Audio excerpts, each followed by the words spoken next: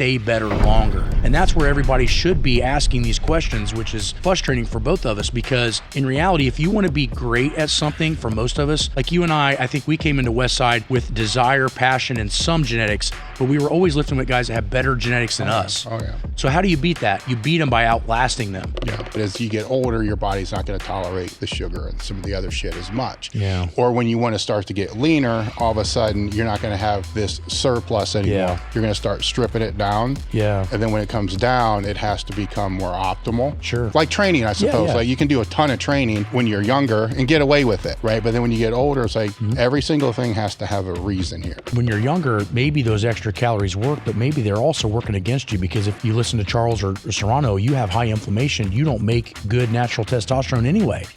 So now your hormones are working against you. You might be getting a calorie amount that you need, but now hormonally your body's in shambles.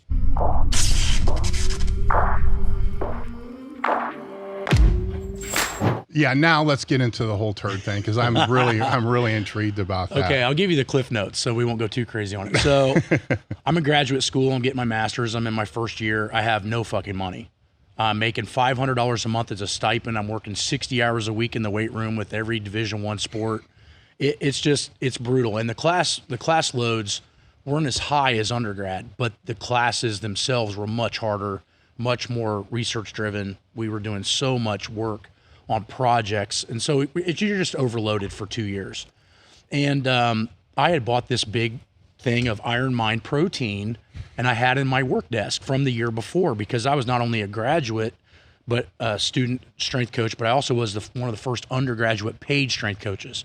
So I was already a great lifter, and Wade needed help. And he's like, well, we'll pay you some money per hour. Come in and help me with these teams. Absolutely. Yeah, yeah. I mean, I got my foot in the door in a Division I level weight room with a strength coach that played pro football.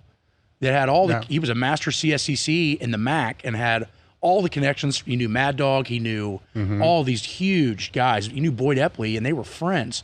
And so for me, that was a huge honor to do that.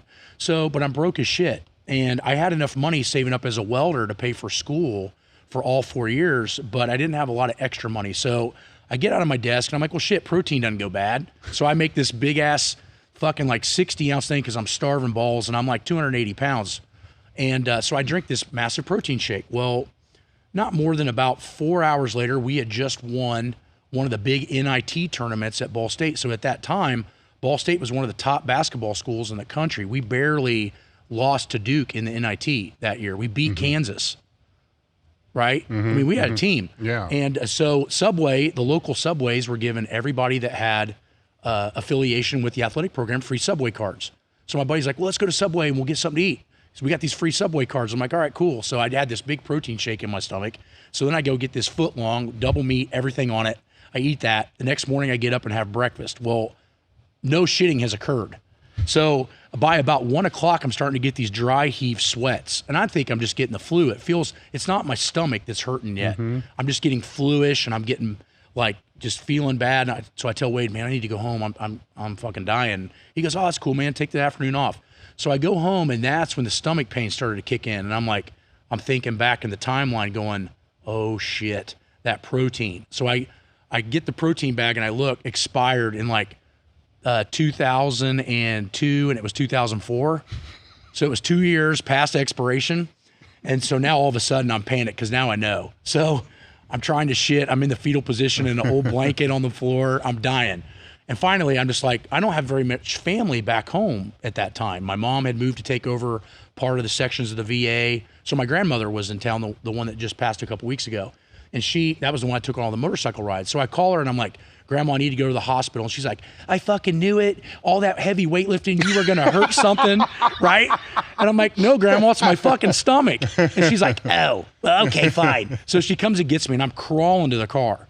I mean, it's so much pain, I can't bear it. I think I'm going to fucking die. So I get to the ER, and good or bad, this doctor had just got out of school. She was actually pretty hot as a girl. And she's like, well, let's take an x-ray and see what's going on. She comes back with this spooked look in her face, like somebody just did something insane in front of her. She goes, "You have the largest intestinal blockage I've ever seen in my life. And it's this white mass, and I don't know what it is." I go, "I know what it is." I said, "It's this fucking protein that I drank that was expired." She goes, "Oh, that was a smart move." So they're trying all this shit. My grandma's sitting right there. They got fingers in my ass, and I'm so much pain, I don't even care. I'm not even embarrassed anymore. Yeah. So now I know what pregnant girls feel like, They got their shit flowed out, and they're not even care. There's so much pain. And so anyway, they give me this special soap that breaks down anything and I got to jam this thing up my ass and let it drain all this. It's like 2,000 milliliters of fluid. And they put me in a bathroom next to a lady that's getting ready to have a kid, and I can hear her through the wall whispering at her mom. And I'm like, when this demon comes out, it's going to be a fucking disaster. So it's like a cartoon. It's flowing over the side of the bowl. I mean, it's disgusting me. It's my own shit, right? And I ended up losing somewhere around 15 to 20 pounds. Oh my God. That day. I mean, I felt like I had never had at that time below like a 36-inch waist, and I probably was sitting around 29. Oh my God. So that was the story, i.e. don't drink bad protein. No, oh my God. Now I know why people were asking about that. She said if I would have waited probably another 12 to 24 hours, I probably would have ruptured and basically went septic in my stomach.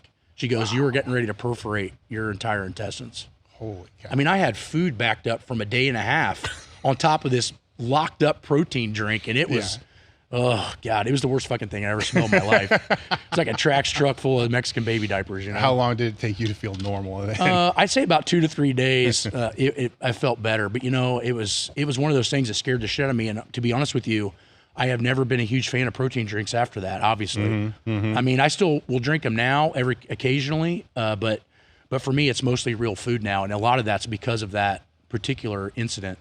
I mean, you never know what's on the shelf. And plus, a supplement is a supplement. Exactly. Which a lot of people kind of miss that whole concept with that. When you got started in powerlifting as a teen. Yeah, 13. Right? So 13. How did that happen? Well, okay, so I'm 11 years old, and I'm a good swimmer. I'm actually a great swimmer, and I'm a really good sprinter. My specialty is a 50 free. And I'm a bigger kid at the time, so I'm a fast swimmer and I'm a big kid. But swim coaches don't understand jack shit about weightlifting, as we both very well know.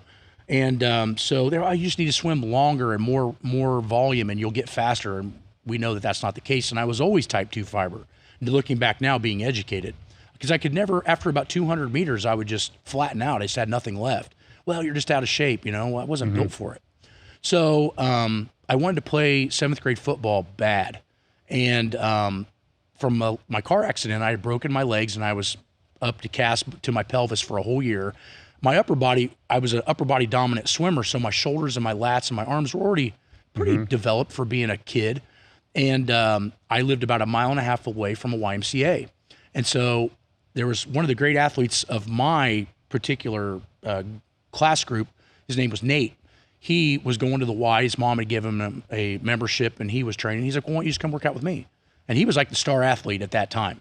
And I'm like, "Yeah, that's great." So I walk in, and I'm in this YMCA, and it's an old Nautilus type setup. It's not nice. It's really shitty. But just so happened that there were 2 guys that were national caliber lifters in their own generation. Jim Dawson had deadlifted 722 in 1970, and Tim Smith had benched 500 at 181 raw. And these guys were in this gym, and they see me, and they think I'm in fucking high school, and I'm in grade school. And they're like, "Holy shit, you're in 6th grade?"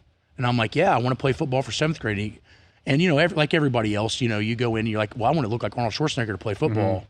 And you realize that you're not built like that. Yeah. But so those guys know you need to be a power lifter. And so Dawson from the 70s generation starts handing me magazines of Larry Pacifico, Bill Kazmaier, Eddie Cohen from the 80s, like all these old PLUSAs. And I'm like, I look at Kazmaier, and I'm like, that's what I want. I want that build. I want that strength. I want that intensity. And Dawson's like, you got the tools to get that far if you want to work hard enough. So I do a non-sanctioned bench meet at 13. I'd been training for about a year, and I smoked 250. And so what Dawson and Timmy did was they would let me do contests, but they would never let me max. They would let me go, "Man, I think I had 50 pounds more." "Yeah, I know you do. You wait till the next meet."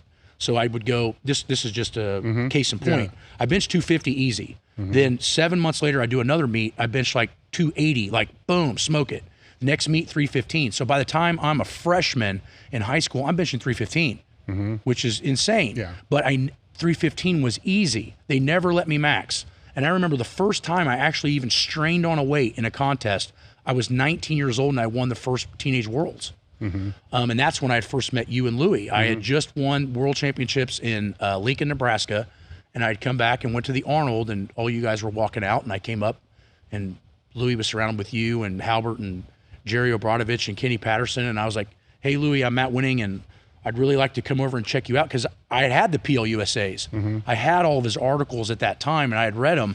And to be honest with you, like most of you guys probably reading your stuff and my stuff at an advanced level, I didn't fucking understand shit. And I had been lifting for 7 or 8 years. But I'm looking at this going, he's talking about getting faster to get stronger. That doesn't make any sense. He's talking about stretch reflex. He's talking about all these physics, which we both know he didn't have 100% right. But the point came across correct. And he started talking about chains, because at that time, bands weren't really being used yet, because Dick Hartzell hadn't brought them down to us. Yeah, we haven't even had them. Right, we didn't even have them. So I started reading all this stuff, and I'm like, there's got to be a better way, because I had gotten up to this 500 bench, but my shoulders felt like shit. My elbows were beat up. My wrists were beat up, because the guys I was training with got me to a certain point, but I was already beyond them at 19, and they had nothing left to show me. Not to bang on them, but it was time for me to find a new mentor. Like I say, and I try to tell people all the time, if you're the strongest or the smartest guy in the room, you're in the wrong room. So where did I need to go? I needed to travel 3 hours away to Columbus, Ohio, to be around guys like you to take my game to the next level. And I was the only guy in the USAPL, because if you remember correctly, the USAPL started in Indiana. It started in Fort Wayne. There was a guy named Mike Overdeer. He was the president, and he lived an hour north of me. So he's holding all the best meets. They were called Blacksmith Opens. And then there was another big meet that was being held up in Chicago close to Eddie Cohen. So I started off in the USAPL, ADFPA, where the rules were, I think, were overly strict. Yeah, at that time, yeah. They were berserk. They probably still are, but yeah. The equipment was nothing. I mean, we were squatting in Z suits and shit-ass gold knee wraps. And but what I learned is that my technical skill was highly increased. I think that gave me a huge advantage when I went pro, because I was already used to squatting deeper. So I always looked mechanical, like a machine, doing everything, because I started off having to do everything perfect. And I think that guys want to start at the higher tiers of the federations, if you want to call it that maybe don't have the same rules, not that they're worse or better. You just don't get the strictness. I could adapt myself to any meet. That's why I was a good meat lifter. If the judges were judging low, I went lower. Now, maybe it cut 50 pounds off of my squat, but I still won. And so that's when everything started to transition into conjugate. And then me starting to have a better understanding of what to do. And I remember taking some of this knowledge back to Dr. Kramer. So Dr. Kramer was at Ball State at the time. And he is the most published strength conditioning researcher in the country, if not the world. And he was an adjunct professor with Zatsiorsky. And I bring him back all this stuff and go, look what we're doing. We're doing this max work and this speed work. And he looks at me and he's laughing his ass off. And I'm like, what's so damn funny? You're not teaching us this in school. He gives me the book, Zatsiorsky's Greenback from 94. And he goes, why don't you read that? And I read it and I go, shit, this is where Louie's getting all this stuff from. Now, it didn't have the practicality in it. So I give Louie a lot of credit for that. But the system was laid in stone from 50 years ago. And Kramer's laughing at me because I think it's something new, something innovative, and that's what I think people don't understand. I talk this with Paul Quinn all the time. There is nothing in the exercise world that's new. Everything's regurgitated. So what you think is the new in thing was the new in thing 20 years ago. You just weren't around to see it. And I remember Paul Quinn showing me his personal library before he passed away. He had a book that was French because he could read 4 or 5 different languages. He had a book in France that showed almost every act, like tape presses and not winning warm-ups, but say all kinds of different other things. And they were already there. They just named something different and they were foreign language. And this was like in the 40s. And I was just thinking, you know, it's so crazy that we think we reinvent the wheel all the time, but in reality, we might reinvent the purpose of the wheel, but we don't invent the wheel itself. Exactly. And I was under the same thing happened because when I came to Westside after college, the degree is in exercise science nutrition, and you know, I read pretty much every Soviet sport review at the time and NSCA journals, all that kind of stuff. So I have and people are showing me Louis stuff, you know, while I'm in college. I'm like, man, fucking 40%, 50%. That's go heavy it's or a rep go home. day. It's like whatever. It's just whatever. You know, it just didn't make any sense. Then after, and even the first year at Westside, I'm button heads with Louis because it's like, show me these fucking books you're talking about. Like, I get it, but just because he would say, I got these Russian books. Well, fucking show me. I mean, what's the, I'm in your house. Like, just where are these things at? And then he pulled out some of the old, they're not Medvedev books and stuff like that. And I'm flipping through there. I'm like, oh, okay, I kind of see this, you know. And then the Science and Practice of Strength Training was published, and then I'm reading that. I'm like, okay, now I see it. Then I went back and started looking back through the Soviet sport reviews and some of those other things. And even in the NSCA journal, there was a series about Spazov.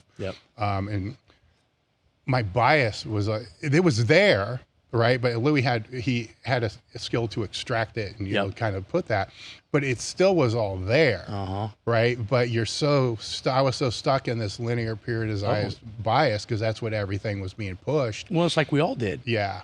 You know, and linear periodization did work for me and get me stronger than 99% of the people at that age, but it didn't get me world class. Yeah. And it would have put so much mileage on me by the time I was in my mid-20s, I'd have had to retire.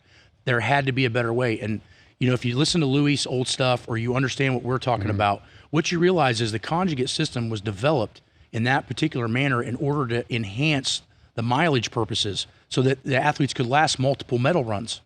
That's why it was made. You know, there's other ways, like the Bulgarians used a max effort only method multiple times in a week, but they would get guys to one medal run. They'd start off with hundreds, if not thousands of athletes and come down to 3 or 4 that could compete at the Olympics. And then they were all broken up and beat up by the time they were wearing one medal. And the Soviets figured out there had to be a better way, a smarter way to get better and to stay better longer. And that's where everybody should be asking these questions, which is frustrating for both of us because in reality, if you want to be great at something, for most of us, like you and I think we came into Westside with desire, passion, and some genetics, but we were always lifting with guys that have better genetics than us. So how do you beat that? You beat them by outlasting them. And so if you train like an idiot, you might be able to do that for a handful of years, but it's not going to show you true progression unless you can last at least at bare minimum a decade. Yeah. I mean, the one frustrating thing for me throughout that whole time period was I had 15 years of competing. You know, the majority of my meets, looking back through meet history, was because once at Westside is 1 or 2 per year. Happened before that. And coming to Westside was the last flip I had. Because in my mind, I was done, man. My pecs just had to be reattached. My shoulders were trashed. My everything fucking hurt like crazy all over. And how old are you? It's just out of college. Yeah, that's what I'm saying. Now, it was a long college stay, but 2 years later than most people would be. I'm not good with dates, but say 89, 88, right around there. And then the 4 years, even 3 or 4 years before that, my total was going nowhere. I was just hoping that I could put my best numbers together and not break something else off. And then meeting with Louis, he's telling me this other stuff, and he's like, I guarantee you can get better. And at that point, I just want a better total. You know, but you need to change all these other things. Well, and that's the hardest part for people to understand is they have to be willing to learn something new and let go what they thought worked behind. And that's what you find is such a big problem that we deal with is people don't let go of what got them where they got them, but they don't understand it's not going to get them to the next step. I can guarantee at best I would have had 1 more year. After a surgery, I had 14 more years. So it's, you know, that's where, you know, I strongly, I mean, everybody knows I'm biased towards conjugate. Obviously, it's for a reason. I mean, it added all that. Plus, you see what we see going through there. Now, because we were talking a little bit earlier, there was a little bit of crossover because my main Westside days where I started in the Boxer and there was a commercial gym. I remember that. And then the Dimmers commercial gym. You know, that I don't even want to say I was there because it was just traveling back and forth. Then he moved to this place on Sullivan, which I call the Boxer in the basement gym. And it was the worst hole I've ever trained in. There's holes in the floor. And for people that don't realize, the west side of Columbus in those years was completely terrible. This was, but I mean, it worked, right? And there's no monolith, there's squat stands, and there's a lot of history people really don't understand, you know, as well. So that's when I started, but I moved into Demers. It was the people that moved into Demers were Louis, myself, Chuck, Kenny.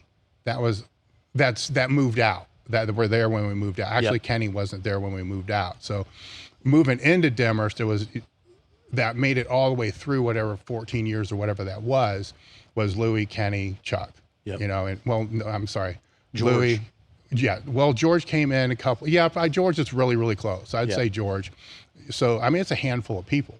So to me, when I think of Westside, it's not West Belt. You know, it's Demorest, because I was at West Belt maybe a couple years. Yeah, you kind of came in that transition period. I started lifting with you guys on an irregular basis in '99. Yeah, so I was at the black painted windows Demorest, probably about 2.5, 3 years before they moved it to Wilson. Okay, and I did notice the vibe change was different, and that's I think what you're getting into. I noticed in your generation, you, Kenny, and George, and Louis, you guys all looked at, and Chuck all looked at each other as somewhat equals psychologically, meaning that when you brought an idea, guys would listen and they'd either do it or not do it, but they would try it. The difference was when I got to Westside is Louis already had this plan set in place that he felt that everything he knew worked. But what I think he was starting to not understand is that everybody was a little different. I needed more volume and I needed more raw work to be really good. I lost hypertrophy very quick if I trained in gear too often. The same thing happened to Greg. And so when we started to put in new different types of ideas, so what I would do as a wave, this is what really would get Louis pissed, is I would do a completely raw squat week because, as you know, at that time, Louis was in his 50s and he could not squat raw. He was too beat up. So it made him feel bad that he couldn't lift with us because we were lifting in shorts and a belt, and then he'd have to put a bunch of shit on. We didn't care, but to him, it hurt his ego a little. And what I found was I would do one day completely raw, one day with a little bit of gear, and then one day with maxed out gear. And then I would go back and rotate it. And that created a deload in and of itself neurologically because obviously you can't lift as much raw as you can in gear. So it's waving those weights around to where I'm constantly going as hard as I can in that given environment for that week. And so Louis is like, well, fine, fuck it, try it and see if it works. So we do a 15-week wave of it. Greg goes and breaks the all-time world record, and I go from number 5 in the world to number 2. And now I'm like, oh, shit. Well, the only thing I needed to fix then was my bench was stuck at 700, which was a great bench for a 3-lift because the shirts weren't crazy yet. And I was already benching probably 585 raw when I was doing 700. So I was a strong raw capacity bencher even then. And I go up and do a seminar with Bill Crawford. And Bill Crawford shows me this crazy technique of flaring the elbow, tucking. And JL was the one that initially taught me that. And you remember Louis being super pissed about him going and learning from Crawford. But I had to take his name off the board. So I go learn it, and my bench goes from 700 to 800 in 9 months. So now I'm the strongest equipped bencher at Westside as a 3-lift guy. Well, you would think that would get praise, but it didn't. It got a lot of backlash because it wasn't the style that Louis felt would work. And in your generation, I feel, and you can correct me if I'm wrong, I feel that if you brought something new to the table and it worked, it stayed. Kinda. It was. This brings up some other questions because what the interesting thing is, I don't think we've ever talked about, the differences that transpire between those is through the whole Demorest time, we really never used gear. And I think that was a big negative, right? Because we would just use briefs, to be able to squat in, just your France double briefs or whatever it was. I mean, you're sitting on the box with the bar. It's not like they're helping. It's just support. Yeah. I can remember never putting my squat suit on or wraps on until a meet. Yeah. Never putting the bench shirt on ever until a meet. Later on, towards the back end of those years, we would put it on maybe once or twice. In an 8-week period of time, just to see if you could get shit to touch. It never would. But it'd be like, fuck it, it will touch in the meet. And looking back, I think I would have squatted a hell of a lot more because I'm looking at what my max effort work was compared to guys that came later. And I'm like, no, wait a minute. Wait a fucking minute. They're squatting like 100, 150 pounds more. You gotta remember, at Westside, it did not learn how to structure that gear training until they got the pressure from Big Iron Barbell. Yeah. Because Big Iron and Hussey was putting gear on every week, which I don't think is right either. There's a happy medium. So I was doing gear every 3 weeks. And that's when I noticed for me and Greg and a lot of the other guys I trained that were world record soldiers at that time, that worked really well for us. And I think a lot of it was because we just had 3 different goals, 3 different weeks, so we weren't burning out. Whereas Louis had more of that mindset of hammer, hammer, hammer, that same intensity every time and without rotation of environment, meaning gear. Yeah. And that would burn you out faster than anything. I mean, that's what people don't realize. If you want to see how fast the NFL transitions players, come and see back in the heyday how fast lifters didn't stay at Westside. Yeah. And why? Because they burn the fuck out. Yeah. There was also with the ideas and stuff like that. It's funny, right? Because it was really more conversation of, the people that you were talking about. So let's say we come up with something, then it becomes, well, how can we make it seem like this is Louis' idea? Yeah. And see, we weren't good at that. So we wanted the credit. So we were more along the lines of somehow or another, we need to make it look like this is his idea so that it can be implemented. And see, I should have sat down and actually had that talk with you because I think that would have saved a lot of our issues. I come in and Louis is always looking at me as like, hey, this is Matt Wenning. He's got a master's degree in biomechanics. Let's have him help him write articles. You remember I was writing articles for Westside Barbell, and I was answering all the emails at the time. Well, with doing that, I felt that I had his trust to try new things that were outside of his realm. And what I realized real fast is that was not true. No. And right? it was. I mean, there's. I always say he's kind of like the. You remember the movie Animal House? Oh yeah. Like fucker. He's like, no. That was like that was like him. So you had to learn how to kind of manage that, but then also understand that he's really not your friend. Yep. That he's your coach, but not really a coach, training partner type of thing. And kind of keep those things separate. So there was that. For me, the thing with we also had it was a tighter crew, but it was a smaller gym. So you got a smaller gym now. So when you got a gym that's say 400, 600 square foot, people have to be there to help run the mile lift, do all this other stuff. The energy's there. The energy's there, and it's built into the training because you're squatting and crews and it's go. You know how that so 2 people are squatting and then don't do anything else. Everybody else should take care of running the rack, changing the box height. All that should be done by somebody else, not the people squatting. And that's kind of how it was. Then when we went to West Belt, it's it's like, well, where the fuck's everybody at? Because the reverse hyper now is way on the other side of the gym. The glute ham raise is on the other side. So we go through our squats. Louis was my sidekick, back and forth squat guy, whatever you want to call that. And we get through that, and it'd be like, okay, well, the next group is up. It's like, well, where the fuck is they all they're doing their accessories. They moved. It lost that part. And some of it's probably good, some of it's bad. Some of it's good because they could focus on doing the things that they needed to do. But the other thing which you touched on, when we were talking earlier, is a lot of times you say you need to do this, right? So then you start doing it, then literally the next day, or sometimes the same day, what the fuck are you doing that for? It's like, well, you just told me. And anybody that's ever trained at Westside will share exactly the same story, right? Because it's funnier than hell. And it's like, well, then what the fuck? It's like, what the hell are we supposed to do?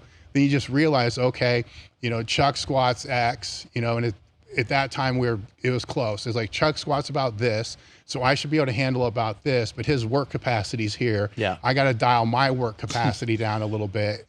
Then you would or Rob's squatting this. This is right where I'm at. You just match that, but Rob doesn't. He likes to do a couple things and leave. So you would gauge what you're doing off, everybody else. Sure.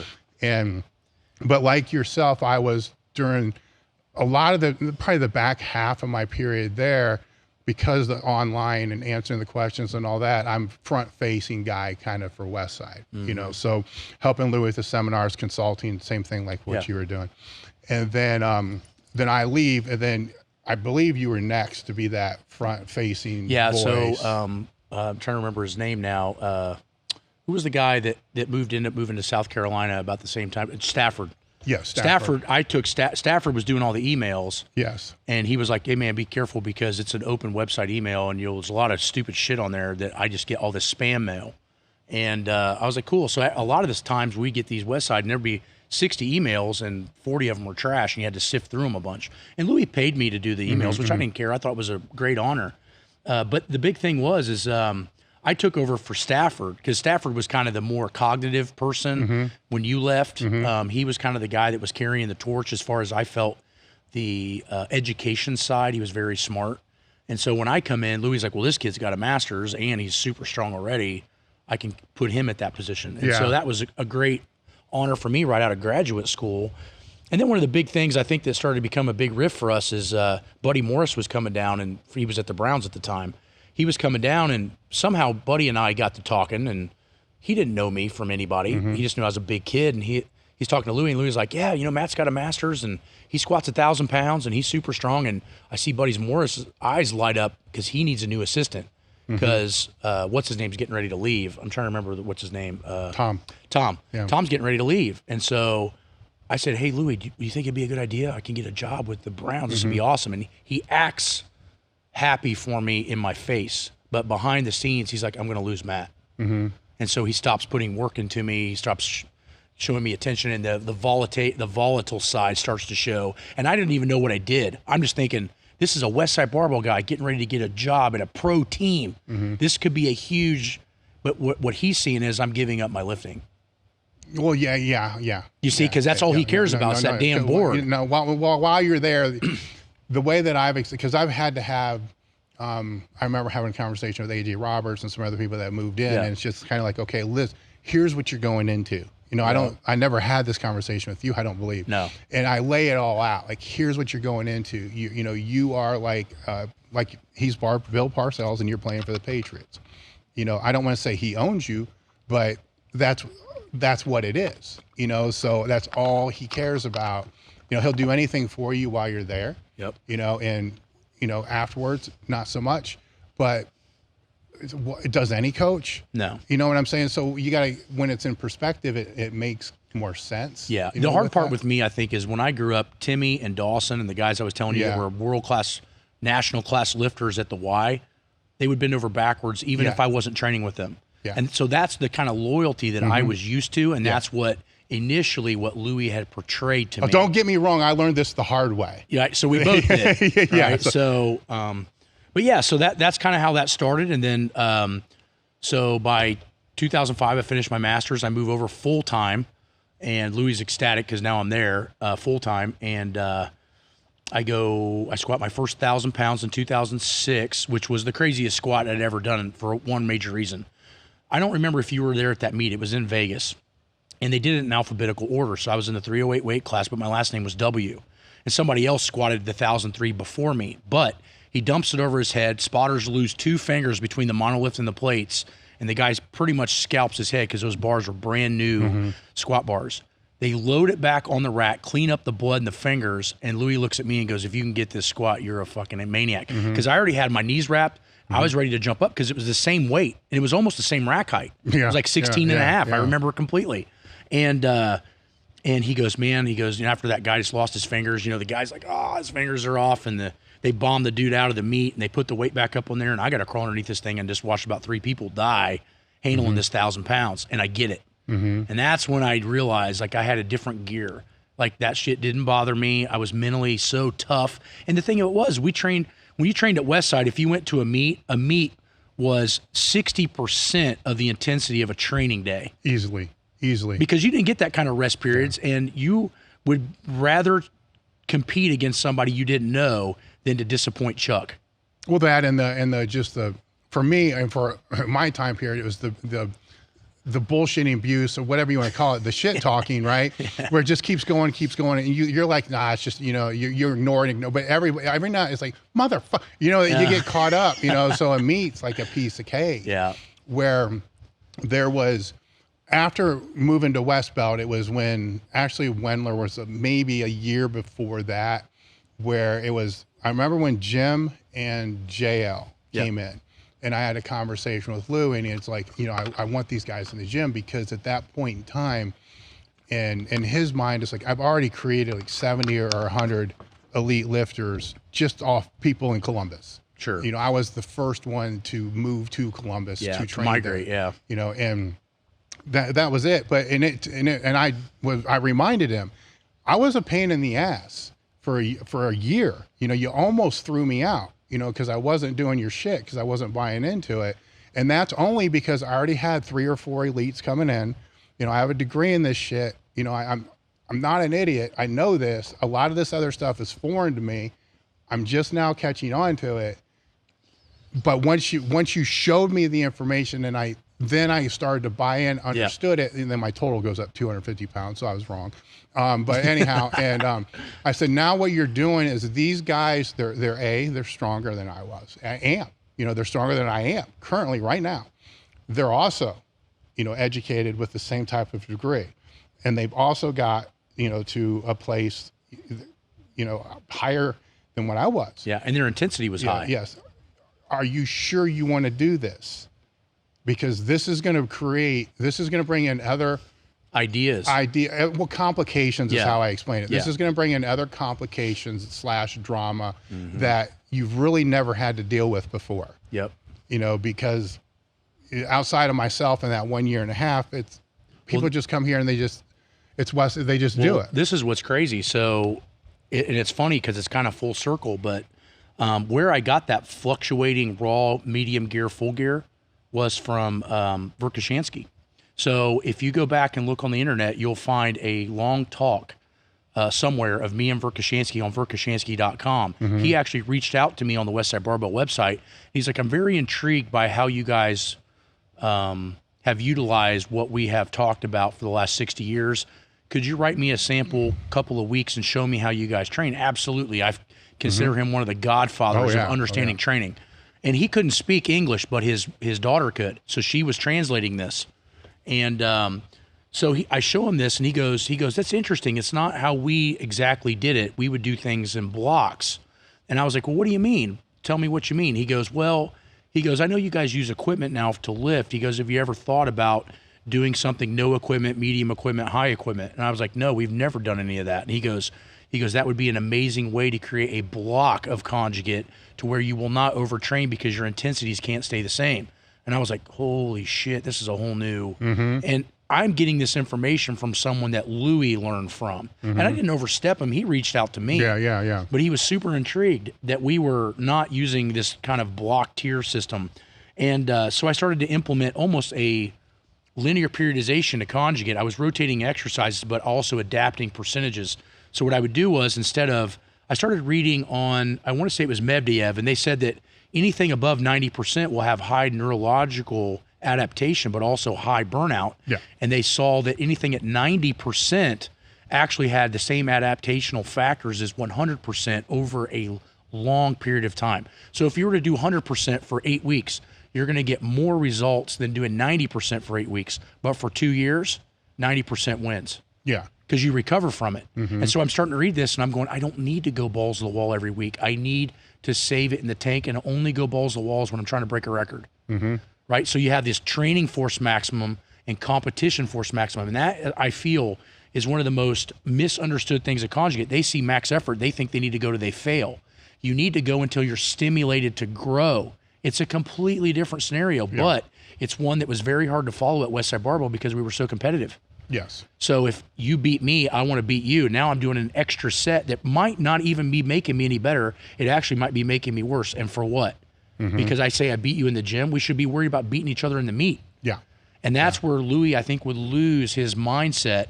He would get so worked up in how competitive we were in the gym that for a lot of us, we were already burned out by the time we got to the meet.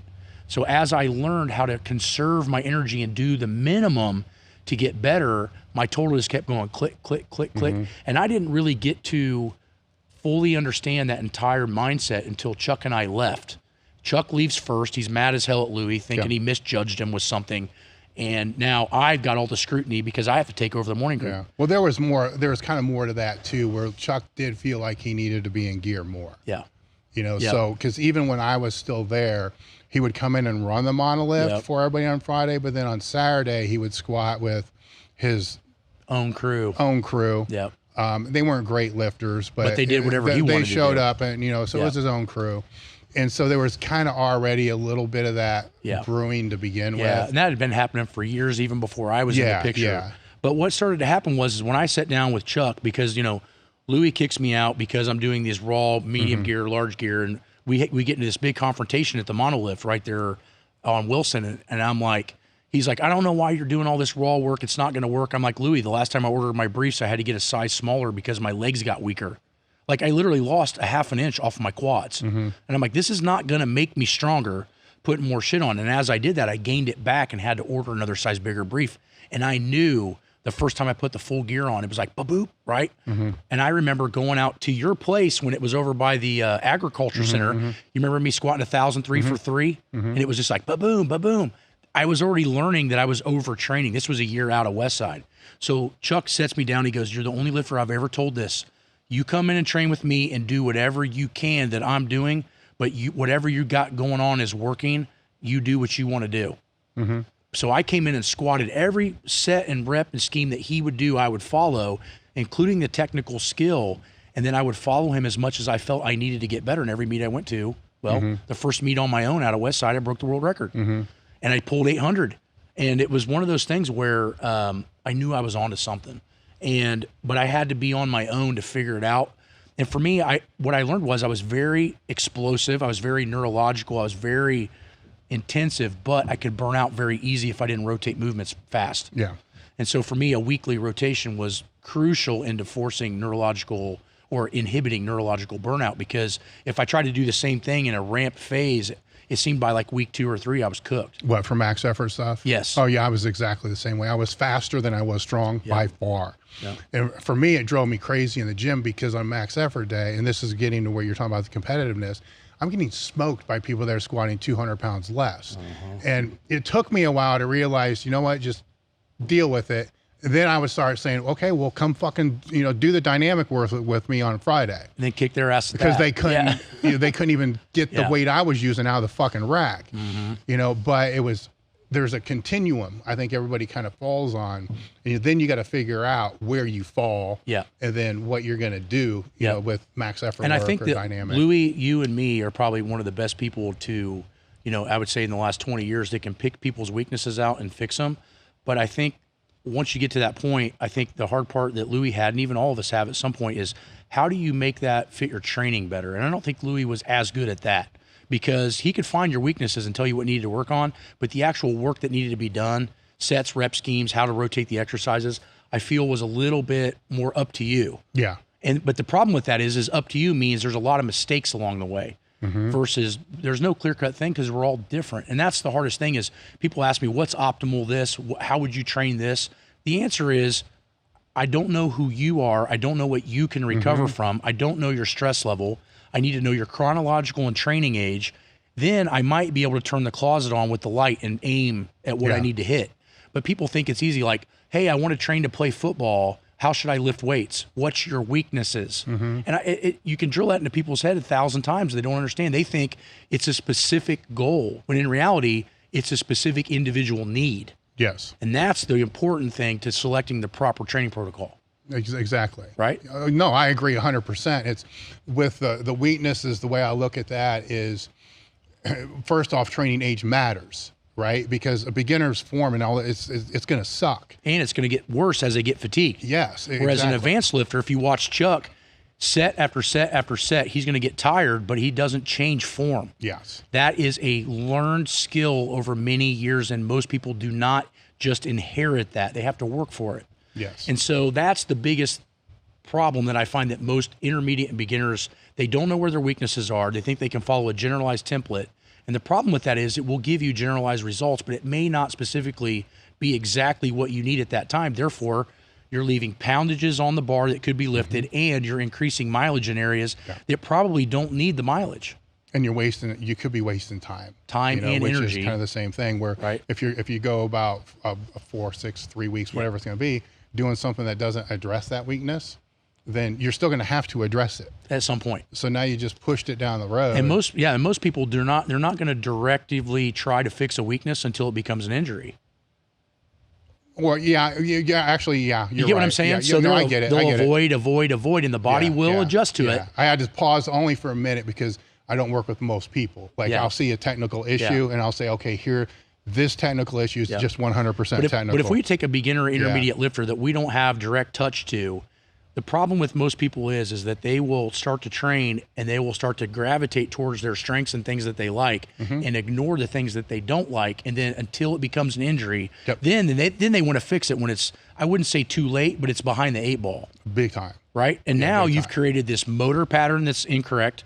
You have these muscular imbalances that are incorrect. And the farther along those imbalances go in these compound movements, the longer it takes for the deficient muscles to catch up. Yes. So you have to know what your weaknesses are at that particular time and put, I would say, at minimum 60% of your training energy into the areas in which need the most work. not the things you like to do. Of course, yeah, I 100% agree, because for the easy way I will explain it, if I'm watching somebody squat, assuming there's somebody I'm seeing a lot, right, and I see a breakdown, my immediate thought is, okay, this is a weakness. Now, is this weakness because it's an activation issue? Say it's upper back. Is this solved just by higher rep upper back work to put in, then next week, boom, it's gone? Yep. Or is this like a for real, like muscular weak point? Right? Or is it a fatigue problem? True. The big thing we start to find, and why I created Wenning warmups, is I was smart enough to realize that strength wasn't my problem, conditioning was my problem. Yes. So I needed to be pre-fatigued. I wanted to make myself feel like I was in a contest after I got done squatting an all-time world record, and now I have to bench. If I can do that, that was the initial thought process, was pre-fatigue. But then I learned another word as I started to train it and research it, was potentiation. So as I started to activate more triceps with the right percentages, more triceps, more lats, more rotator cuff work, etc. Let's just say the bench press to make it easy. Yeah. Those muscle groups, if I potentiate them, which is a proper amount of volume, not too much, not too little, it actually enhances technique and increases performance by pre-fatiguing. And that's where it came to be. So when I did my first raw meet, I hit the third highest total of all time in 308 in my first raw meet in 2013. So I was like, holy fuck, right? Like, I'm so close, because Dan Kovacs had the all-time world record at 2202, and the highest total at that time at any time was Don Reinhold at 2293 or 97. Nobody had touched 2300 yet, not completely raw. And so I'm like, I can beat Dan Kovacs. I know I can. So I start to train, and I'm driving home, and my squat had shown about an 800, completely raw, bare sleeve, walked out. I hit 777, so I was close. But then after I hit that 777, I had done 565 for a triple on the bench for that training cycle. I couldn't bench 585. And I was like, what the fuck?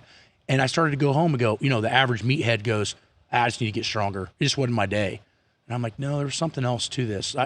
I was waxed after squats. And I was 310 pounds. Oh, yeah, yeah. And I was like, this is a GPP issue. So I start digging through my stuff, and I go back to 2012. I'd spoke in Australia, and there was this PhD student that was talking about potentiation and pre-fatigue with rugby players on particular movements, and this light bulb goes off. So I call Stan, and I said, Stan, can you give me Flex Wheeler's number? I need to talk to Flex Wheeler. And he goes, yeah, no problem. So I call Flex, and I'm like, hey, Flex, where do you feel the rep range that you put the most muscle mass on? Because I knew going raw, I needed way more muscle tissue. I needed to be leaner and more fit, because the gear wasn't going to hide anything.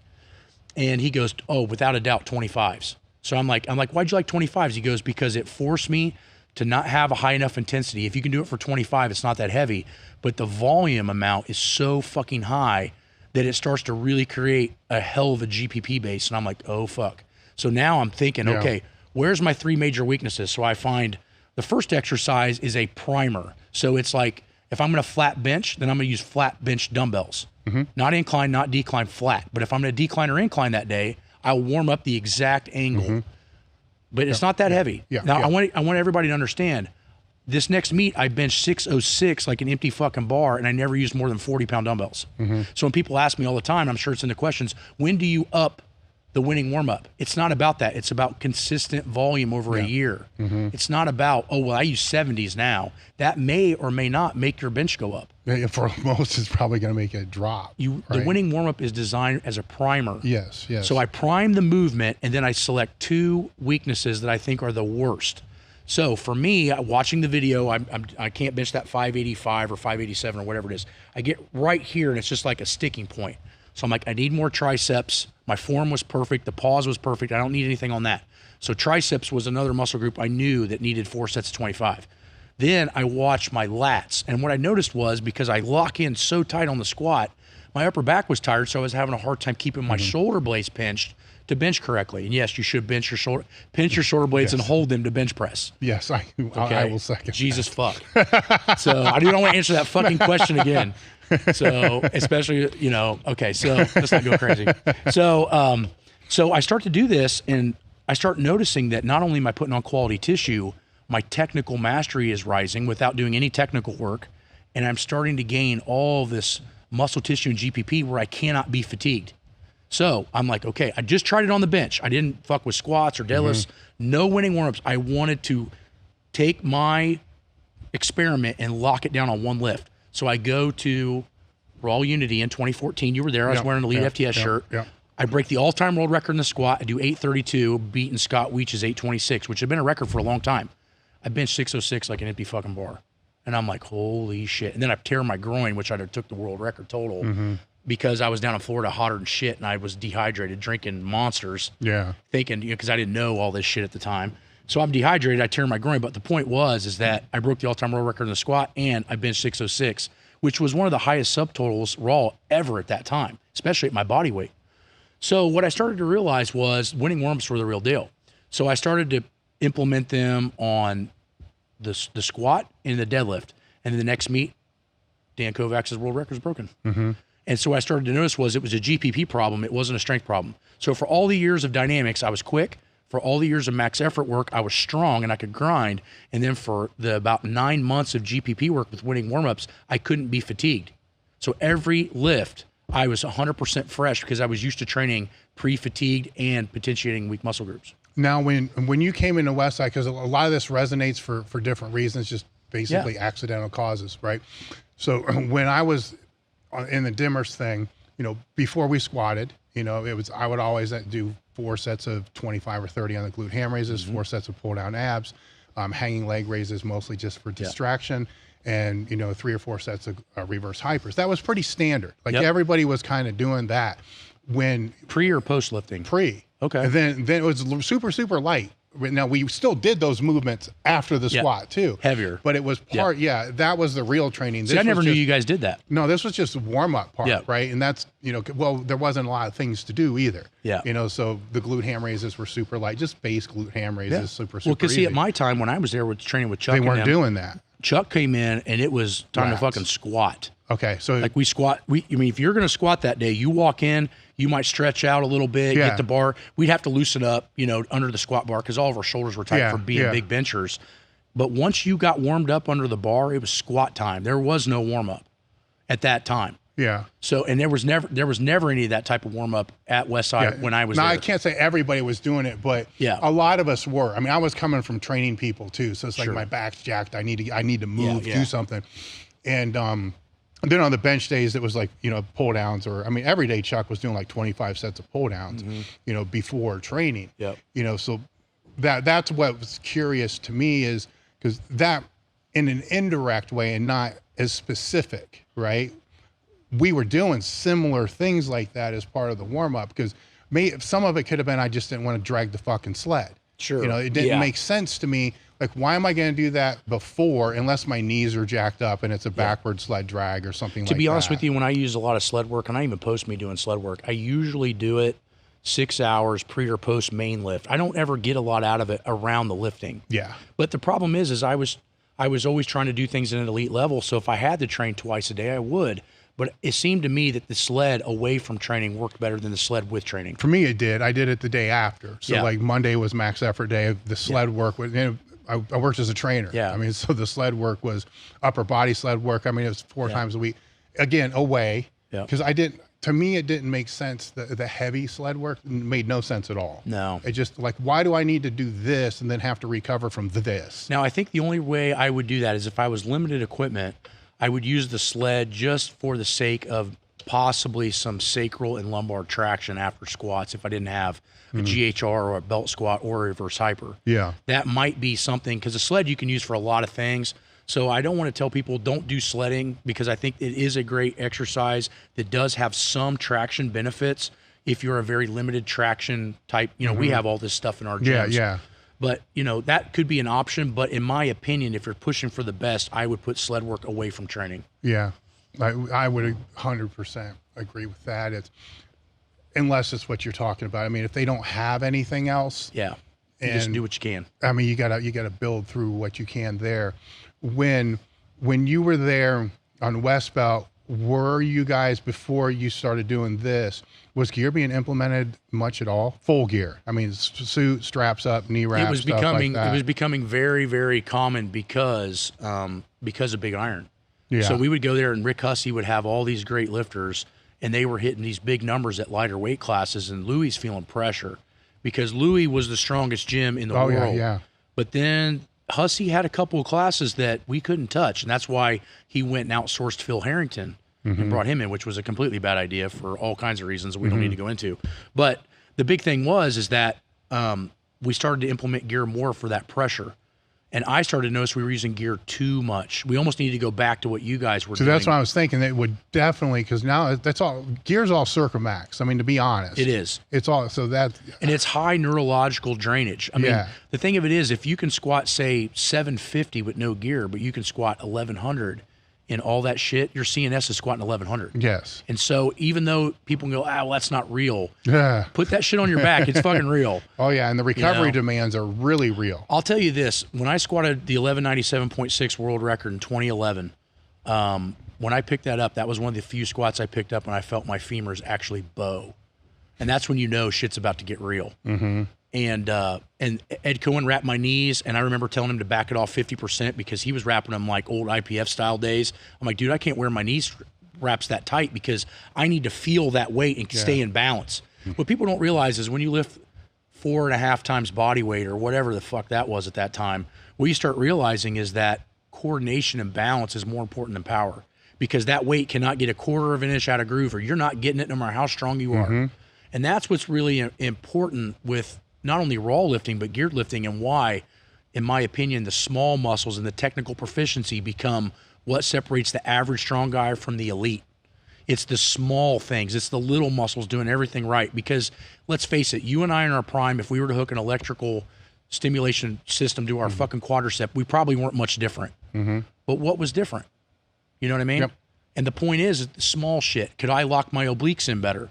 Could I does my spine not hurt when I pick up a weight because everything's balanced? Is my technique good? You know, and that's the hardest part, is people still want to argue about technical proficiency, and I've never had a back injury. And they're like, well, what about, you know, this anterior pelvic tilt, isn't that bad? Yeah, I'd be in a fucking wheelchair if it was bad. And so you have all this neutral shit. I'm like, what you guys don't understand, and I'm not being a dick about it, but what you guys don't understand is when you go under extreme load, you start anteriorly rotated, you can't hold that. So I stick my ass out as far as I can and arch. But as soon as that 1200 goes on my back, it puts me where it wants to be. I don't try to let it, but with the anterior pelvic tilt, it forces the body to start the process with the hips and the knees drawing out. You're scissoring the squat. So people look at a squat and they think up, down. It's lateral pressure, right? You're pushing, whether it's raw or equipped, it doesn't matter. And I should have been the one to prove that, having the raw world record and the equipped world record, is that it's all about maintaining all the other muscle groups in play versus letting the quadricep dominate.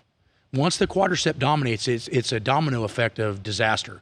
You know, now, unless you're weirdly built where you have very, very short femurs or something and you can let that shin come forward, in my opinion, it doesn't load the muscles as well, and it will lead to more injuries and less career life. And that's why Olympic lifters don't really last more than one gold medal. They let their knees go 20 inches over their toes, and now they're destroying everything. I find it interesting that you, with your back injury comment, because when I'm not going to say I didn't strain a back. I mean, we'd all be lying if we didn't say we didn't strain a back. But I have no back problems either. I don't right? either. So if it was heavy squats create back problems, they're lying. Box squat create back they're lying, because I've been doing this for how fucking long? Yeah. When I retired, if you want to even call it that, right? Is it to Louis, it's you quit, you know, whatever you want to call it. When I stopped powerlifting, I was thinking, oh, thank God I got out of this and just my upper body's fucked up. Now my hips came later, right? So now, was that a cumulative effect? Yes, of course. Genetics, training, they're all cumulative effects. Yes, definitely. But I'm like, well, yeah, I'm like, I got out of this thing and I didn't have one knee problem. I didn't have one back problem. You know, now my shoulders and pecs are fucked. Yeah. But, you know, that started before I got to Westside. Well, here's my thought process, and why I feel it's so difficult for me to explain this to people is my biggest thing that I look for in someone to tell me what to do is how long they were able to stay in the game and the mileage that occurred while they were doing it. So if somebody figured out how to get to an elite level with low mileage, I want everything that person knows. Because you can make anybody strong with a stupid ass workout if they have great genetics. But if they can last a whole decade with minimal or no injuries, this guy knows something. Yeah. And he knows not only how to throttle up, he knows how to throttle down. And that's really what a real champion, in my opinion, does. It's not the world records. World records change But in reality, like when I see technical skill, I could watch somebody squat 315 with perfect form, and I'm more impressed if somebody squats 500 with shit form. Period. To me, that 500 guy could be squatting 700 if he did it right. Yeah. But he's impatient and he doesn't have a long-term thought process. And this kid squatting 315 with perfect form, he's got the right mentality to get really good. Because if you look at like, why were the Soviets so much better than us in the 60s and 70s in Olympic lifting? It's because by the time they were at lifting age, their form was already impeccable, and all they had to do was load the bar. Because they were teaching them with dowel rods and they were perfecting form. Yeah. But what do we do here? We think, well, let's just get strong. And then you put all this other stuff that becomes ultra important on the back burner. And then by the time you get strong-ish, now you got to go back and clean up all that mess because you were too impatient. Well, even in powerlifting today, the majority of the people don't put enough emphasis on their technique. They just don't. No. You know, I mean, you can see it. You know, I hate to use Instagram videos as an example because it's one rep out of maybe 100 in that day. Absolutely. But, and it's usually it's the top one. So I don't want to judge based upon their top one. Yeah. Maybe, I doubt it, but maybe all the other ones beforehand were really, really good. Probably not. That's what I'm saying. Probably not. But they're leaving so much weight off their total because even just one correction that holds on a squat can add 50 pounds. Well, and I think that's where I hit the tail end. You had the best generation of strength training, and I'll tell you why, is because you didn't compare yourself in other videos until PLUSA came out with your weight class once a year. Yes. And that was a word in a paper. Now you're comparing yourself to all these other people on Instagram and Facebook and all these different things. And what it does is it wants to catapult people into this stardom strength level too fast. They don't earn the right to be there, and then they can't stay there. And to me, that's why I always call it the 3 pillars that you need. Education is important because not because of what you learn in school. I'm not saying that I don't use a ton of what I learn in my master's in biomechanics or undergrad, but it did teach me to open up books and read. Yes, and it did teach me to have a different mindset. Yes. Number 2, I got to a high level of strength training, and I broke some of not only all-time world records, but my own PRs, and far beyond what I ever thought I was capable of. And number 3, I stayed there for a very long time. That meant that all 3 of those things is what I call like the stool, right? Like if you got 3 posts on a stool, it'll stand. Yeah. You take one of those away, it falls. Yeah. And in my opinion, if you don't have those 3 stools, if you're truly passionate like you and I are, you're going to go put the time in the education. You're going to try to stay in it long term because, again, we go back to I am more impressed with somebody who can stay around forever and hit big numbers and then stay healthy. Those are the 3 things that, in my opinion, really set you, and some of that's genetic too, but it's smarts, it's being patient, it's doing things correctly, it's probably fixing your weaknesses. I've never seen a person with a perfect technical form on a squat, bench, or deadlift that had any extravagant weaknesses. They're usually pretty balanced, right? Lats to pec ratio, tricep ratio, all of it's great because it has to be at those numbers. You can't do something perfect with improper muscle imbalances. Yeah, I mean, that's the glaring obvious thing, though, because if you watch videos of people at the highest level, in any federation for that matter, there's some outliers, but most of them, their technique is really, really good. And then I don't know why people don't look at you like they don't look there, but I wrote a thing a long time ago on how to rank your powerlifting coach, and it's like the first one is what's the education level? You know, where is it? It's just separate. Like, is there a degree? And if there, what are the certifications? You know, what's the CECs or whatever you want to say, Pat? Where do they rank on a scale of 1 to 5? You know, the second one is what have they done themselves? You know, and that matters. You know, and well, it matters greatly because, and the thing of it is, if you can't push, and it doesn't have to mean you ever had to get to our level, but if you can't break your own personal roadblocks and barriers, how in the living fuck can you fix anybody else? Exactly. You can't. And I don't care if that means going from 275 to 300 on bench or 400 to 500. I don't care what that number is, but you have to hit a wall and figure out how to go around the wall. And if you don't know how to do that, you can't help other people. Yeah, and it's on the further end, though, if that person that's looking for help is trying to get to that world level, national level, and they're all in, if you've never been all in on this shit, you can't relate to them. No. And they're going to know it. And they're going to be like, you know, because it's a different level. I mean, it's everything else goes on the back. You came to Westside broke as fuck, you know. JL came living in a car. You know, and I mean, that's just one example, but it's that all-in mentality for a long period of time. That's completely different coaching and understanding than somebody that's not. Then the other thing I have in there is, can you make people, you know, there's a little caveat here, because if you're an all-time world record holder, the question is, can you make people better than you were, right? Where, yes, I mean, if you're there, that becomes a bigger challenge, right? But you can get them to the same platform, you know, to the nationals, worlds, whatever. And the hardest part to find, I think, to find in that balance of all that is, you might have the capacity to get somebody better than you, but if you get them better than you with beating them to pieces, and when I run into them 10 years later, they can't walk, I did not do my job. And that's the hardest part to balance, is sometimes the guys that want to be world class, they don't know when to recover. And then some of the guys that want to be world class don't know what it takes to be all in. So what you start to find is that, like that Ric Flair quote I posted, I don't know, like 2 weeks ago, it's like, my biggest problem is I think everybody has the same determination I do. And what you realize is everybody wants to do what you do, but they don't realize what that entails. No. And sometimes that being all in, though, and this is what I run into with the higher level lifters. They'll tell me they're all in until I say, you need a break. You know, you need to, you know, cycle things down. You need to go through more of a, you know, bodybuilding type phase. You need to get the bar off your back for a little while. Oh, I can't do that. Well, wait a minute. Or I thought you were all in. Or even a bigger problem is they can't separate themselves from people outside the gym that don't have their goals in mind. I.e., how many lifters did we have at Westside Barbell that because they got involved with certain girls or certain situations, it completely wrecked their entire career? So were they really all in? Hell no, they weren't. You see what I'm saying? They were all in for an hour and a half. Exactly. They weren't all in. And when you go all in, it's a 24-hour day job. It is. It's completely different. And I think that's what you and I share a lot of, is we didn't have the best genetics in the groups that we were in, but we had the most determination. We were willing to give up the most to be the best. That's the difference. Is I couldn't have been this good and had a 12-hour construction job like you know, like Louis did when he was healthy and all these other people.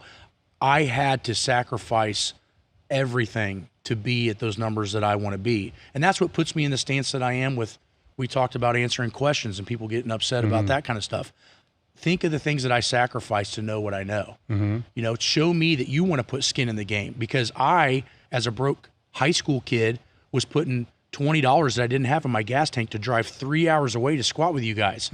That shows me you want to learn. Well, and as we were talking, you know, you didn't get a whole hell of a lot of attention when you came in either. It was like this, right? And you're going to learn by watching until you show us that you're loyal enough and that you are worth our time. I mean, Louis had a lot of people, you know, that come in as visitors. So as they come in, you kind of watch, and you have to ask a question. I mean, you'll be somewhat nice, but at the same time, I got to get back to work by 11:30 to train people and all this other stuff.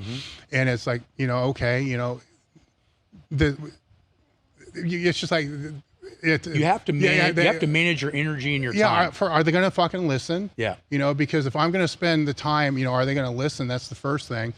And are they going to apply? And are they even serious? Or are they just here because they saw the VHS tape? And that's over the last 20 years, and you've done this longer than me with this stuff, is what you find is, not all the time, but I would say at least half the time, people that are willing to ask you a question and they are not willing to do their own research and treat you like their own personal librarian. When I have over 300 videos on my YouTube channel that if they watched all of them, their question would already be answered.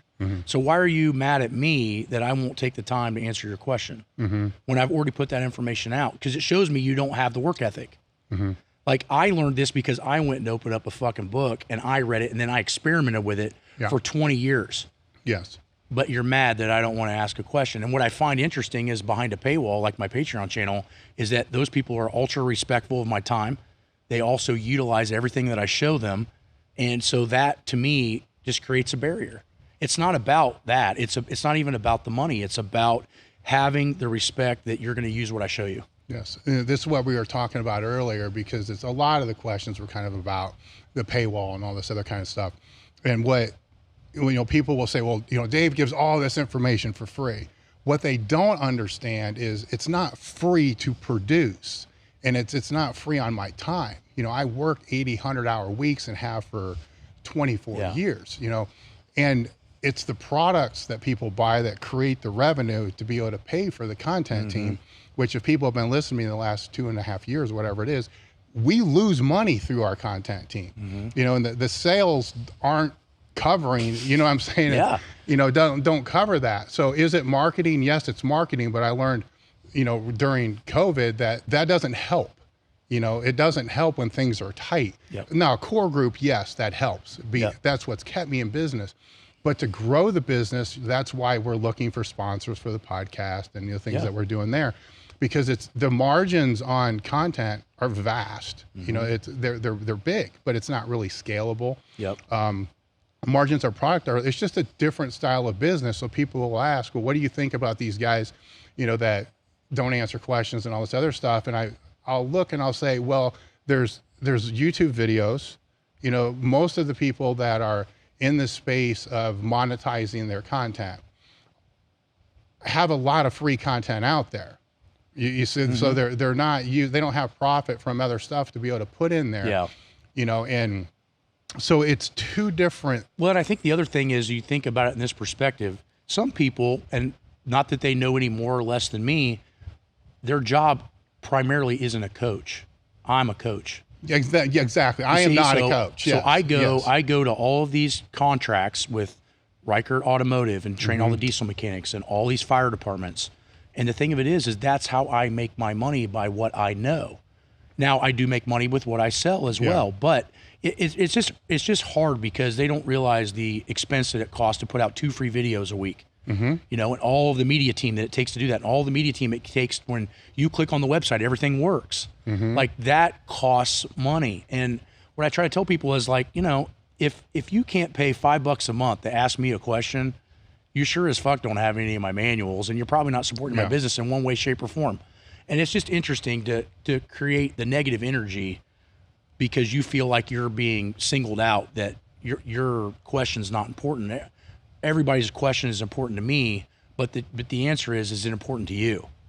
Yes. And if you have skin in the game, now I know it's important to you. Yes, and it's just, I mean, when it comes down to it, it's different marketing, because when I was looking through some of these things here, there was a little debate about, well, Matt had to pay for his education. I'm like, well, I had to pay for my education. So, you know, I'm on the other side, like, I had to pay for my education too, not to mention, you know, the medical bills I had to incur from things going wrong, or the legal bills I've had to incur. You know, I got millions of dollars into my education.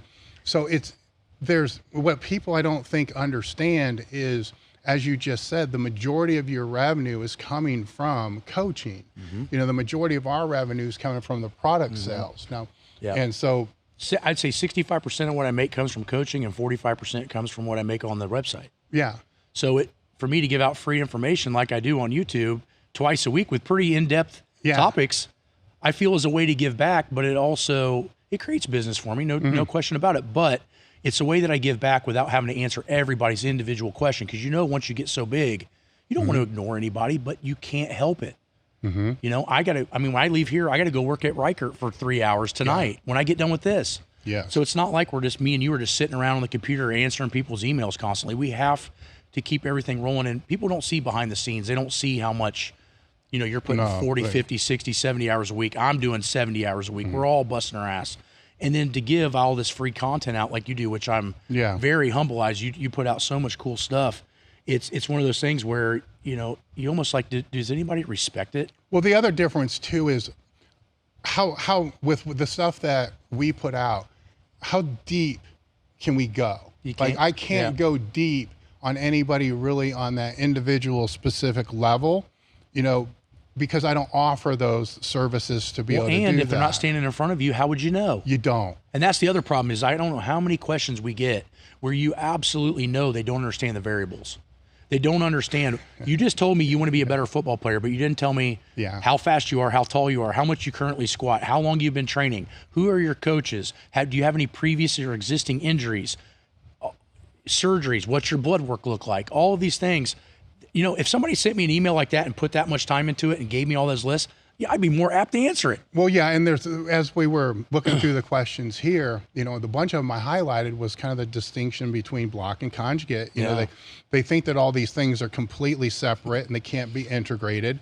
Which I've done. Yeah, where you look through all that, and the first question that pops in my mind is, this is very hard to answer, because I don't know what context they're coming from. So now if they actually knew block, Ursuline, Boompa, whatever. I mean, there's variances amongst them, you know, and Verkhoshansky as well. It's all the same framework per se. It's the same. It's just like religion. It's the same methodology. Same methodology. Then conjugate is its own methodology, right? And then linear is kind of like its own. And you can correct me if I'm wrong, but the reason that I've really gravitated towards conjugate had nothing to do with Westside, nothing to do with Louis, although that was the catalyst. What it was is it was the most scientifically understood way to train I've ever seen. They understood every way to hit weights in muscle groups in order for them to stimulate growth, and they understand how to do it in a strategic way. If you look at all these other systems, they have fault lines. They take something away to bring something else in. They don't bring everything else up in a linear fashion with everything being addressed and accounted for. That's why conjugate is so powerful. But the reason that it's so unused and misunderstood, it's a thinking man's way to train. And that means you have to be a student of the game for a long time to truly understand the ins and outs of it, which can never be, we couldn't do it in a 25-hour.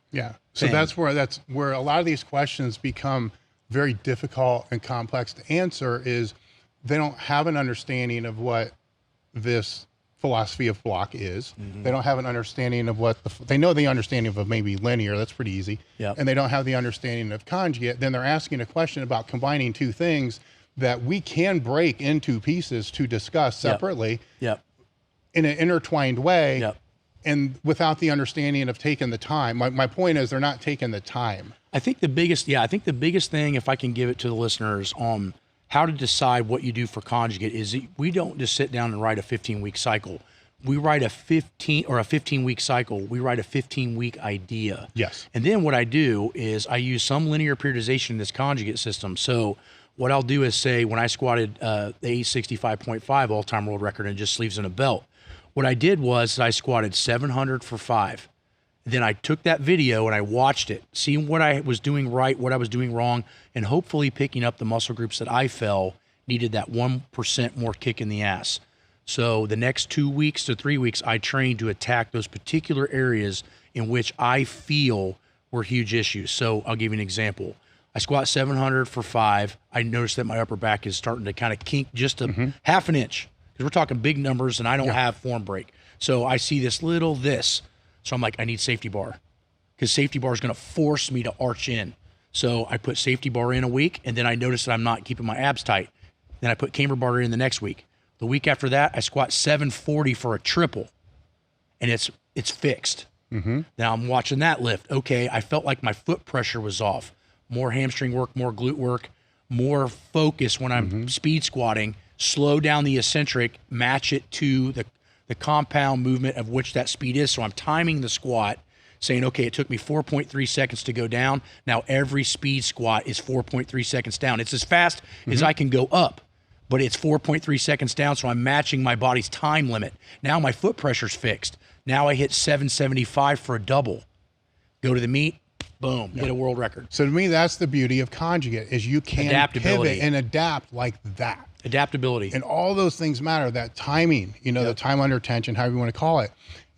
I tell a story. I had somebody out here and we were talking about time under tension. They're not a power lifter, and they were talking about a squat. And they were saying it was like 4.5 seconds. I'm like, dude, no, it's not.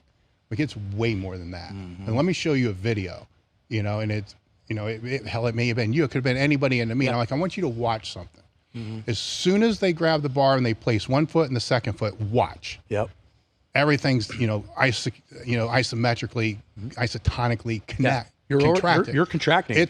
It's tension. And it's a boatload. I said, now start count. Turn the timer on. It was like 15 seconds or something like that. Well, that's the thing is, so I would calculate how much time it took. I would also calculate energy level. So when I'd get done squatting, I'd say, did you feel like you recovered from that squat cycle in 2 days? If the answer is yes, the GPP is perfect. If the answer is no, I need to add in some more mini workouts in order to enhance that GPP. If I'm 15 or 20 weeks out, remember that this is another big golden nugget.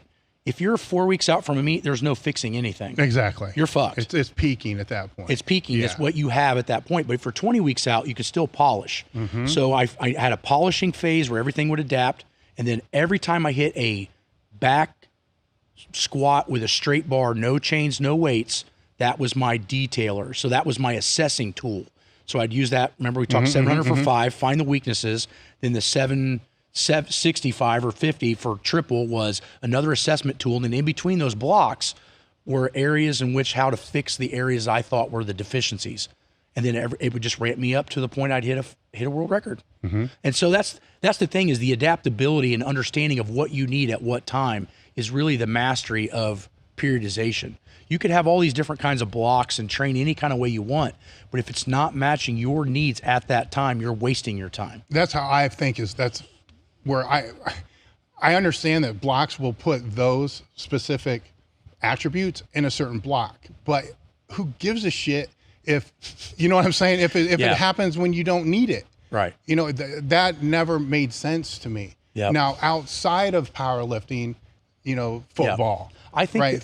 Things change. I get that. But now that block's oriented around, you know, time. Yeah. You know, how often can they train?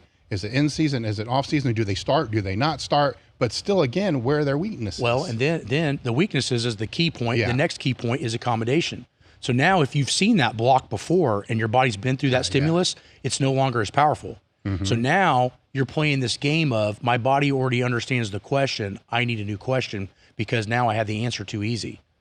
It's physically. Yeah. So what you start realizing is you have to have different questions for your body to answer on these different blocks, and they have to look different, I'd say, by 10% every year. 10% something needs to waver because the body already understands the question. That becomes the thinking man's real problem, is how do I keep my body getting better, reducing mileage, but also keep it guessing so that the stimulation I'm doing is actually doing something. Because if you do the same block system, let's say it's a 12-week program, you get my power building manual or some of the manuals you've written, and you run that power building manual from front to back 3 times in a row, by the second time you do it halfway through, it's not going to do anything. The body already understands the answer to that question. That's why blocking works well if the block is developed for what you need at that time.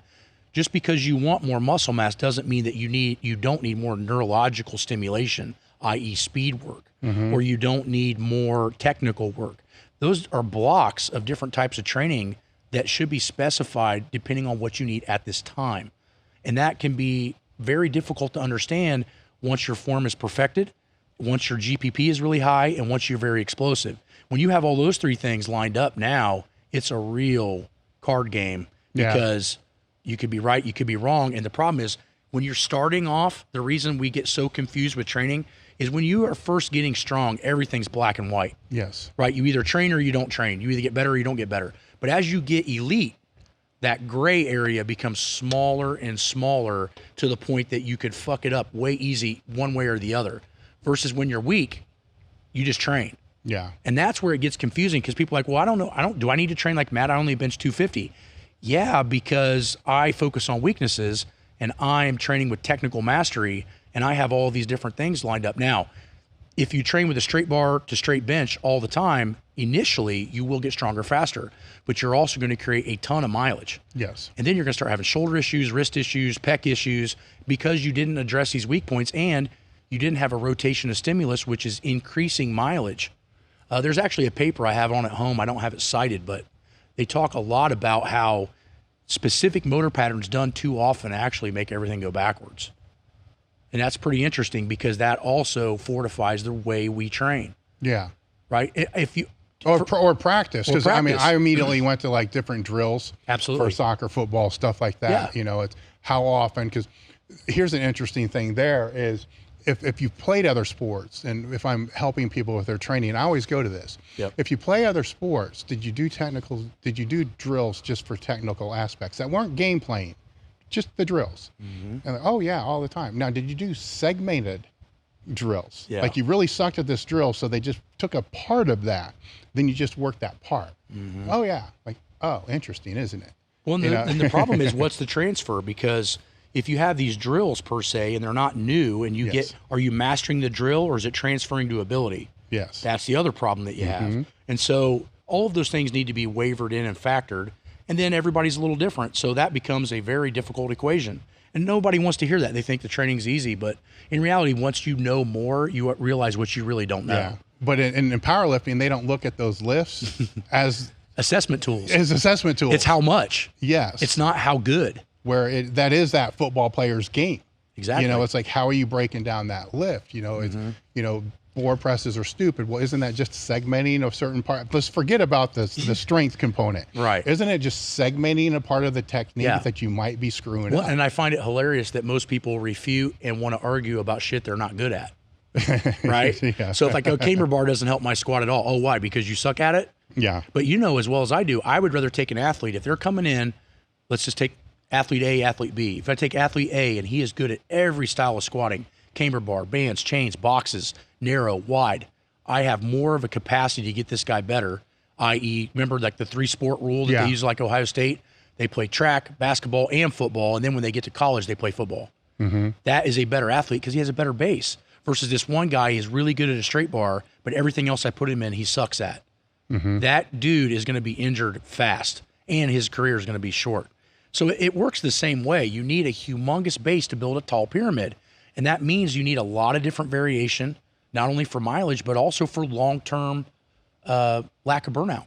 So with all this that we've been talking about, now you're dealing with these fire departments. So you're dealing with lower end on the strength scale. I mean, that they don't, what they bench squat. Yeah. I say this hesitantly. It doesn't really matter compared to what their skill set is. What matters on them of being strong is increasing ligament, tendon, and bone density so they can withstand impact. Yeah. Because what you don't get is on a fire truck, when you step down off the last step, it's a 20-inch step with 60 pounds of gear on. Okay. So what's the force reaction on the ground on that? 450 pounds if a guy weighs 200? Yeah. So my point is we got to get them that strong to withstand the common forces that they deal with. That's why you get them strong. It's not about going, oh, all my firemen can deadlift 500. I don't give a shit about that. Yeah. All of my firemen lower their injury rates, and now they can do their job better. That's what matters. And sometimes, a lot of times, because they're weak, getting them stronger is the key to that. But there is a double-edged sword because traditional strength training is not going to help as much as doing something smart, by meaning if you're working with these tactical populations, one, you got to know where their structural weaknesses are. Two, you have to look at their stress levels and what they can handle, because you got to remember, these guys are running on people that are burning in buildings. They're smashed in cars. They're dealing with PTSD stuff sometimes.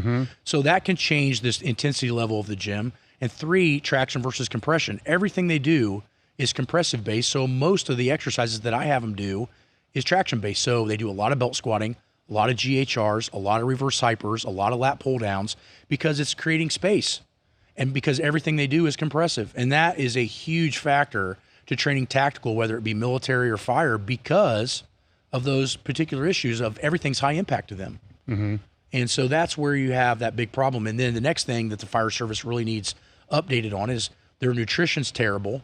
They eat like shit. And we all know you can't burn off a bad diet. So if you can lower their incidence of cancers and heart attacks, what they start saying is, well, these are the major killers of firemen. But what they don't tell you is it's not job specific. It's two reasons. They eat like shit and they sleep like shit. And on their off days, when they're supposed to have 48 hours of rest, they're doing 48 hours of construction work. So you tell me where they're getting a recovery. They're getting a recovery if by chance they don't get any runs at the firehouse. But on their off days, they're busting their ass on a construction job. And so why are they getting sick and tired and all these other problems?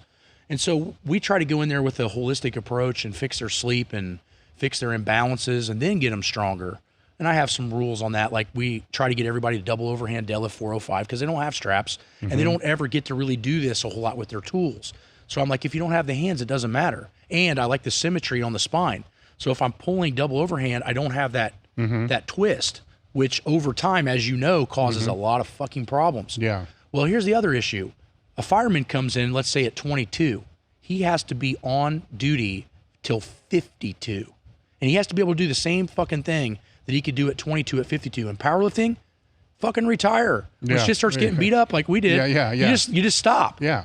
They can't stop because their retirement and the way they're built, they got to last 30 years. That changes the scenario as well. Much more different than when I was working with Ranger Regiment and Special Ops guys. Most of those guys never make it to 33, 34, and then they opt out of something else because they can't do it anymore.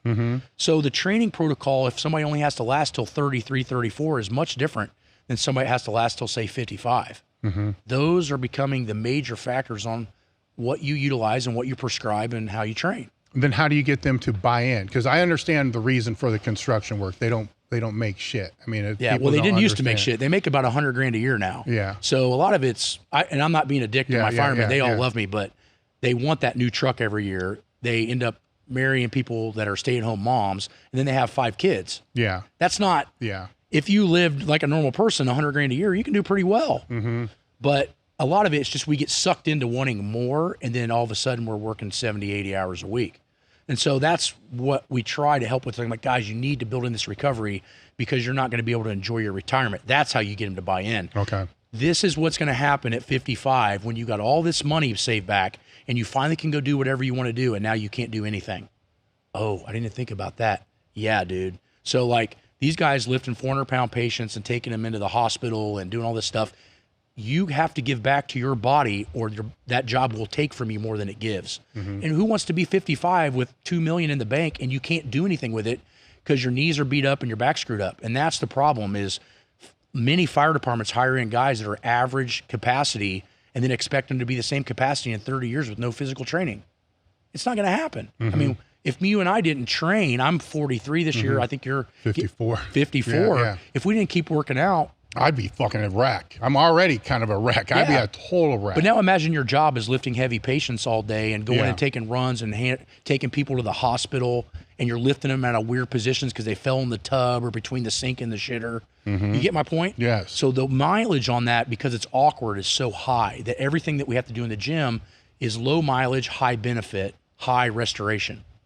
And that's the same thing with special ops guys. Is I know that I saw a question on there that did he actually train special ops? Well, I was an advisor for 3 years for 3rd Battalion Rangers at Fort Benning. SEAL Team 3 is on Patreon doing the workouts there. And I wrote everything for Israeli Special Forces back in the day, like 20 and 30 week cycles for them to train. So I have some experience with that.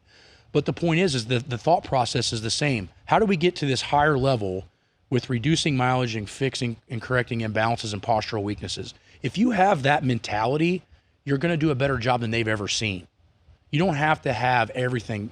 And that's the problem is no matter what you do, no matter what you know, no matter how much time and effort you put in, you will never make a perfect training cycle. You can't. You just can't.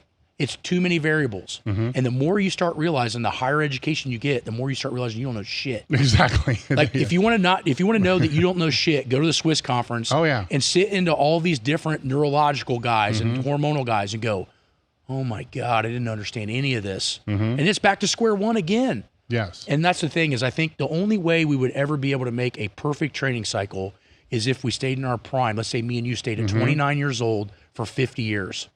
Yeah. We would learn. Yeah. But you're never there only one time. Yes. And that's the problem. Because you're not going to repeat it, No. So the training cycle can't be the same if you come to me at 22 and want to be strong versus if you come to me at 12. Exactly. It can't. Yes. It can't be the same if you come to me at 32 instead of 22. So all of these factors are chronological and also, genetic as far as how you're built. I mean, you can train your ass off. There's only going to be a handful of guys every fucking generation that can deadlift 900. I don't give a shit who you are or how hard you train. I mean, you and I busted our ass to pull 8 and we were never going to see 9. Yeah. Mostly because we're 6'2". Yes. But the point, you get our point. No, there's your genetic potential, right? And who determines what that is? You know what I'm saying? So that shouldn't be a limiting factor. It shouldn't. I don't think it should be, but it is. But it is. And I don't think anybody ever has all of the factors together long enough to really even see their genetic potential anyway. That exactly. So be smarter and get as good as you can, but know that there is a limit to how much your body will adapt. Yes. And that's the issue. And you have to play around with that. And I think the closer you get to your adaptive ceiling limit, the more variability and the more dead arrow you need to be on what you're doing. And the more you start to not understand things, is the shorter your career. And that's why that 3-peg stool is so important, because lasting a long time starts to get you to understand those variables. And the other thing with increasing the education as well is, and this is outside of powerlifting, is it's going to allow you to ask better questions. Exactly. Right. So when Matt Brown, I had him on the podcast and he said something that I wish everybody would listen to. you know, because he's not a powerlifter. Matt Brown, the fighter, or the old guy you used to train with? The fighter. Okay. The fighter. And what he was saying is, you know, he's got to learn the technical aspects, and, you know, coming through his career, it's going here, going here, going here, going here, all these different places. But when it came to strength and conditioning and nutrition, he had to learn that himself. You know, he couldn't afford to hire a coach. He couldn't afford all this. So he spent hours and hours and hours, you know, reading and trying to figure out, testing and doing all stuff.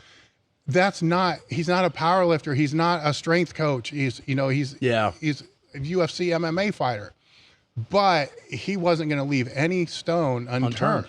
You know, so he put that time. That's, again, you know, are you willing to do everything to become better? Where I'll listen to other athletes who are not lifters, other athletes. No, I just do whatever the coach says. Like, so you're not like researching what the coach is saying or learning anything about it, you know, so you can at least ask the coach why you can't just say, why am I doing this, coach? You gotta, why? And I've read this. I see why you're doing this. I just want a better understanding of what your mentality is on that. Yes. And then it's like, oh, that makes sense. Because then you're not questioning him, you're trying to learn. There's a big difference. Exactly. Big difference. And that's the problem you find on the internet is you're not reading the room, because there is no room. Yes. And so what happens is you answer a very broad question to one of us. It starts to realize that, one, you haven't done your research. Two, you're not answering the right question because you're not giving me the right information. And so now I don't respect your question as much. Well, sometimes they're not even asking, you know, they need to know. The right question where, you know, and it's, to me, a little, no, I'm going to be forth there. A lot of it's just laziness, because I had to go to a fucking library and find this shit in fucking journals and books and stuff like that. Well, you remember how hard it was for us to dig up that shit back in the day before the internet? Yes. I mean, like I said, I had to go to the fucking library, and that was just by mistake because my girlfriend was there studying. I didn't want to study, you know, so I go to a little card index, strength and conditioning, like, holy shit, look at this, you know, and you find it. Then it's like, okay, the rabbit holes, man. Yeah. It's like, okay, this rabbit hole, nutrition is probably more important than I thought. International Journal of Sport Nutrition. I'm there for hours. Now the internet, man, you just search the shit, and then all you need to do is validate, is this source good or not? Yeah. Well, is it a journal? You know what I'm saying? I mean, I think people make it as an excuse to say it's too diluted. Yeah. And I'm like, it's not that hard to figure out this. Like, you can look at 80% of it and say, this is shit. Yeah. Anybody should be able to figure that out. Yeah. And I think that's the hardest part between you and I and talking to people is I never would have came to Louis with a question until I showed him my work ethic. You know, he saw that I was willing to drive 3 hours away, bust my ass. And I probably didn't ask a question to him. I'd say for the first year I was driving over there, I just learned by watching. And that's the thing is, like, when people truly want to learn, why aren't they showing up at here or at the gym and asking me that question? Say, no, I need to train with you a couple weeks and figure this out. I'm all about that. But the problem is they don't want to change their lifestyle. They don't want to have to bend backwards, but they expect you to do the same, which is odd. And to me, it's frustrating. But like I said, I think that can give you a little bit of inclination of why Patreon is what it is and why I do that. It's mostly for me to take the people that I feel make my time important. That's what I feel like, you know? Yeah. Well, even with just the general stuff that's, say they need to learn how to lose weight and they've never dieted before. Sure. You can just search online and real quick, 50%, 60%, you can just wipe out because they're quick fix cures. And, you know, anybody that thinks quick fix works, you know, anything. That's a different issue right there. But most people realize that's probably just bullshit. So you've just weeded out half, you see what I'm saying? Half of the stuff. And then here's the other, you know, so it's the internet's, while it's broad, it's vast and it has tons of content. It's not as hard as people make it seem to vet the content. If you have basic knowledge and common sense. Yes. But those are two major things that we are missing in society these days. So that becomes a huge issue, right? Yes, exactly. But for most of the lifters, they're gonna know. Yeah. You know, and even if they see something and it's intriguing or interesting, they can still search it. Sure. You know, it's still. And that's what I like to do is just kind of, you know, try to answer your questions by doing some research first and see if you can answer your own question. But it's weird. I'll get questions all the time on DMs or whatever. And I have said that exact same thing on my YouTube channel for absolutely free. And it's like, so now you're telling me that you're just wanting me to spoon feed this to you. That's when I get pissed, right? I mean, how long have we been writing articles and showing people how to train? And then you're just like, oh my God, when does this end? There was a time, 2018 or something like that, where I got on this kick. I was going to answer every DM, right? So then, it became a lot. I mean, a lot. So I had a whole page of links. You know, here's a video, here's a video, here's a video, here's an article, whatever it is. And so I would just send it out. And sometimes the videos were just 3-5 minutes. And some of the people would reply back, I don't have time for that. Can you just tell me what to do? And I mean, there was that kind of stuff where it's like, you know what? I don't know about this DM shit anymore. Right? Because some people would have like legitimate concern, you know, legitimate questions that were research that I want to help. You can always tell. Yeah, I would definitely want to help, but they were diluted with 99% of that. And I'm still sending the videos and all the other kind of stuff. But at that point, it's like, so in theory, imagine at that point in time you had Patreon. Well, yeah. You know, I mean, it blocked that, but they wouldn't have went. Yeah. You know what I'm saying? But here's the thing. I got 500 subscribers on there now that all think my time is valuable. And it's interesting the questions I get there versus what I get on the internet. Because these guys are like, hey, I read your journal, or I read your article here, or I read your manual here. Can you explain to me what this means? So they'll show me the page off the manual that they purchased, and they read all of this theory before they even started the training. They weren't looking for the simple answer. They were buying into it. And now when I fixed it, they messaged me like 30 days later. Oh, dude, I did everything you told me, and my bench went up 25 pounds. That's the motherfucker I want to help. Yeah. Right? I don't want to help the guy. He goes, oh, thanks for the answer. Then goes back to doing the same bullshit. And that's a lot. I mean, that's just not just us. That's that's everybody. A ton of people. Yeah. The one thing that's interesting is they try to position us against each other. It's not, I mean, they'll do it. They try to do it with us. They try to do it with other people. They don't realize, and I'll just tell them right now, we don't give a fuck. You know, so you do it like, well, Matt said this. What do you think of this? I'm like, I don't know the context, you know, whatever it's going to be. Well, I knew we had a difference in, I saw a little bit on like Wenning warm-ups and stuff. Cause I don't think I had never sat down and completely explained to you. No, I didn't understand. Now I completely get it. Cause you were doing the same thing, but you just was something different. You didn't understand it. And that's the thing is like, people don't realize the guys at the top, we all know each other and we're pretty friendly. We just call it different things. Yeah. You know what I'm saying? Things get labeled and that is, I think it's necessary because you got to be able to position, you know what I'm saying? There's a marketing aspect to all this too. It's just different things. And then once you realize, oh, it's that thing, like what the hell is it? You know, like people are presenting this to me, like this is just an increasing increase work capacity, and it basically never ends over a period of time until you get to like 800 reps. I'm like, that can't be right, you know? And so I just avoided it. The hardest part is, I think, coming back down to the real basics of it is everybody's different. Everybody's going to respond to a different stimulus. If you know where your weaknesses are and you know how to get all of that stuff developed, then what you can start realizing is that everybody's going to have a different path at some point.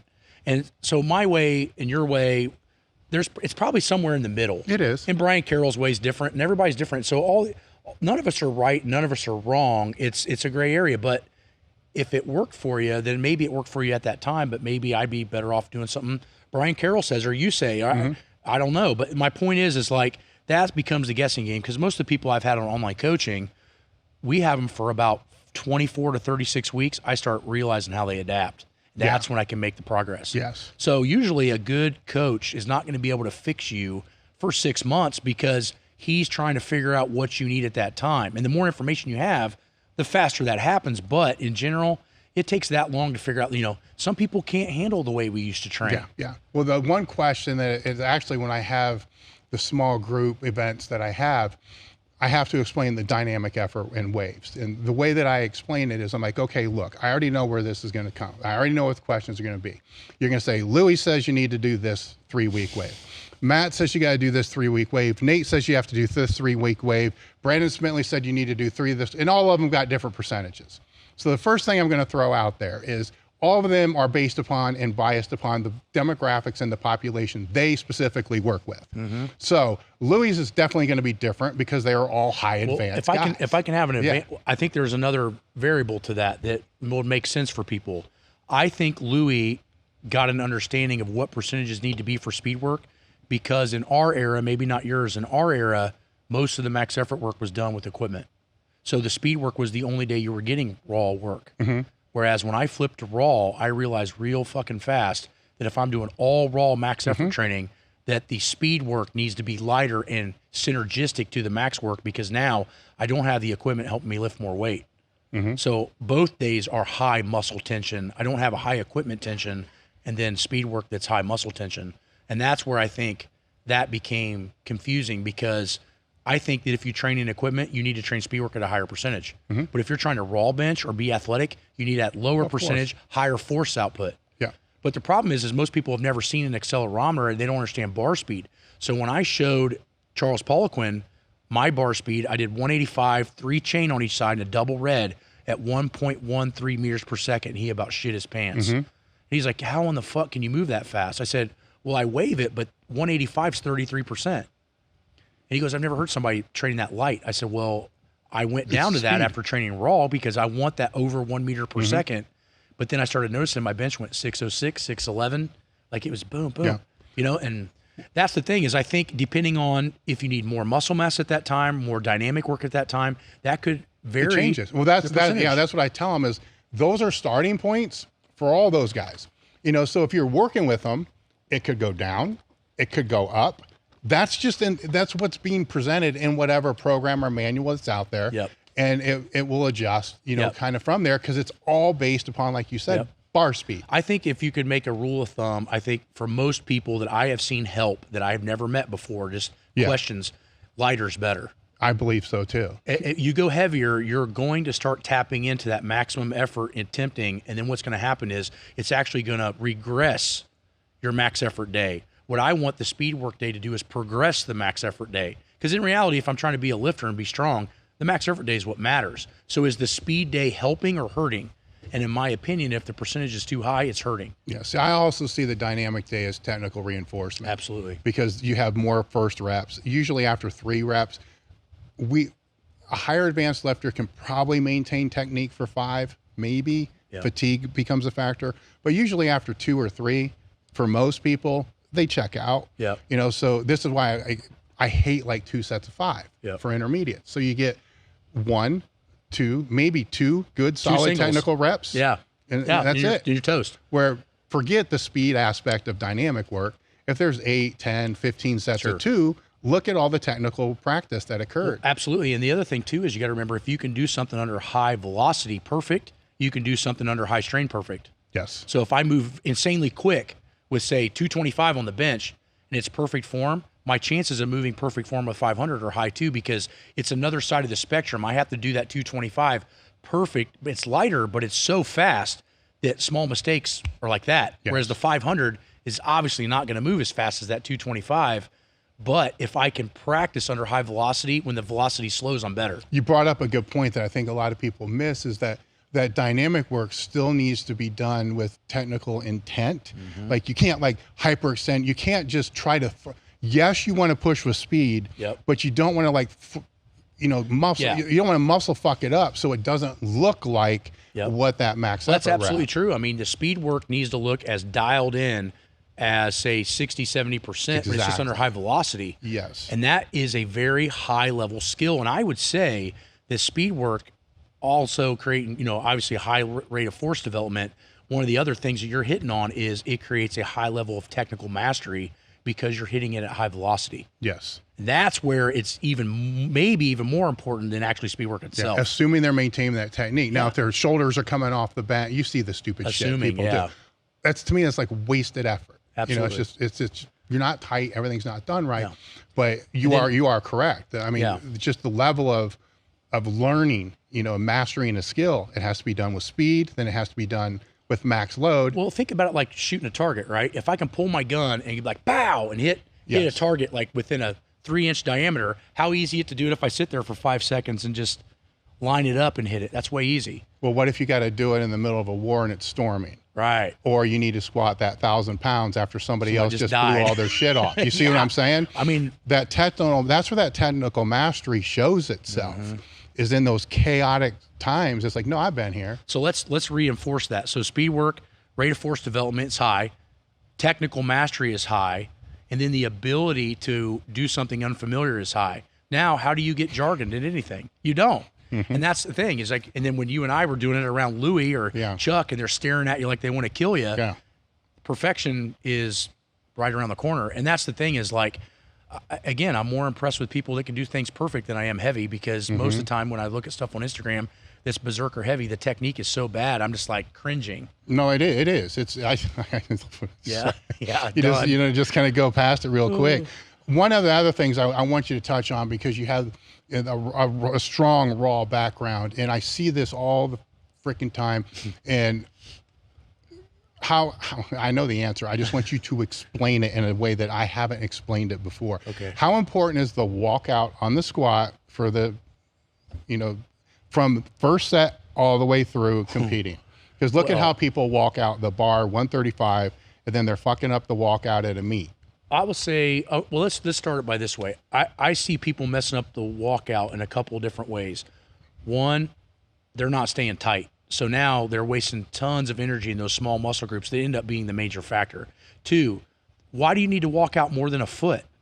I see people step out 60 inches, like 10 feet away from the rack. And I'm like, guys, like, you're only going to fuck up this much. And if you fuck up more than that, you're probably going to hit the floor. So you just need to do a baby step. So I heavily calculated when I was in USAPL, I watched Eddie Cohen probably squat on video at least 1,000 times to watch how he would set his feet and watch how far he'd come out of the rack, because I knew he was doing everything as efficient as possible. The problem is with every lift, how you start is going to be the biggest inclination whether you make it or miss it. Because if you start with something crooked, especially when those weights get heavy, I'll give you an example. I watched Maddox just miss that 804 bench. I knew he was going to miss it right at the top. Because if you watch that handout, you guys go and watch it, you watch the handout, he hiccups. As soon as he hiccups, all of those stabilizer muscles are trashed with 804. I saw the same thing. And I don't know if you guys know this, because I've had 844 in my hands with a shirt. A millimeter of screw up with those kind of weights, especially in the bench press, is failure. And for him to even look pretty good going down and get that close to coming up is impressive as hell. But I knew immediately at that point he was going to fail. My point is that it failed right out of the rack. And the same thing happens with the squats. Most of the time, you can tell by how somebody walks something out if they're going to make it or miss it, just based on how they step and how they brace.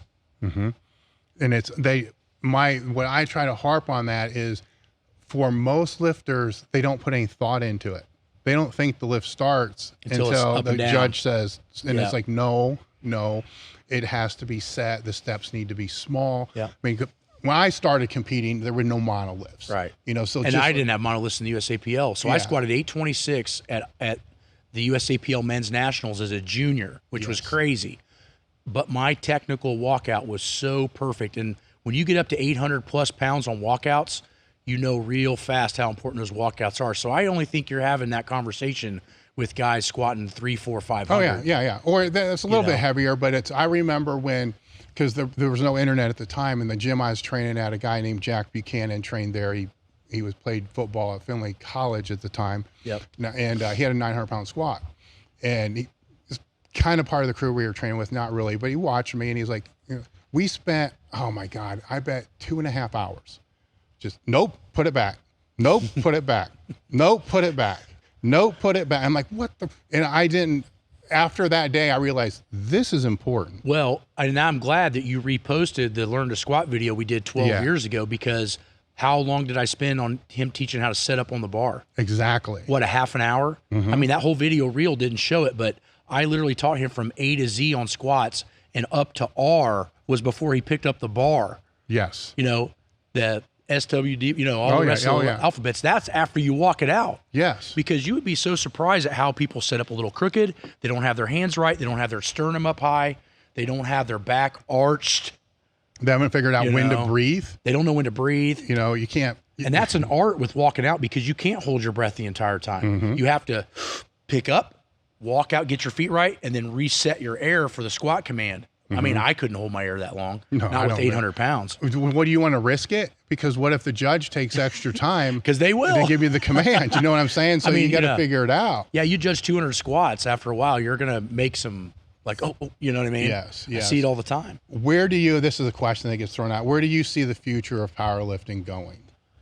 I know it's a tough one to answer. Well, I think with not more advancements in pharmaceuticals, I think we're getting close to the human limit of potential. You look at guys like Ray Williams and Vlad. I don't foresee anybody beating their squats anytime soon. The deadlift is one of those other lifts. I think it's going up, but the reason is because powerlifting is becoming popular and it's picking more people out of the woodwork that are properly built to pull. Well, there was a bar change too. Yeah, so and that makes a big difference too. And what you start to see is you're starting to see in powerlifting, at least in my perception, because I don't watch it as much anymore. You start to see these specialists. They're really good at one lift, but they're not. But the total guys aren't really doing that much better, in my opinion. You don't see the totals rising. And to me, I was a powerlifter. I'm a total guy. Yeah, I have world records in the squat, but it was always to hit the total because, in my opinion, when your focus is the total, your focus is everything, including your weaknesses. When you're, say you could deadlift 950, but your bench is 365, I don't give a fuck what you're doing. It doesn't matter to me because you're focusing on what you're good at. I like to see people focus on what they need to work on. Yeah. That's just been our mentality on how to train. Well, it's always, I mean, I came in the sport as a power, you know, the total's always been the thing. Yeah. You know, you can have the baddest squat in the world, but if your total's jack shit, I mean, exactly. You're a great squatter. Cool. Yeah. That's why I always wanted to know how to deadlift sumo and conventional. I wanted to be able to know how to bench tucked and feed out because you don't know what's going to happen. Or you have to pivot. Or look how many times the IPF changed the rules in the last 20 years. Yeah. That's insane. I remember we used to be able to bench on our toes and we had to go back to our feet. Adaptability is key, but that's the thing with training and competing and all that stuff is being able to adapt. And that's the thing is like when you do stuff smart, your chances of adapting to what you're doing is much higher. And that's what we're here to do. You're here to adapt to your training and get better. If you're just here to work out hard, you're wasting your time. Yeah. You need to be having an ability to get better. And that becomes what I feel is what's missing now in powerlifting is we look towards these genetic freaks that could pretty much train any way they want and they're going to get a little bit better or better than most people. But I want to see when you stick and you have maxed out your knowledge and your genetic potential, where do you go now? Because I've hit that 6 or 7 times. I've hit a point when I first squatted my first 1,100 pounds, I was like, I don't have any left. A year and a half later, I squat 1,200 pounds because I had to train less. Yeah, yeah. This is what's fucked up is like people like, oh, I wonder how much harder you had to train to get that 100. I had to train 20% less because I was beat up. So what I found out is I was overtraining to squat 1,100 and I was optimally training to squat 1,200, but the system looked the same. I think you said a key thing for a lot of lifters that they may not understand is I've had multiple times like that as well. You know, you hit that number, you're like, well, fuck, you know, but my point is, you know, you had that thought, I had that thought, a lot of other people have that thought. Yep. We all have that thought. It's what you do with it afterwards. You know, so maybe a few days you're like, man, I don't know. My technique was good. Nothing broke down. It was a fucking and it grinder. took everything to get it up. You know, I got to now physically get stronger. And that's the only card I have. But then a few days later, you start really thinking like, what have I not done? So it's not, I want lifters to understand we all think that, but then we all go back to the drawing board and we have to look at things that we thought we knew for sure. Yep. And question everything. Your circle, your education, and your experience is going to dictate whether you make the right turn or the wrong turn after that point. And your self-talk. I mean, you're allowed to think that way for a while, but then that narrative has to be, I'm figuring this out. I mean, and that was the same thing I figured out with the Wenning warm-ups is I had to swallow the pill and say I didn't need to get stronger, I need to get fitter. Yes. I needed to figure out a way to be fitter. The strength was already there. And I think that's the biggest problem that people run into is they're so closed-minded because they don't have that broad education to start going, maybe there's another piece over here. The key is you want to try to find the pieces to get better that don't cost more energy. Yes. Because eventually you only have so much. You know, I know there was another question in there talking about, do you believe in Matt only training for an hour? You know, or do you need to train longer than that? And the answer is absolutely. I've done it for 15 years, and I'll tell you why. It forces me to be on time when I train. Yeah. I have to be diligent at everything that I'm doing. My rest periods are dialed. The thing I find people tell me they lift 2 hours or something, I could go watch that 2 hour lift and they're wasting 50% of it. So they should really be training an hour. But they're either not fit enough to get all that work in an hour, or they are not thinking about all of the repercussions of lack of recovery. In my opinion, the body can only withstand about 50 to 70 minutes tops of extreme training until it needs to go back into a recovery mode. That's why the Soviets and the Eastern Germans figured out you needed to train twice a day. Because if they split the training up, they would do all the hard, crazy shit in the morning. then they'd get 6 hours and a nap in, and then they'd come back and do accessories. I think a lot of people that make that observation, though, need to really, outside of the rest periods and stuff that you're talking about, when do they start? You know what I'm saying? Because they're going to the gym, they're going to fuck around. I know what happens here. I mean, we'll fuck around for an hour, but when do you really start? Yeah, and if you look at when you really start compared to when you really end, it's not really over what you're talking about. No. Well, and you got a great point on that. And this is my point to build on that is when I go into the gym, and I'm sure the same way because I know you're wired a lot like me.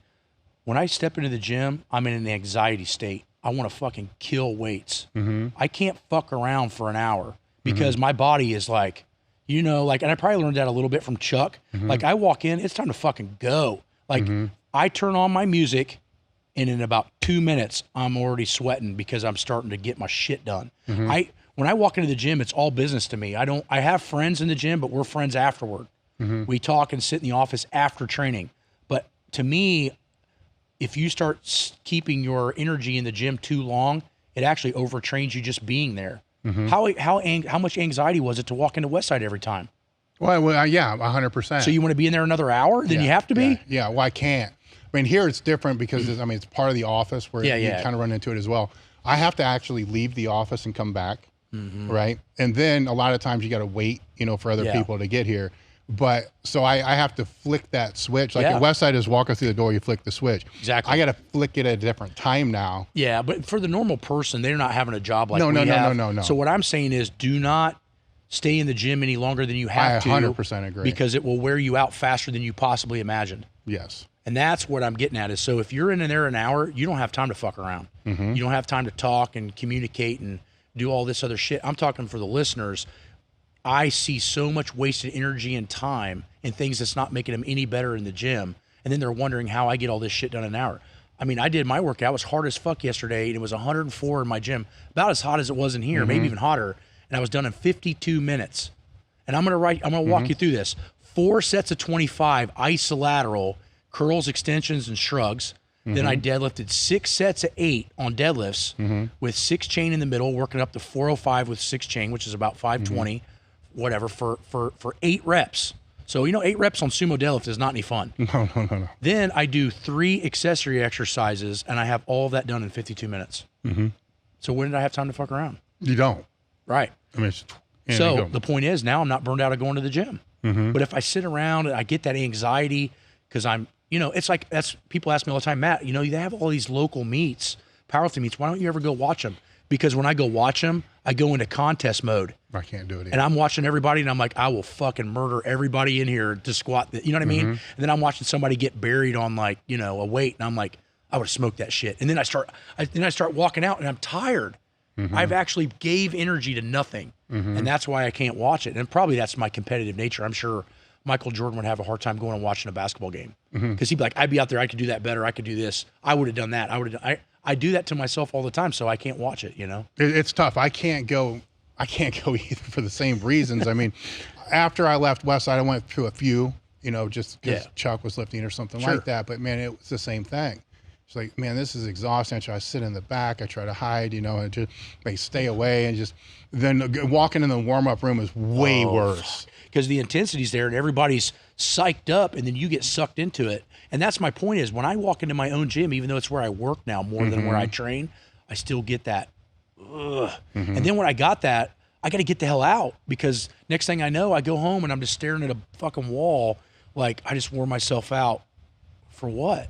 And that's why I think that those training times are so important is because it keeps you away from being able to do that and wear yourself out for no reason.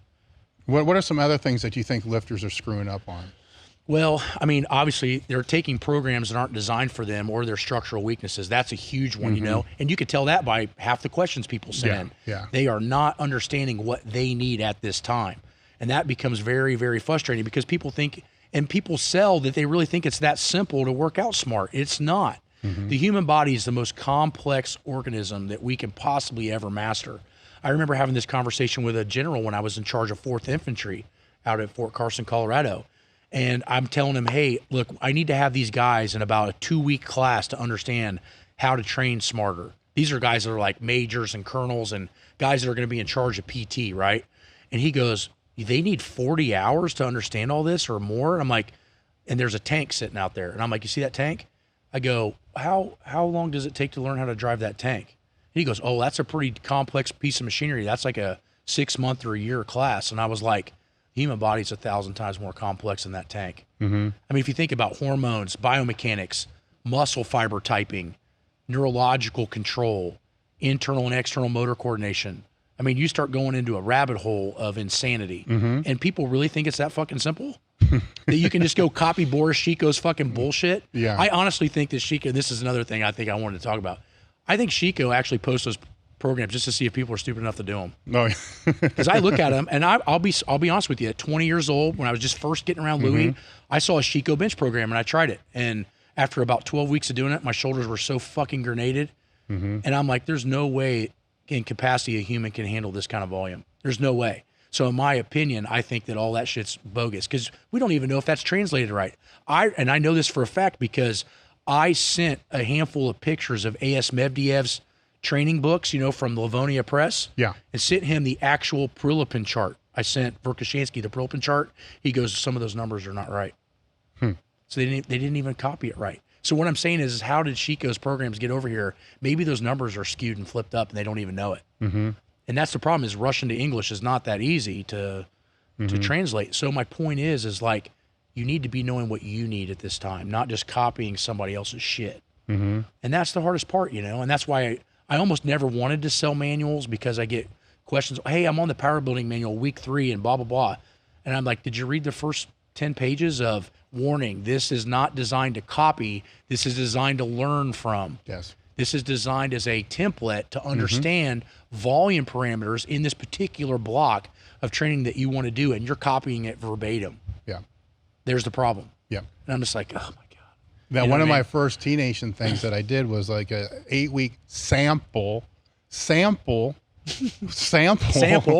you know, program. And then I get all these questions. I'm like, dude, it's a sample.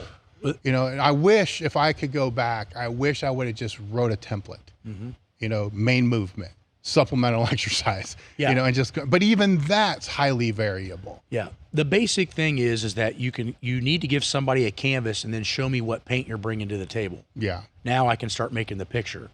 But you can't just make a picture with somebody that doesn't have this type of paint or however you want to look at the analogy. And that's what people think it is. They think that well, if I got the paint and I can just blah, blah, blah, blah. It doesn't work that way. And the body's not going to adapt to stupid shit it doesn't need after a time. It's going to actually create problems. And that's where, you know, like our online coaching becomes so important is we take all that stuff into consideration. But, you know, people don't realize that everything at some point needs to be individualized, even at a beginner level, because your technique and my technique when we first started could have been very different. Now, once we harnessed everything down and got to Westside and learned from Louis and Chuck, I would say that our technique looked very similar at our peak. But when we first started, I'll bet it didn't. No, I was a close stance. I would wear work boots. Yeah. You know, I squatted more that way. How do you convert? You know, like how do you change that? And what are the stepping processes to get to that higher level elite, what I consider elite technical ability? Your way to get there might be different than mine because the way you started, your weaknesses and strengths are different. And that's the hardest thing to get people to understand, you know? And it was really interesting. So when I was in school with Dr. Kramer, he gave me direct access to Zatsiorsky. So I was so happy I could talk to the guy that wrote the book that Louis copied everything. Not copied, but utilized I from. get it, yeah. And it was interesting because I would send him at 20 years old, I was sending him questions like we get, and he would come back with the answers that we're giving right now. Well, I need to know more in order for me to help you because I don't have enough information to tell you what you want to know. And now I'm starting to go, oh, I see. I need to study this. I need to study that. I need to come with a more concise or pinpointed question because I'm giving him a broad question and he doesn't understand what I'm trying to accomplish. This is what I'm trying to accomplish. This is where I'm at right now. This is my technical proficiency. Now, how do I fix this? And when I started giving him questions like that, he's like, I'd try this, this, and this, and then pick which one works and go that way. You get what I'm saying? No, I totally get what you're saying. So his mentality was so far beyond mine at that point, probably still is. I consider him one of the smartest guys in the world on strength training. I mean, he ran the Central Institute of Physical Culture in Moscow for 30 years, every sport. So the point is like when he started telling me that, it really dialed in the level of questions I needed to get the answers I wanted. So I think with, to piggyback that off the people, because I don't want people to be super like they can't do, they can't train now, because they don't know anything. I think the takeaway is you got to pay attention. You got to ask, are you moving forward? Are you moving backwards? There's a lot of variables, and just for those people that can't afford coaching or whatever, to just understand the variables that we've been talking about. Well, think about it like this. Listen twice as much as you speak. Yes. How many times you heard that? Yeah. Read twice as much as you train. Yes. There you go. Yes. If you read twice as much as you're training, if you're watching us right now, you're already ahead of the curveball, because that means they got access to everything you do and everything I do. So the point is now, if you're willing to put the time, effort, and energy into training, why are you not willing to put the time, effort, and energy into reading? And that's why, again, that's something I've never understood, because it still is my passion, but it's kind of not my business, but Sure. I'm still spending an hour or more every day just reading shit. We will always be intrigued, because it's what we're always looking for, the best way. And there is no best way. I don't want to get anybody misconstrued. There is no best way, but there is always the pursuit of perfection. Yes. And you will always find the best way that you know how, by having that pursuit of perfection. And that's the thing is, I hate status quo and I hate doing average shit. I've always wanted to do anything I ever did at 100 miles an hour. And whether I crashed and burned or I didn't, I know that I gave all I had. Yeah. And to me, I never wanted to leave something on the table that was in a fucking book or waste energy, because you know how hard the training was at that point. Why waste the energy? Yes. Like, if you got to do another set of 1,000-pound squat for a double, but it's not going to make you 1 ounce stronger, why do it? No, I totally, and how many times have we fucked that up? A ton. And how many times do we try to get other people not to fuck that up? Yeah, exactly. And with those listening, you can stumble and fall forward for a while. You can, but it's at some point in time, it's going to lead you to this point, right? And for me, it was a point that was before I came to Westside, and at that point, anything intelligently put together will get you to that point. Just going in the gym, just doing whatever is not going to get you to that point. We'll get you to that point, but once you hit that point and you just, the clock starts clicking backwards. If you're not expanding the knowledge base, because you just grind, you're going to get hurt. Most people are going to be out of the sport 3 years. Once you get to that point, all these things we're talking about matter even at the beginning, but they highly matter at that point. If you want to get to your ultimately best ever, we can probably make an argument that under that point, whatever, you can probably get to that point at the same rate using just about anything, but at what cost? It's a double-edged sword, because you have to be patient, but you are on a time clock. Yes. You will only be 30 years old for 1 year. You'll only be 29 for 1 year. And as those years accumulate, the mileage in which you either did not occur or did occur is going to change how you can adapt to your training, because once your joints are pissed, it doesn't matter how big and strong your muscles are, you're not going to squat maximum weights. You're not going to bench maximum weights. If your shoulders feels grenaded, your bench just drops 100 pounds. There's just certain types of level of pain in the joint that the body's just not going to let you work through. And you need to stay away from those particular areas. And I find that a lot of the training protocols are going back into the archaic days from 50 years ago, and not in Soviet Union 50 years ago, like the stupid shit, the guys were doing in the 60s and 70s. Those things, what you start realizing is the mileage that they're incurring in that is never going to let them get to genetic potential, because they're not going to last long enough. No, I feel Louis felt the same way. A lot of those guys could have been better. Oh, way better. Way better. But imagine how strong would have Kaz been if he'd have trained smart. Yes. I talk to him about that personally at Swiss every year. He pats me on the back. He's like, "You're the most solid dude I've ever seen," even though he was way bigger than me. He's still bigger than me. And I'm like, "Yeah, man, his training smart." He goes, "Well, where have you had injuries and fucked up?" I'm like, "Nowhere." He goes, "What?" And I'm like, "Yeah, man." I was like, "Something hurts. I back off. I change this. I move that. I just work around it." And he goes, "Nah, we didn't do that back in the day. We just worked right through the pain and beat shit up." And he goes, "And now I wish I'd have trained like you." Yeah, exactly. I mean, it is. It's, that's the last way you want to learn. Yeah. Right. And that was the biggest compliment, not only from him, because he was my idol as a kid. I mean, when he was in his prime, I was just 10 years old. But what I started to realize was when I did those seminars with Ed Cohen and Paula Quinn overseas, every class that they ended with, the biggest pat on the back I've ever had is Paula Quinn and Eddie goes, if I had to do over again, I'd have trained like Matt. Because Eddie can't hardly wash his hair anymore. He's all beat up. Charles Poliquin's all beat up. I saw him get crushed with like a 250-pound squat because his knees were bad, because he was letting his knees go way over his fucking toes every time he squatted. And I'm not saying you don't squat like that occasionally, but that's what he thought. And I said, he goes, how bad are your knees from doing all those big squats? I said, they're not bad at all, because I sit back and keep my shin straight. He just looks at me kind of confused. And I said, let me show you how I do it. So in between the classes, I would show him how to squat with this vertical shank. And if you look at Ed Cohen, he never let his shins come forward either. And how long did he last? And I started showing him all this, and he's like, you changed my thought process on what I thought. And I'm like, there's nothing wrong with how you squat, but the wrong mindset is the same way all the time. If I want to squat your style, I can still do 600. You come and squat my style, you're going to get cut in half of what you can do. And so it's not impressive. And that's the thing is, like, where are your weaknesses and how do you train them? So I'm not saying that letting your shins go over your knees or your toes every once in a while is not it's not the worst idea, but it's the worst idea to do it all the time. It's like any movement pattern. Well, yeah, exactly. I was going to say that's anything. Overuse it and watch what happens. Yes, it's like no exercise is bad. You know what I'm saying? But done all the time. Yeah. And so that's the problem that you have. So my thought process is, keep everything variable. Make sure that you're doing things that are attacking your weaknesses. Make sure that you're reading more than you're training, so that way you're doing things smarter and learning. I mean, I still hold back about an hour and a half, 2 hours a week to read. And what do I need to know anymore? I'm fucking retired, and I probably have a pretty good base of understanding training, more than I'd say 99% of the people in the profession. But I am intrigued. I know that there's other nuggets out there that I don't know, and that's what keeps me hungry.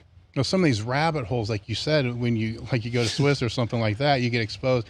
Holy shit! Oh God. Well, you could spend an entire lifetime just studying 2 hormones. Yes. And how it affects the cells. Like, I mean, we always talk about testosterone, and we all know what it does. We've taken it. But at the end of the day, it's still so many variables, right? Does testosterone really cause all these heart issues? I'm not so sure. Because why would we be prescribing it now as an anti-aging drug? I mean, back when you and I were at Westside, if we'd have got busted with the vials that we had, we'd have went to prison. Now we just been anti-aging. Yeah. And I saw other questions on there about, they were talking about drug usage. And I mean, we all had to use them to be at the level we were at. But I always got more out of less, because if I didn't feel athletic and I felt like I couldn't breathe, or I felt my blood pressure was too high, I was weaker, no matter how much that took. But I never could understand. I had been in a couple of seminars, we don't need to name names, of the top lifters at that time, Raw, back in the early 2012 to 14, and they're prescribing people to take 1 gram of test per 100 pounds of body weight. And I'm like, fuck that. So I didn't understand a lot of that shit either, because, I erred on the wrong side and learned the same way everybody else does. Like, I can't breathe. Right. And some of the things too, I remember, we would switch out and we'd take Anadrol before meet. So it's just a 50 milligram tablet or whatever. And it'd be like last 4 weeks, fucking muscle pulls, people's noses are bleeding all over. And, Louis like, this shit, this shit has to stop. You can't, you guys are fucking, because everybody's like getting hurt and all this. And I'm like, well, fuck it. We'll just take half, or we won't do it at all, and switch it out. And then I'll hear things like, oh yeah, so-and-so's taking 300 milligrams. And I'm like, how in the hell are they doing that? Because it's, what I learned is you can't, like you said, you can't breathe. No. If I can't breathe, there's not enough oxygen to recover. So my recovery was tanking. There you go. So I had to find this optimal range. There's a sweet spot. And the problem with the sweet spot is it's different for everybody. In my opinion, once you go over 1,000 on your blood work on test, so an average person's between like 250 and 800. Once you go over 1,000, it's diminished returns, just like anything else.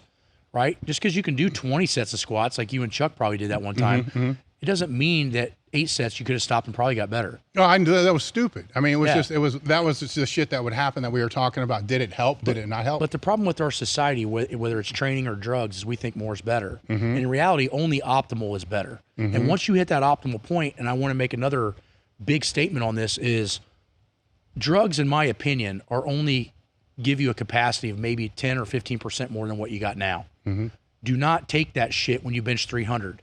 Oh yeah. You're going to bench 350. Who gives a shit? Yeah. Now, if you're benching 585 raw and you take drugs, you can bench 700. I understand that equation. I do not understand the equation. I mean, half the people that ask us about drugs, they're not even in the zone to take those fucking drugs. Well, that, and I also say you can only flip that card once. Only once. Right. So the one thing that the example I've noted many times is when I was sponsoring lifters and the WPO was big. Yeah.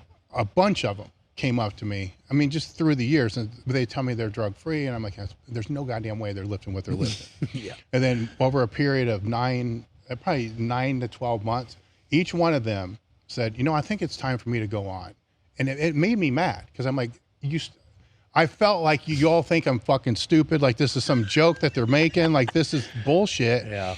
And every one of them's total went up over 250 pounds. And I'm like, holy shit. Maybe they were. They were, and I'm like, I can't believe that. But that card can only be turned once. Yep. The other thing I did notice was, when I aired on the other side where I couldn't recover and all the other stuff, the injuries and all the other stuff, I had to find a higher dose. I bloated more.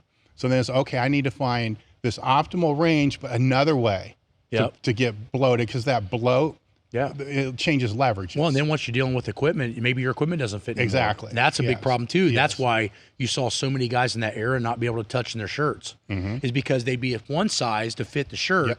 They might touch, say, 700. Then they get on a bunch of Anadrol or whatever. They get puffy, and now they're an inch and a half thicker, willing a denim shirt.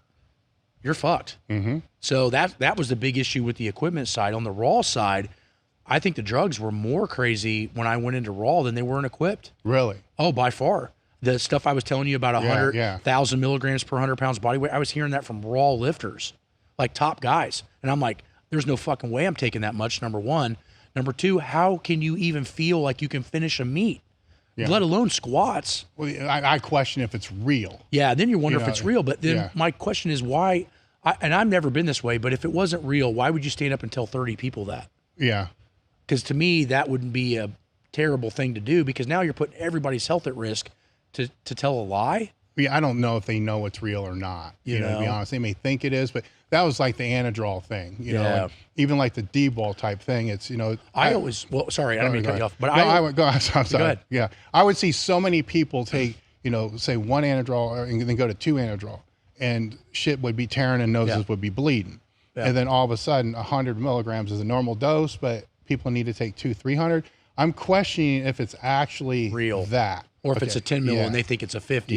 Yeah, and I agree with that. And for those listening, Anadrol, in my opinion, is the most powerful anabolic oral steroid. But the problem with it is that most people don't understand is, one, you can only load it for a very short period of time, and two, the adrenal fatigue associated with Anadrol post-cycle is nothing short of insane. I remember, like, I'd get done with a meet, and I'd run a half, do a 25, half of 50 milligram Anadrol 5 days out, and I was fucking, like, depressed for about 3 weeks after a contest. And then I try it without the Anadrol and no depression. And I'm like, this stuff's not good for the average person at all. Like, I would say if the one drug to stay away from, unless you're trying to break an all-time world record, is do not fucking touch Anadrol. Yeah, but there's a whole bunch of people with a mentality that are going to hear that and say, well, that's what I need to do. Yeah. And that's what we're trying to say is it's for recovery. Yeah. If you're recovering from session to session and you have built-in ways to know, right? For me, my max effort, if my max effort was going well, my speed went well on speed day. Yeah. If my max effort was going to shit, I knew, or if my speed work was going to shit, I had to look at the max effort day, and vice versa. Yeah. They're both synergistic. Yes. So that way I had checks and balances. Am I recovering? Is this moving forward? And at certain points, am I moving forward too fast? Because if I am, I better slow it down. Well, that's another key point, because like you're hitting on, muscles grow faster than ligaments and tendons. Yes. So if you're getting extremely strong, extremely fast, you better watch the connective tissue. Yep. Because now you're going to have injuries. Yep. And that's what, I'll go into my personal experience. I squatted 826 in the IPF completely drug-free. Whether you can believe it or not, it doesn't matter. I take my first cycle, I go to my first WPO semifinals in 2004, and I squat 903. Pretty big jump. But after that point, I went from 900 in 1 year to 920 to 980 to 1,003 to 1,030 to 1,050, 1,085. The first year I broke the all-time world record in the total. 1100, 1110, and then it took me 12 months later to squat 1200. My point is I only ever got that one big jump one time. The rest of it took a year to put another 50 pounds on, which if you have a good training cycle and you're at that level, 50-pound gain in a squat in 12 months is really good. That's really good. That's what I don't think people, that's now if your technique's off, yeah, you can jump faster, but that's why when we hit those points that we were talking about earlier, that's why we're both, our minds are like, oh, fuck. Yeah, well, and believe it if you want, but 826 to 903 was, I took 2 cc's of cypionate, and then I would load this half of a 50 milligram anadrol about 2 weeks out. And I did that my entire fucking career. So I knew after about 950, it wasn't the drugs anymore. It was a training. Yes. Because I had all the factors accounted for and the drugs stayed the same, because every time I tried to ramp it up, I would never ramp it up close to a meet because I didn't know how it would affect me. So I would try different things in the off season and realize, no, this makes me feel way too bad. I can't do this. I had to feel athletic walking on the stage, not bloated and fucked up. And that's what people don't understand. The drugs really only enhance the bloating and the fucked up. And if that level's too high and the blood pressure's too much and your heart rate's too high, you're not recovering from anything. And that's where the drugs actually reverse. So there's only that optimum amount. Now, here's the thing. I think pro bodybuilders tend to be able to take way more genetically and have an advantage to that and not have as many, obviously with a lot of the deaths lately, but you see guys that are bodybuilders can take more milligrams and it tends to put on more mass. But for powerlifting, you have to be very careful because you have to still feel athletic. And that's what I have seen over the years talking with Flex and Stan is like, when you're training like a bodybuilder, because you do a little bit more isolated type shit, it doesn't matter you can't breathe. When you're under a squat with 1,000 pounds and balance is crucial for you to survive, it's a big difference. The other big takeaway is with all those money meets, when they started coming in, the multiply money meets, the biggest thing I would tell all the guys that I was sponsoring, however you want to say that, was whoever goes in the healthiest wins. Yeah, Bottom line. Because you're in the warm-up room and my back's jacked. Well, but you saw me at all those prize money meets. How much healthier did I look than everybody else? Yes. Well, joint health, everything. How many things? And who won? Exactly. See? That's the thing is everybody's going to have, scrapes and dings going into a meet. It's normal. But whoever has the least at that level wins. Yep. Whoever can breathe and recover between squat and bench and dead wins. Yep. So it wasn't at that level so much about getting stronger.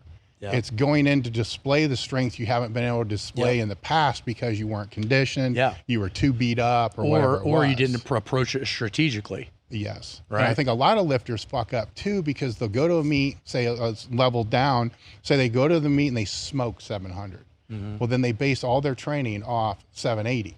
They could have done. It's like, well, no, you did the 700. I could make an argument. You might want to base your training if you smoked it on exactly what you did or maybe even a little less. So that's a great point. So I'll give you another big gold mine tip. So when I would train for a contest, I would when I hit the first world record raw squat, for example, I did 832. When I did that, the next cycle to squat 865 and break the record again, I based it off of 800, not 832. All the numbers to the training. Because I knew that saving that 30 pounds, or let's just say 5% off of that top, I was always going to recover better from the workouts. And I was less beat up. That was one of the conversations that after I squatted 9, Louie and I were driving back from Harrisburg, and it was easy. And I'm already like, man, we should do what cycles we should do. And he's like, well, what do you think you could have squatted? And I'm like, you tell me. I don't fucking remember. I don't see it. Right. So, well, you could have squatted 940, 950. Was that at the Mountaineer?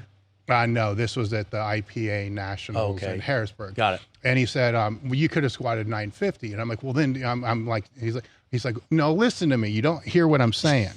Why don't you do the same shit again and actually get the 950 instead of increasing and possibly overtrain and get beat up or injured? Yes. But then, 3 years later, we end up putting 800 more pounds on bar.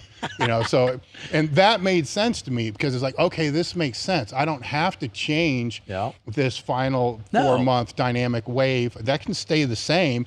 If I go in exactly the same condition, which isn't easy, but do that, then pick up what I should have had. That's less wear and tear. Absolutely. And that made sense. It's like, okay, cool. I get that. But Most people, I don't think, understand that. I say shave 5% off of your all-time best and use your training percentages based on that number. Maybe even 10%. Well, the other thing you talked about a little bit is there is a huge difference between a competitive max and training max. Yeah, so if you want to get into that, so we actually have 3 different maximums. If you look up a lot of the high-level books, you have absolute strength. Yep. That is where tissue fails. Nobody gets there. Nobody gets there. That's like hooking a car battery to your fucking leg and watching it blow off the bone. That's absolute. So your competition max is what you can neurologically activate at 100% at your brain, not something external. And you can only utilize that. This is actually pretty interesting. Eddie Cohen and I talked about this at a seminar we did together. You only have 10 of those in your whole life of real, true competition maximums. You only have 10, and then you're burned out. He said, I can remember every one of those 10 that I used. Now, he broke 70-something world records, but not all of those were as hard as he could go. Yep. And so he said he only had 10 of those. Now, my point is with that being said, that means we can't use it very often. Now, training maximum in the books and in my personal opinion means technical proficiency with anything above 9 RPE or 90%. Yes. Because that's what you can recover from. So it's a training modality. And that's where everybody fucks up. So when they see max effort work, they think, oh, well, you know, I should go as hard as I can. No, you should go as hard as you can recover from, which is probably 90%. Yeah. And this is for those listening, when we were talking about reading and all this others, this isn't like some shit we're making up. This is in a lot of, it's in super training. It's in a lot of these other books. And this is where it's difficult and why people say, well, did you read this paper on why this doesn't work or that doesn't work? Then you look at the sample size. Why the Soviet data is so impeccable is because it's basing it off of thousands of athletes, not 10. And now in science here in the States and other countries, if you got 10 or 15 people in the study for 8 to 10 weeks, you got a great study. That didn't mean shit in the Soviet Union. You needed thousands of people under severe control to actually state that this worked or that worked. So why read anything that's new other than to brush up on maybe something? But like, you know, I posted a thing on training with bands and it shows a dramatic increase in power output, but not maximum strength. But then you look at the paper, and the reason I posted it is because a handful of people were like, well, yeah, but look, their strength didn't go up. Look how long the fucking paper was being studied. Yeah, and it's one paper. I mean, you got to look at a meta-analysis and stuff like that where, you know, I'm going to pimp out the MASS journal. It's Stronger by Science, Greg Nuckols and Eric Helms. It's really, really good because a lot of the stuff they put in there, it's, you know, analyzing the studies and then breaking it down and putting in multiple, you know, to be able to And we had to do that for a whole semester in grad school, but what you start realizing is there's faults in every paper. All of them. All of them have faults. And that's the thing is you need to be right in the middle of meathead and science. Yes. And the meathead comes from experience only. Yes. So a lot of times people will say something like, well, Matt does that. There's no scientific data on that.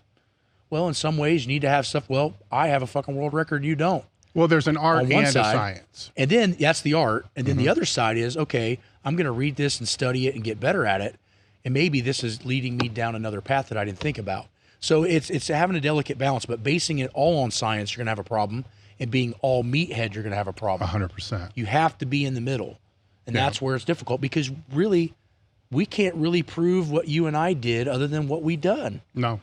I mean, you know? when Louis started strapping, you know, chains and bands and all that stuff, and there were no studies for that. No. You know, and the backlash I was getting at the time when I was online was unfucking believable. Like, whatever, I'm not changing it. And then it was maybe a decade later, I started to see studies pop up in the NSCA journal. Some pro, some con. You know, and I'm like, okay, well, here's a pro one. Like, oh, so, okay, a lot of this stuff, you know, is years ahead. And then the Soviets were using this shit long ago, too. So they're if you dig back and who can get there, you know what I'm saying? The first book I remember seeing was probably published in 80 or 82, and they didn't talk about bands. They said cords. There are cords. I also saw tubes, like bike tubes. Bike tubes, you know, bike tubes. You know, I would read about that. And then Alexiev was using water. Yes. So he would build a pool and had stainless weights, and then he would use water drag, which is changing the way the resistance functions because the water drag is causing issues. Yes. With basically accommodative resistance. And then once it broke the water, now it's just the weight. Yeah.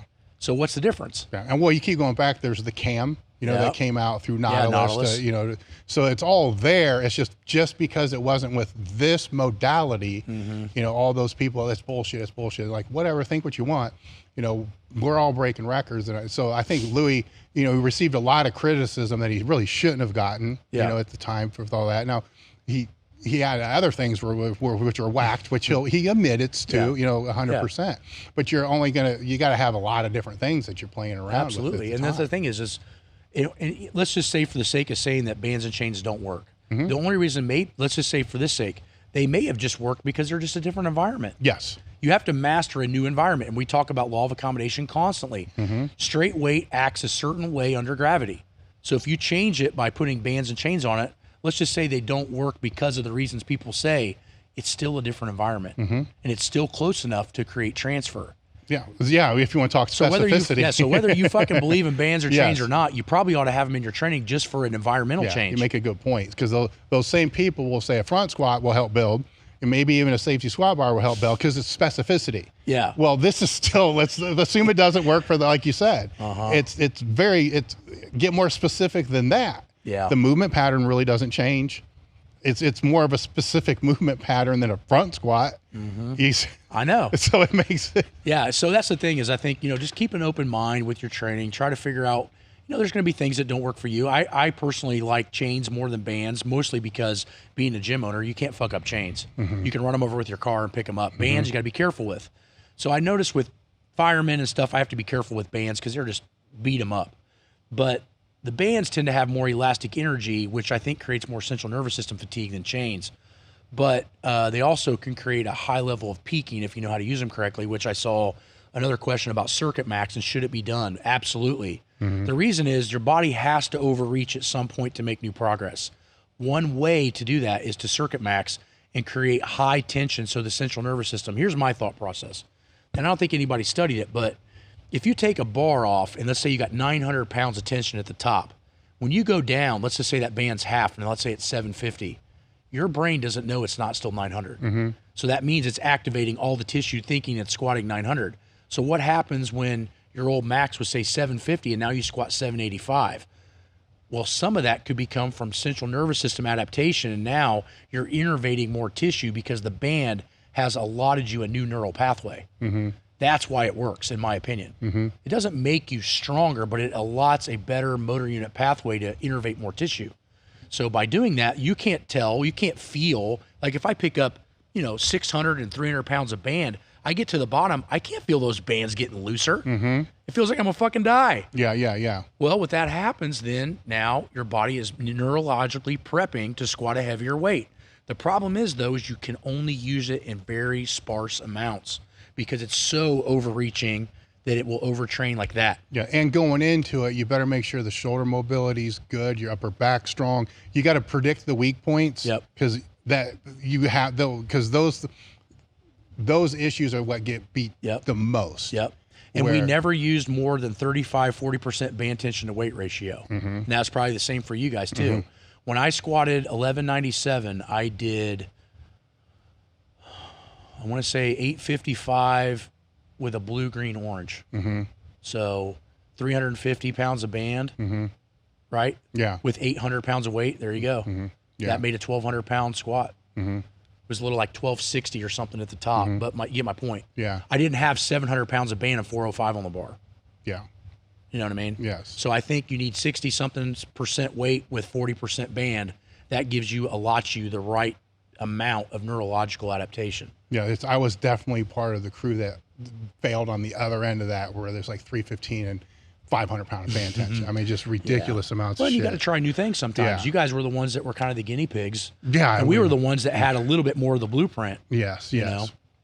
I know there's tons of manuals on your site right now. What are things that you're working on currently? Is there any new stuff that you're working on? Because I train so many people, especially at Reichert, that are administration, they don't have an athletic background or they're older, I'm working on a retirement manual that's made for people that's never worked out, but they're getting close to retirement age and they don't want to get beat down so much and they want to retain muscle mass and bone density. I saw my grandma pass away a couple weeks ago, and I was always trying to get her to be more physically active, but she was in that generation that just didn't give a fuck. And I'm trying to save this next generation from that happening.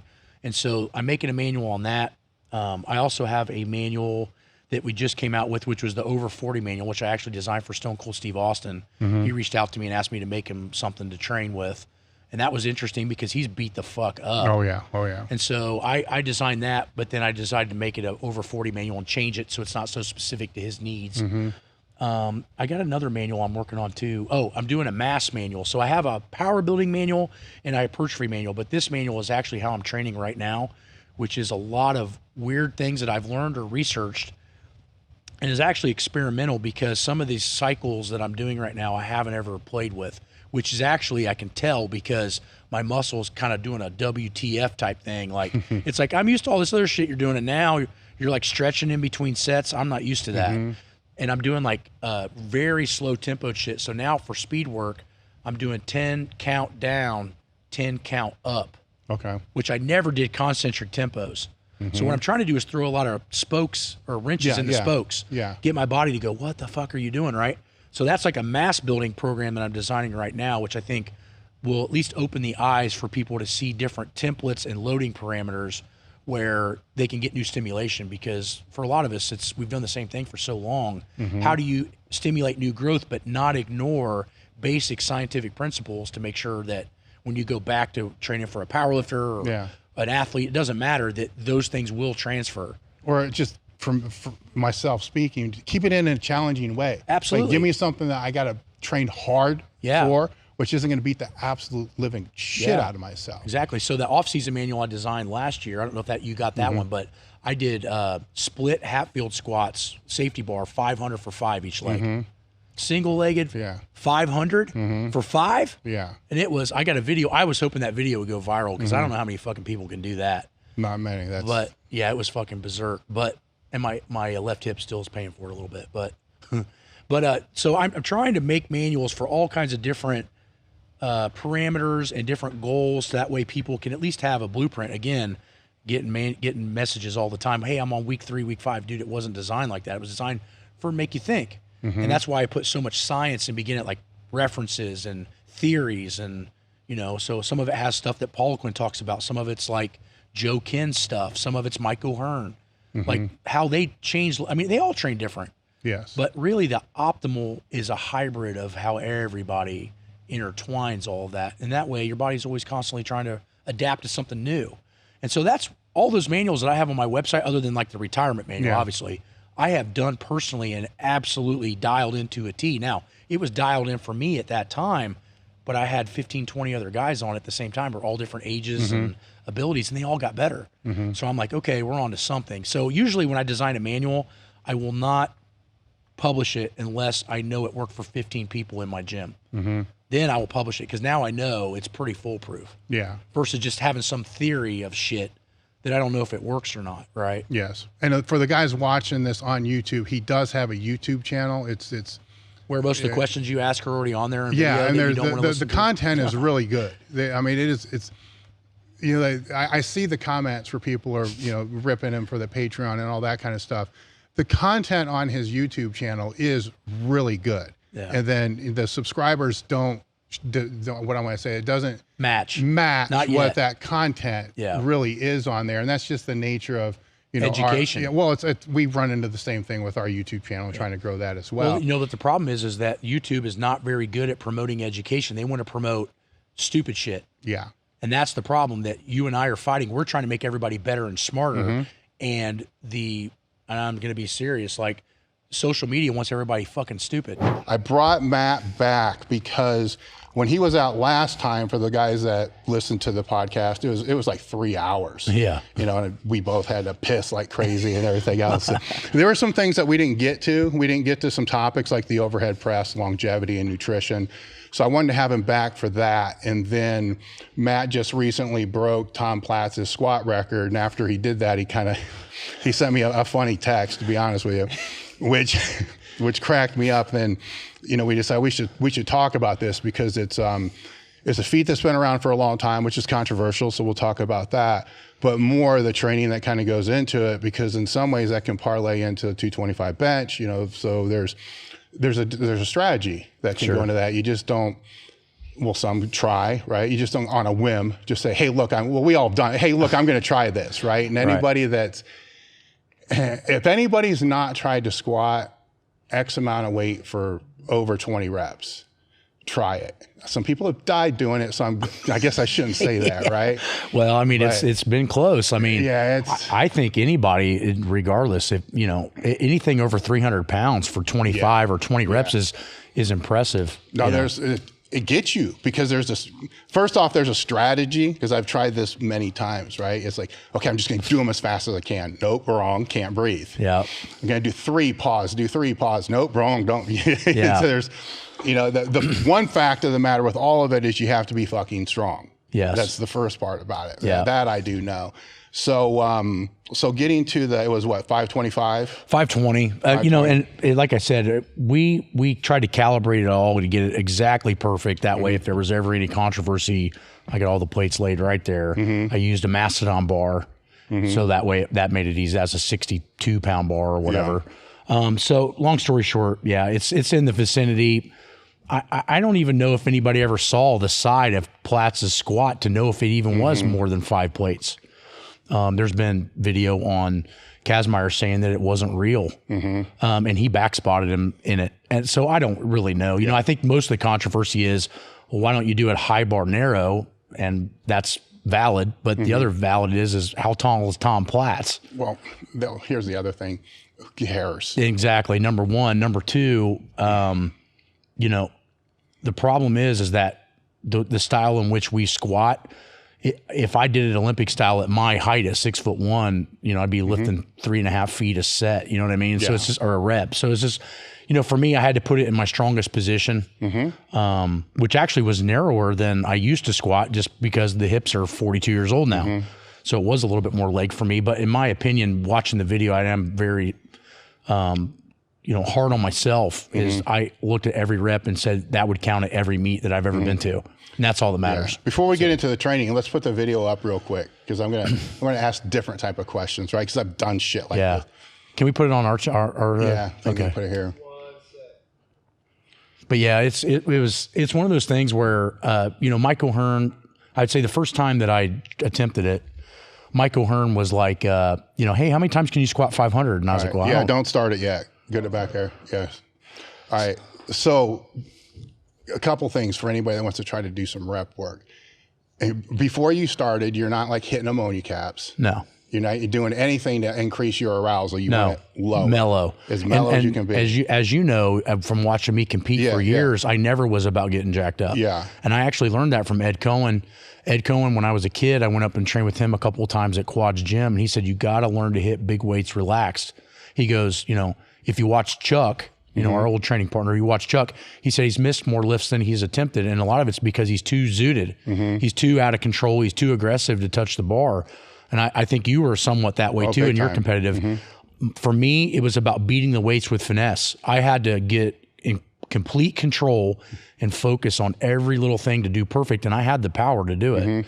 So for me, it's a different type of mentality. I mean, the first warm-ups to this and the thought process is, knees out, chest up, don't let the head drop, keep the foot pressure perfect, and that will give you the best shot. Because if you walk in and just like bow, bow, bow, bow, bow, you're trying to just go as hard as you can the first 10, the adrenaline is going to drop with that much time.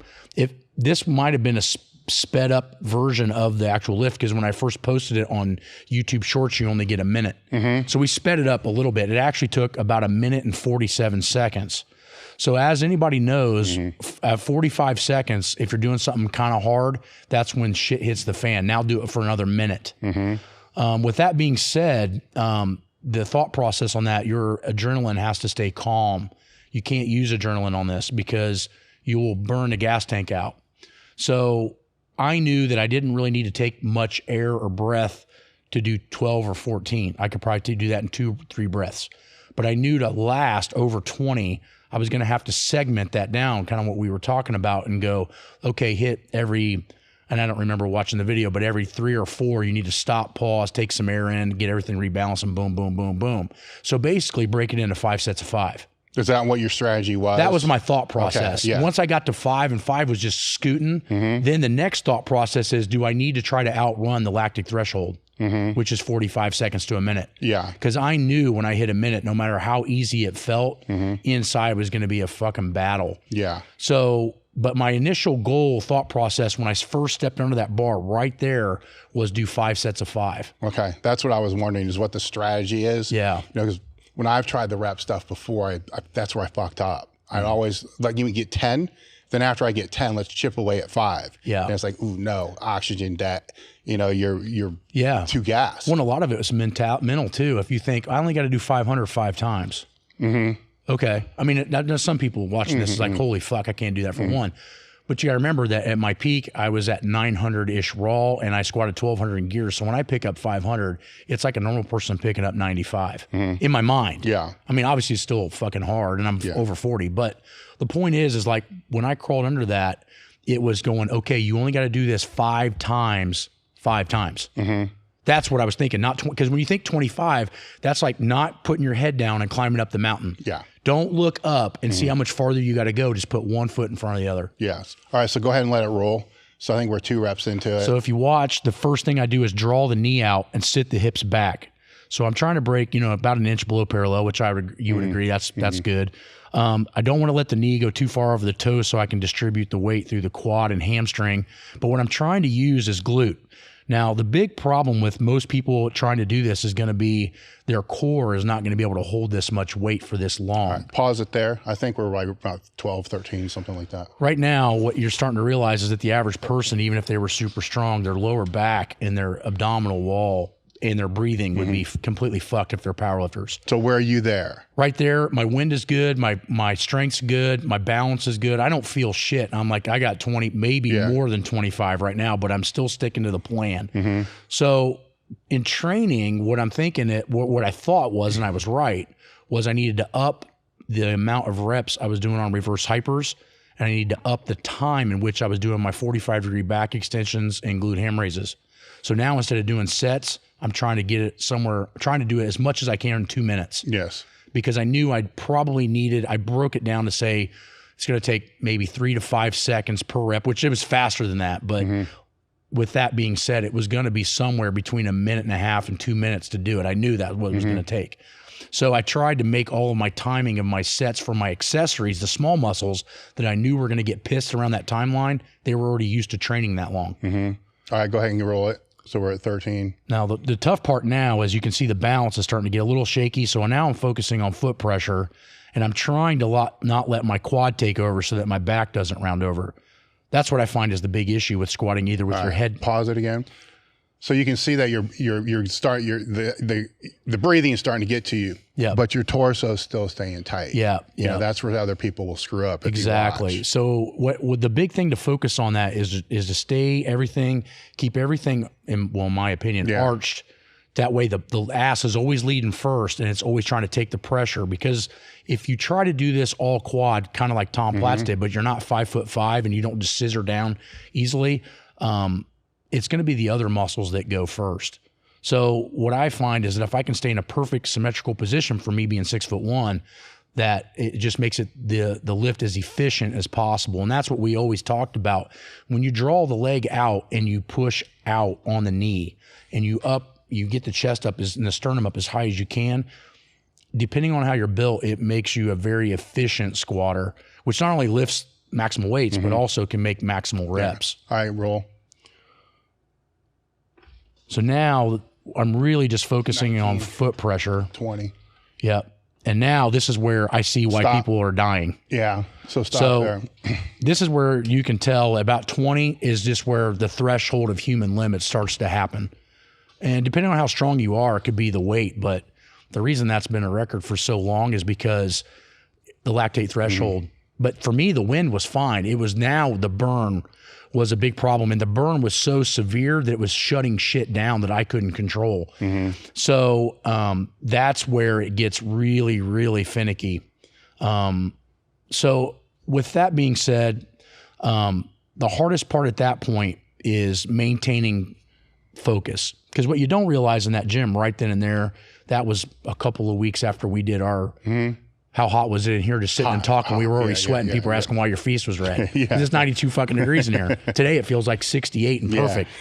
So in there, we were sitting at about 90. I had 2 fans on me and it was fucking miserable. I wish it would have been today. Yeah. And I would have been in the same situation. I think it would have bought me a couple more reps. All right, go ahead and go. So now you're down to the point where it's rep. Yeah, it's basically trying not to fucking die. And this is where the absolute strength really starts to come in. And the mental toughness. Yeah. The mental toughness is just fucking out of hand. But what you'll find with most people that are trying that is they're not going to maintain that technique. Yeah. My body. Today's episode is brought. Yep, It's all right. My body has always been pushed through those higher rep ranges for my warm up. So some of that I was already adapted to. And I had played around with that on my belt squat a couple of times and hit that number. And I was like, okay, the legs are good to do it. Then it was the question of, was the core going to be able to hold it that long? So when you decided to peak for this, what did you change with your squat training? Well, not much. So what I did is I made the warm-ups a little harder. So I always talk about trying to keep winning warm-ups between 2-3 RPE and at maximum 5-6. So the average is usually around 4. So a 4 RPE for me would be something like doing 275 for 4 sets of 25 on the belt squat. It fucking sucks. It burns. But in 5 minutes, I can max effort lift and no problem. Yeah. Okay. That's a 4 to me. Something that and another way to describe it would be if I could sit down after doing something at RPE 4 for 3 to 5 minutes, that it just feels like I just warmed up. So that takes a long time, and people are like, well, what's the percentage? What's this? Percentages are variable. You know, if we know that strength is adjustable by 10% per day for variable reasons, stressing, nutrition, hydration, multiple things, you really can't utilize percentages to train anymore until you prep for a contest. So I wouldn't say I'd necessarily prep for this. I just slowly made my warm-ups a little bit more the focus point. And then the main lift, I tried to hold on to as much core exercise strength as I could, but I also was building in recovery. So again, I think the biggest problem is people think you peak by going harder, but if you have trained for so many years, you peak by going easier. Yes. Because the body is always trying to reconstruct itself from being damaged. What happens when the damage goes away and you hit that super compensation peak? Yes. Well, if you're in good shape, you could do reps or max. It doesn't matter. So for me, it's always having that blend. But the reason that I really wanted to try that was because I've pushed max weights for so long. I wanted a new goal that was still specific enough to be powerlifting, but not specific enough that, you know, it made me have to work for a different venture physically. Yeah. But I had a huge advantage because I've been doing winning warm-ups for the last 8 years. So you didn't have, you know, I'm thinking what most people would do trying to train for this. They're going to start at, maybe it's that weight, maybe it's a lower weight, and start doing the sets of 15, 20 to try to get conditioned. I did do some of that. And mostly I didn't do it for what people would think though. So 6 weeks out from doing it, which was about when we did that podcast, I did 225 for 25, right? Not even half. But what I'm doing is I'm just getting used to the straight bar again because I train conjugate style. I don't touch straight bars that much. Why? Because I'm already good at it. So if anybody can take anything away from this podcast, quit training this shit you like and start finding. So if the camber bar, you suck at camber bar, it's telling you that you have a weakness there. If you suck at safety bar with bands, but you're good with chains, then maybe you're not reactive enough. If you're good free, but you suck on a box, you need to do more box. I mean, it's very simple, but it's the hard part is ego's out the door. When you really want to train for your weaknesses, you have to be honest with yourself and know your exercises that are going to make you better, but you don't necessarily like to do. Yeah. So I keep those exercises at full 100% capacity on max effort day. But what I did was to deload was I did 225 or 35 with the Mastodon bar, 240. I did that for 25 reps just to say, okay, my shoulders feel good. I'm back under the straight bar. You know how it is. Yeah. You get over 35 and you've been benching 6 wheels. Yeah, if your elbows can't get underneath it, Yeah, so what people don't see is the real warm-up and deload to that is stretching under a straight bar for about an hour and a half a week, just to get it all broke loose to where when I put that bar back where I used to sit it feels natural and normal. So week 1 is redial. I would say that's prime week 1. It's redial straight bar. Then the speed day and the next max day is very simple. It's the speed day is fast, but it's light. And it's also used with a straight bar just to keep the motor pattern. The next day I use something heavy band, almost like a circuit max. And I go up to something that nearly buries me. So I'll go up to something that's right at 100%. The next week, I don't do any speed work at all. I just stretch and do accessories, the small muscles I think are going to give out. The next week, I did 330 for 25.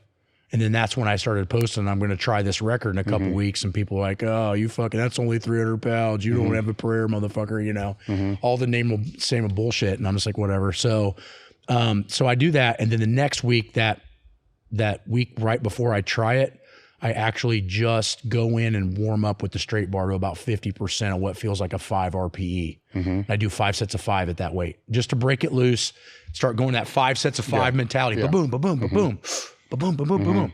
So that way I got the timing down. So what I'm doing is I'm warming up my shoulders. I'm getting the straight bar timing down. I'm starting to increase the weight. In between that, I'm letting my body recover. Now that big super compensation whip has come, and then it's time to hit.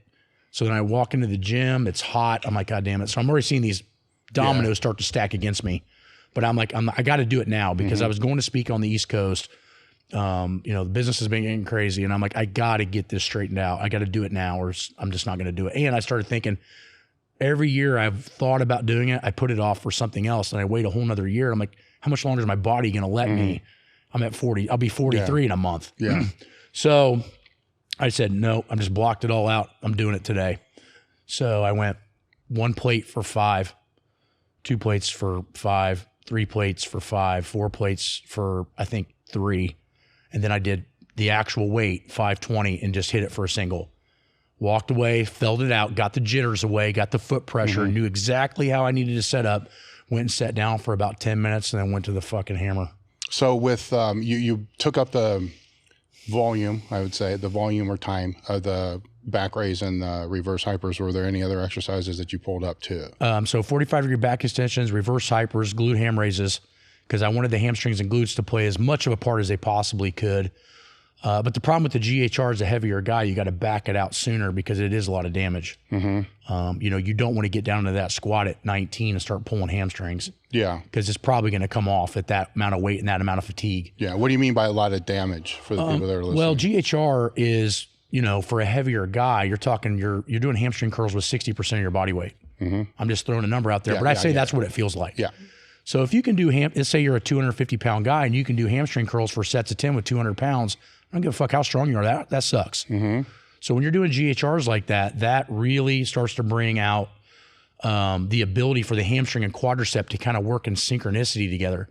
So what I've been trying to do my whole life, and it was hard because of my car accident, was to take my hamstrings and try to make them as strong as my quads, which is nearly impossible. But that's the focus. And in a 10-year span, it's been close. And I really think that's why my knees and my back have never given me really any real problems and been able to just hammer squats over the last 30 years where most people would have had to stop the first 5 or 10. And a lot of that was due to you and Louie and a lot of the other guys that helped me as a kid, or at least in part helped me by reading what you were putting out. But I was smart enough to listen. And I was like looking at what really impressed me with Westside at first wasn't the strength. I think that's what people get really tuned into. They're like, oh man, look how many world records Louie created. Look, I started looking at how much older those guys were, and they were that much stronger than me. They were lasting, you know, like you were in your mid 30s. And I'm like, that's what I want to be at 35. I don't give a fuck what I can do at 22. Because I met you guys, I was 19. I was like, if it's going to take me that long to get that strong, I don't care. I like working out and I like the process. I don't like the goal is just something that's secondary. And that's a difficult thing for people to swallow. They want something in 8 weeks or a mesocycle or a 12-week cycle. What Louie taught me is that in spans of months and years, this is where you can go. That's an interesting take because like you say, most people, if they're 19, are trying to think of how can I get there the fastest? The wrong thing to think of. So it's what do you think in your own head allowed you to be able to think this needs to be more long-term, more, you know, phasic is the word I like to use? Well, I think the biggest roadblocks in my life were also the biggest saviors for that particular reason. when you break your legs at 6 years old and then you're homeschooled in first grade and you can't get out of a hospital bed for a whole year, nothing happens fast. You know, you have to learn to walk again. I remember, it was interesting. My mom's in town. I almost thought about bringing her just to sit her and let you guys hear it. But she reminded me that when I wanted to play t-ball in second grade, when I could finally walk again, I could barely even stride to run. She could hear my legs cracking in the stands. Like when I'm trying to run, because all that shit's so scarred and so like just, it's been in cast for a whole year. And I just forced it. But what I started to realize is I wasn't better than everybody else, and I was going to have to work my ass off if I wanted to be somebody. And the only way that was going to work was if I outlasted people, not if I could beat them out of the ring every fucking time. Like I remember going to the first World Championships when I was 19. It was a WDFPF. It was like an IPF affiliate. So the USAPL or ADFPA would allow you to go to that one as well. Yeah. And so I went to that and I won, but I remember it was in the middle of Nebraska, so there wasn't a lot of competition. So I'm thinking, I just won Teenage Worlds. I'm king shit, right? And I guess for my area, I was pretty beefy. But I remember the next year, at 20, I go to my first collegiate nationals and I get second, and I'm so pissed because I'm like, wait a minute, I was just the strongest teenager in the world. Now I'm second place in college. I don't like that. But instead of going, well, you know, screw that guy, whatever, it made me want to work harder. And that's where I started to realize that somebody's always going to be better than me physically, but if I can outsmart them and outlast them, then I will beat them. And so I just played the long game. And so I didn't break my first world record until I was 28. I was in the top 10 for 5 years, but it was just like grind. Because what I like to do is go in and fucking train. I mean, the numbers were awesome. Somebody asked you what you bench or whatever, and it's great. But like for me, it's knowing that I'll get up and I'll go to the gym while another person sits on their ass and doesn't do shit. That's what made me feel like I was accomplishing something to myself. Because I came from a small town where there wasn't a lot of ways to work your way up. There was no way to stand out. I mean, most of the people I graduated high school with didn't do anything impressive.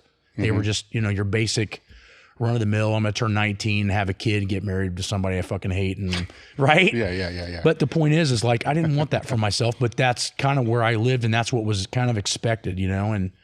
And for me, it was always like, this might be a way out, you know? So that attention a little bit, going back just a hair, got me, you know, to go work with John Torian at the Colts as a job shadower. And I saw the light. And then that's kind of when I met you guys at the first Arnold I went to in 99, 98. And I started coming over there and reading everything I could absorb. And that's when really everything changed. You know, the guys that brought me up at the Y were amazing. And one thing they were really good at is not pushing me too fast. They would always make sure my form was good before I was allowed to go up. I don't ever remember failing a lift until I was 17, and I started training when I was 12. So think about that. How do you make a kid not go till he dies for 5 years? But then at that age, yes. At that age. But I was so enamored by their strength. They were so much better than me that why wouldn't I listen? So like Tim Smith, you know, was benching 500 at 181 raw at a local fucking YMCA. And then Jim Dawson pulled 722 in 1970, and I don't think anybody had pulled 800 yet. And so he was in that area considered like one of the best deadlifters of all time. Now, fast forward into my generation, they have long forgotten about. But the point is they could still kick my ass as a young teenager, and one of them was 50 and the other one was 38. Yeah. And I'm looking up to him going, I'm just going to listen to what you say because I don't know. So I guess it was great for me to be around people that were so much better than me, so young as I was teachable, where I could learn, and I didn't have too much of an ego. And even when I got stronger than them, I still went back and, hey, what'd you do when you had your elbow hurt or your wrist this? And sometimes they don't know, or they didn't know at the time, but you know, sometimes they did, and they give me whatever information that they learned. But back then it was just a meat fucking grinder, you know? Yes. And this all plays into the longevity, right? How your process or thought process on the longevity. When in your powerlifting career, at what point in time did that kind of click? It was obviously it was always there, because you're saying that, you know, coming into it, it's a matter of outlasting, which I totally understand that, you know, because me never being at the top of the top, you know, the only way I was ever going to win a nationals was just to be at one that the best guy wasn't at. That was just the fact of the matter. But if you can't get there, you can't be in that spot. Sure. Fact of the matter, it's a fact. I've won a lot of meets for people, one, not lasting, or two, making stupid ass jumps. Yeah. And then the strongest guy didn't win because he was too stupid to realize what he was capable of that day. You might have been capable of that 2 weeks ago in your own gym. Now go stand on a ballroom on a rickety fucking platform, which we all have been on before. You know, they'll put these monoliths on these 2.5 foot, 3 foot platforms, and you're walking, you can feel it move with 1,000 pounds. Fucking scary, right? So all those factors start to play into account. And the next thing too is, can you adjust your form? I mean, you know, training with Louie, we trained at parallel. Sometimes you went to APF seniors, they wanted an inch below parallel. How many guys we watched bomb out couldn't adjust? I was fine with dropping my weights down 50 pounds and still kicking somebody's ass. Yeah. You go to win the meets. You don't always go to break your totals. Yes. Now with the longevity piece, say post powerlifting career. Yeah. Right. How did your mind, or how do you wrap your mind around first off, how would you define the longevity? Like people will say, hey, you and Matt talk about longevity. So my first question is, well, what do you mean? How do you define that? I think any sport, just take powerlifting out of the equation, but it is included. In my opinion, is you have to be able to stay on top or be somewhere around the top for 10 years. That's longevity. And maybe it's not even the top, but you got to stay in some way, shape, or form in your prime way past other people's ability to do so, regardless of what that occasion may be. It could be, you might be doing that because, you know, like for me, it was staying away from external stressors, you know, or not having too stressful of jobs, or not being focused too much on money at first. The other thing with me too, at the longevity standpoint is, and the reason I still do these things that I do now is the fact that I don't like people getting hold of me for information or training knowledge or any of that other shit if I'm not willing to crawl under that fucking shit and do it myself. And I don't care what the age is. Maybe in 10 years, I can't do what I could do, but I'm still going to be doing something. And I will do whatever I can at the highest level I possibly can for as long as I can. Now, it may not be in competing anymore. And really the only reason I don't do meets, people ask me all the time, why don't you compete anymore? I'm not the same person when I compete. You know that. No, it's different. I get in the competition mode, and it's all that matters. So you think I'm an asshole by answering questions now? Yeah. Let me go do a meet for 6 months. It's one of those things where I am a better coach. I'm a better person. I'm more, you know, just more calm when I'm not training for that kind of shit. It occupies more mind space. Oh my gosh. You know, when you're competing. Yeah, and for me, it's, you know, I think if I wanted to stop doing everything now, I've proved what I can do physically. I've proved that I can outlast most everyone. But to me, it's a constant learning process, because now what I find is, how do you adjust all this training for older people? Like, you know, that's where I'm going here. If you're 40, 45 years old, which I'm in that range, if you're at that level and you can still do the things that I can do with the perceived mileage I should have, that to me is someone, even if it wasn't me, someone I would want to listen to. Yes. Just based on the fact that where's Matt's injuries? Marginal. Yes. Can Matt still outlift 99% of the people that call themselves powerlifters? Yeah, at every lift. Can he be confused, or is he not good at certain exercises that pertain to the big three? Can I bench with kettlebells? Absolutely. I think I might still have the most I've done 5'10" in hanging kettlebells. But like little stuff like that, like you throw me in a camera bar, I'm good at it. Throw me in a safety bar, I'm pretty good at it. Throw me in it doesn't matter. Yes. And that's what I think is really the fun part about it now is, you know, if you and I said, hey, fuck this podcast, let's go work out. Let's go do something crazy. Pick any of those of the 100 bars you got, and you and I are both going to be pretty good at it. Yeah, I would define it as having a certain base to be able to, if a challenge comes up that you come up with, like, I want to see how many times I can bench 315 or squat 520 or block pull, you know, a max, you know. Sure. You're in striking range. It's like, okay, here's this base. It may take 6 weeks, it may take 10 weeks, but here's the base to be able to do it.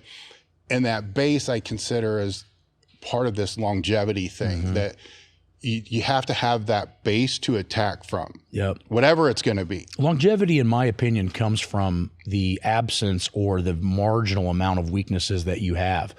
And that could be in bars, but mostly in muscles. Like, you know, I just got done with that talk I did out in the East Coast, and Mike Boyle was there. You know, he's a massive isolateral guy. He showed me all these papers on it, and we were talking, but he was also very respectful of how I do things, and he also has seen me do isolateral movements.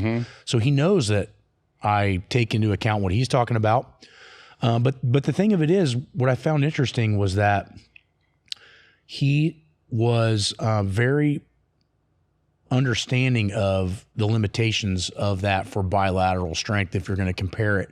But also I was interested in the transferability of what he was talking about to my stuff. Yes. So longevity also is being able to take cues from people that may have a different view than you. But I consider Mike Boyle, like us, he's an equal. Like, he has been around for 35, 40 years. He's trained thousands of athletes to pro careers. Those are the kind of guys that I like to have real deep training discussions with, because he'll learn something from me and I'll learn something from him. So that's really what I strive to find now is like, okay, I got this base knowledge and my ideas are pretty intricate, but like they still fit into a lot of other people's thought processes, and they could be totally utilized for whatever you want to do it for, if you know where your particular shortcomings are. Yes. So for those people that don't have that base, right, we're fortunate, disfortunate, however you want to define it, you know, to have 30 years of powerlifting help create that base, but that's not enough for that base for what we're talking about now. You know, for that base that I'm talking about, if I wanted to walk in a 5K, like, and I've done it, I'll never do it again until it's hot, and it was with my kid at the zoo and shit like that. Yeah. You know, it can be done. You know, it's not like, oh shit, I can't do this. Or if I want to, you know, go after a max on a safety bar. Yeah, I think that's where you kind of put longevity # adaptability. Yes. The base allows you to have longevity, but the base also equally attacks adaptability. So if I decide to change, say I want to go for reps instead of maxes, or I have that. I have that ability to adapt, and that is true athleticism. Yes. The ability to adapt, you know. I mean, people bust on Jordan all the time for leaving, you know, basketball and going to baseball. But what they don't realize is he was progressing so fast in baseball. If he'd have played another couple of years, he would have started. Yes. And that is amazing to do at that level. I mean, and that's the thing, is he's a professional sport. That's adaptability. That's longevity. Well, there may be a lot of people that they lost that base. Say they trained for 10, 15 years, then they haven't trained for 5 years. And now they've been training for 6 months or a year, trying to get back into just having that base, or they just don't have that base. So what would be some recommendations or ideas or thoughts for them to be able to help build that base up? It's a huge question, I get that.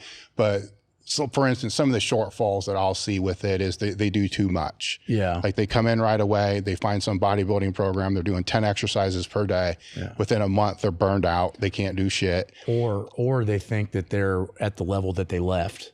Good point. That's another major problem, I think that would be the number one thing is, okay, this is what I was, but what you don't realize is 5 years internally to you is not near as long as it is to your body. Yeah. But your mind still thinks that that's what's capable. And it is in time, but in that time is genetics. So some people could train 6-8 weeks and get back to where they were 5 years ago. I mean, that's pushing it, but let's just say, but some people, it might take 2 more years. Yeah. So, and I think a lot of that comes from the stimulation of physical activity that you had between the ages of 4 and 20, because that's when the body's adapting to the environment. You know, if you want to help a kid, say, that has walking issues, you don't wait till they're 20. That's a bad time to start. You know, when did they start Olympic weightlifting in the Soviet Union and China? 5, 6 years old. They're not lifting, but they're teaching them dowel rods. They're getting them flexible, because if they wait 10 more years, it's an uphill battle that may not be won. So I think a lot of how active you are when you can't control that, i.e. when you're the child, not the parent, and then as that raises up, you might be able to take 2, 3, 4, 5 years off and come right back to where you were in a very short period of time. But that's usually not the person asking that question. They got into lifting weights in college. Then at 24, 25, they decided to have kids and have a family. Yeah. And now they want to start back at 35 or 40 and where they left off, which is not going to happen. So the big thing that I think you would have to do in that scenario would be, one, to develop work capacity. So I wouldn't necessarily focus as much on the core lifts. I would focus on getting in shape. And what I mean by that is, kettlebell swings, nothing, if you can't do it for 25, don't do it. And this doesn't last for long, but it definitely, that anaerobic capacity is the bridge gap between endurance and strength, but it's also the preservation tool. And if you read a lot of the old Soviet books that Medvedev and them guys talked about, that's what they talked about all the time. They'd get done with a big core contest, say the Olympics, and then the next 6 or 8 weeks was all GPP base. It really didn't look like Olympic lifting, although it was transferable to keep the stimulation going, but change the stimulus enough to where it wouldn't burn them out again. Mm-hmm. And so that's what you have to do. You kind of have to earn the right to go back to train. You need to reassess weaknesses. Okay, how much worse did my hamstrings get? Glutes. And some of that's anthropometric. So like how you're built, those will always be your weaknesses, but they also must always be your focus point. Mm-hmm. So even in the beginning, when you start back up, 70% of your thought process needs to be to those skeletal weaknesses to make sure that posture and corrective muscle balance happens before compound lifts occur. And that also can be from left to right. So if I have a left to right imbalance, that needs to be as corrected as possible before bilateral training can really occur, which Boyle is absolutely correct. If my left is 20% weaker than my right, if I get that to 5%, I'm ready to bilateral do movements. But if that lagging point stays there, it either comes back as an injury or it comes back as a technical flaw, which usually is an injury. Mm-hmm. So you can either fix it in the short term and do it healthy, or you can fix it in the long term after an injury. Mm-hmm. So I guess that answers the question in a 360-degree view. Yes. But the next thing is instead of worrying about training first, let's say you've been sedentary, don't worry about training as much as what your diet look like, what your sleep look like, what your recovery means and your stress levels look like. Make an honest picture of what you're capable of coming back to. If you're only eating 1 meal a day and you're sleeping 3 hours a day, you're not going to train like you and I train. Yeah. You just have to be honest with yourself. But if you have all those other parameters, maybe fix that shit first, then start thinking about what you're going to do with your fitness protocol. Get healthy, get your sleep, get all that dialed, and then add in the training. If I were to say that to anybody, obviously 3/4 people wouldn't listen, but I would say, why wait and fix that when you hit a road bump in training, when if you fixed it in the first place, you'd never hit the road bump? Well, you assume that there's 2 reasons why they're going to come back to train, either because they love to train or because they have to train. Mm-hmm. Right? So some physical thing happened, heart attack, whatever it's going to be, they have to train. So the things that you just lifted off are major lifestyle factors that contribute to many of the leading causes of death, right? Exactly. So, and it would be easier to fix sleep, before the training and the nutrition and so forth. Absolutely. Unhealthy is only strong for a short period of time. And if you're trying to come back to training at 35, 40 years old, you probably ought to be putting health in front of strength, and then strength will come. Mm-hmm. If you do it the opposite way, you're just setting your time clock up to go to the grave. You can get away with that shit when we were in our prime over at Louis, at 22, and Louis like, fuck that, just take some more energy drinks and let's train harder. Mm-hmm. Yeah, that works when you're 24. At 34, 44, that's not the right way to go. When did your wake up call come with nutrition? Because we all go through it, right? It's like you get away with it for a while, right? And then at a certain point, it's like, oh shit, that's what my blood work says. Yeah, there was two major road bumps, and they all came after Westside, obviously. Yeah. Because at Westside you just try to survive. But about 29, 30, 31 was the first big fuck moment. I'm friends with Serrano, we all are, and Serrano's like, you need to come in and do your blood work. I'm like, fuck that shit, whatever. Mm-hmm. And but anyway, I end up going, maybe I need to see where I'm at. I was not having sleeping issues, but I was getting sinus infections every couple times a year, and I'm blaming it on what's outside, and I'm not thinking gluten and processed dairy and all this inflammation in my stomach and all the shit that Serrano's really known for. And Serrano looks at me at about, it was around 32 maybe, and he goes, look, I can keep you this big and this strong for maybe another 3 or 4 years the way you're going. We can take some of this medication, this and this, or you can take no medication. You can listen to what the fuck I'm telling you about eating cleaner, and you can be just as strong or stronger, and I can keep you like this until you're in your 50s. Mm-hmm. Which one you want to do? It wasn't like he was telling me this is the only way. Mm-hmm. I'll show you the other way too, but that's your own scenario. And I'm like, you know what? You know, I'd already broke a handful of records, and I'm like, let's see how I can do this healthy, because what I started to notice is that when you look unhealthy and you're strong, nobody cares. When you're fit and healthy and you look athletic and you got a little bit less body fat and you look like you actually do lift instead of just a national hot dog eating champion, people start to go, wow, that's really interesting. So I start to notice the diet is more tied into the aesthetic property. Now the health is important too, but you know, we run a business, and look how much business helped you when you leaned out the first time. A lot, because now people are like, oh shit, this guy knows about this too. But the health thing was huge for me because my dad died at 43. I'll be 43 in a month and a half. And I didn't want to do that, you know. And my dad was exposed to Agent Orange in Vietnam and had an odd cancer, but he also lived like shit. I mean, ate unhealthy. You know, he was just a meathead, badass trucker, just, you know, like a Bull Hurley type deal, you know what I mean? Yeah. So for me, yeah, I mean, really, he wanted to kick your ass, even sitting down eating. And so, long story short, so Serrano starts telling me, hey, look, you're allergic to this, this, and this, take it out. So that was the first step. And I think that's when you saw me start to get leaner. So I went from being 312, 314 to about 295, but I started looking jacked. That was way after the Think You Could Squat series where I looked like a State Puff Marshmallow Man. So this was about 2014. When I hit the raw stuff, I start realizing, okay, the diet needs to be there. This extra weight's not helping me any. Extra weight will help you in gear. Equipment, you know, like bench shirts and shit. Yeah. But they don't help you raw, in my opinion. But anyway, so 2016, I get this really weird email. Maybe it was a DM on like Instagram. It was Charles Poliquin. Poliquin, I was doing a seminar in Colorado Springs, and Charles lives in Monument, which is kind of right in between Denver and Colorado. It's about 30 minutes away. He's like, hey, this is Charles Poliquin.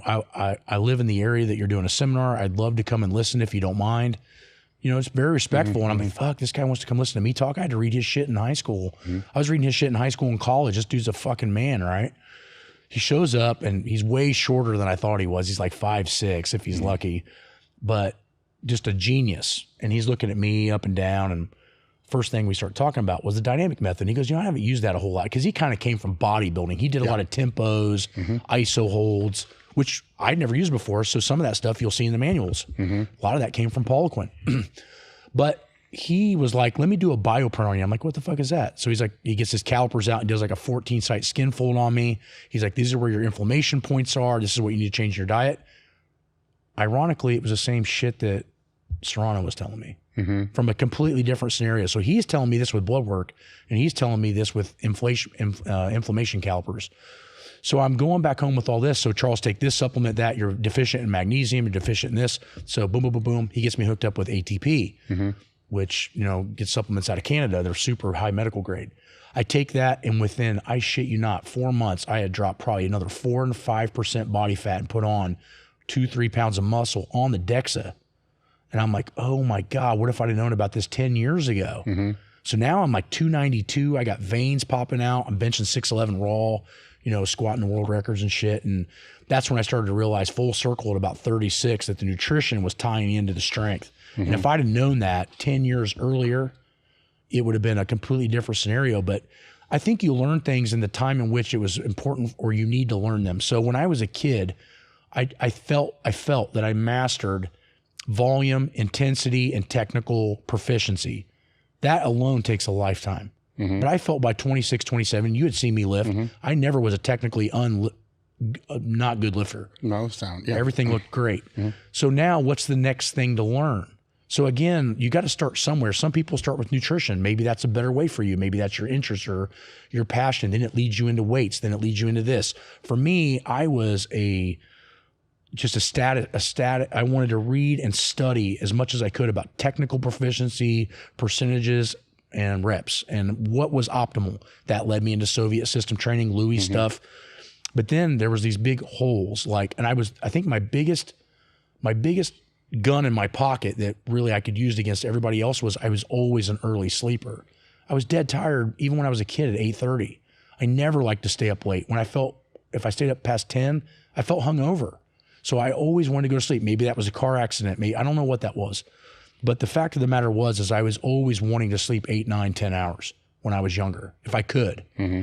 And when I could as an older adult and could pick my work schedule, because I know we both worked at Capital Club for quite a while. I didn't work till evenings. And so I could sleep in. I could go home and take a nap. That's when I noticed that was all full circle. Once I had my sleep down, my nutrition down, and the understanding of what worked for me on rep sets and volume, it was like having, 3 of the biggest guns in the world to utilize. You think it's because this is kind of how I think about it for myself is I didn't have to think about it that much because I was in a calorie surplus most of the time. So my needs were being met with a surplus of Pop-Tarts and other shit on top of it. Thus, you're all bloated. So I'm recovering because I'm still fulfilling those needs. But as you get older, your body's not going to tolerate the sugar and some of the other shit as much. Yeah. Or when you want to start to get leaner, all of a sudden, you're not going to have this surplus anymore. Yeah. You're going to start stripping it down. Yeah. And then when it comes down, it has to become more optimal. Sure. Like training, I suppose. Yeah. Like you can do a ton of training when you're younger and get away with it. Right. But then when you get older, it's like every single thing has to have a reason here. If it doesn't have a reason, it's working against me. Yeah. The energy expenditure has to match what your goal is. And if that energy expenditure is not really helping that goal, it's a huge deal. But something to kind of hit on what you're talking about is when you're younger, maybe those extra calories work, but maybe they're also working against you because if you listen to Charles or Serrano, you have high inflammation. You don't make good natural testosterone anyway. So now your hormones are working against you. You might be getting a calorie amount that you need, but now hormonally your body's in shambles because sugars and trans fats and all these other processed problems are going to cause major issues underlying. So even though you're getting calories, what's the calories coming with? And that's if it's joint inflammation and your stomach's always pissed off. So now you're not absorbing food correctly. Is it really working for you? Who knows? And the answer is, I would say it wouldn't be. So if you could figure out how to eat cleaner, but that's the hardest part. If you want to be super big, how do you do that on clean food? I ask Stan that all the time, and Stan goes, you just have to increase your frequency of cheat meals, but most of your meals are still clean. What do you mean? So what I would do when I was trying to stay 295 is I would have a cheat meal every 72 hours. Whatever I wanted to eat, I ate in 72 hours. But that's one meal out of 12 or 14. And then if I wanted to get leaner, I would have a cheat meal every 5 days. So every 90 something hours. See? Yeah. So it's the extent in which how long you go with those massive surplus eats. Instead of eating like that all the time, you get sensitive to it. So now if I eat real clean for 3 days and then I pop in a monster after a hard squat day or a hard bench day, now I pop in a 4,500 calorie day. As long as it's absorbable, my body's going to go, fuck, boom, right? So you can overdo everything. You can overdo training. You can overdo calories.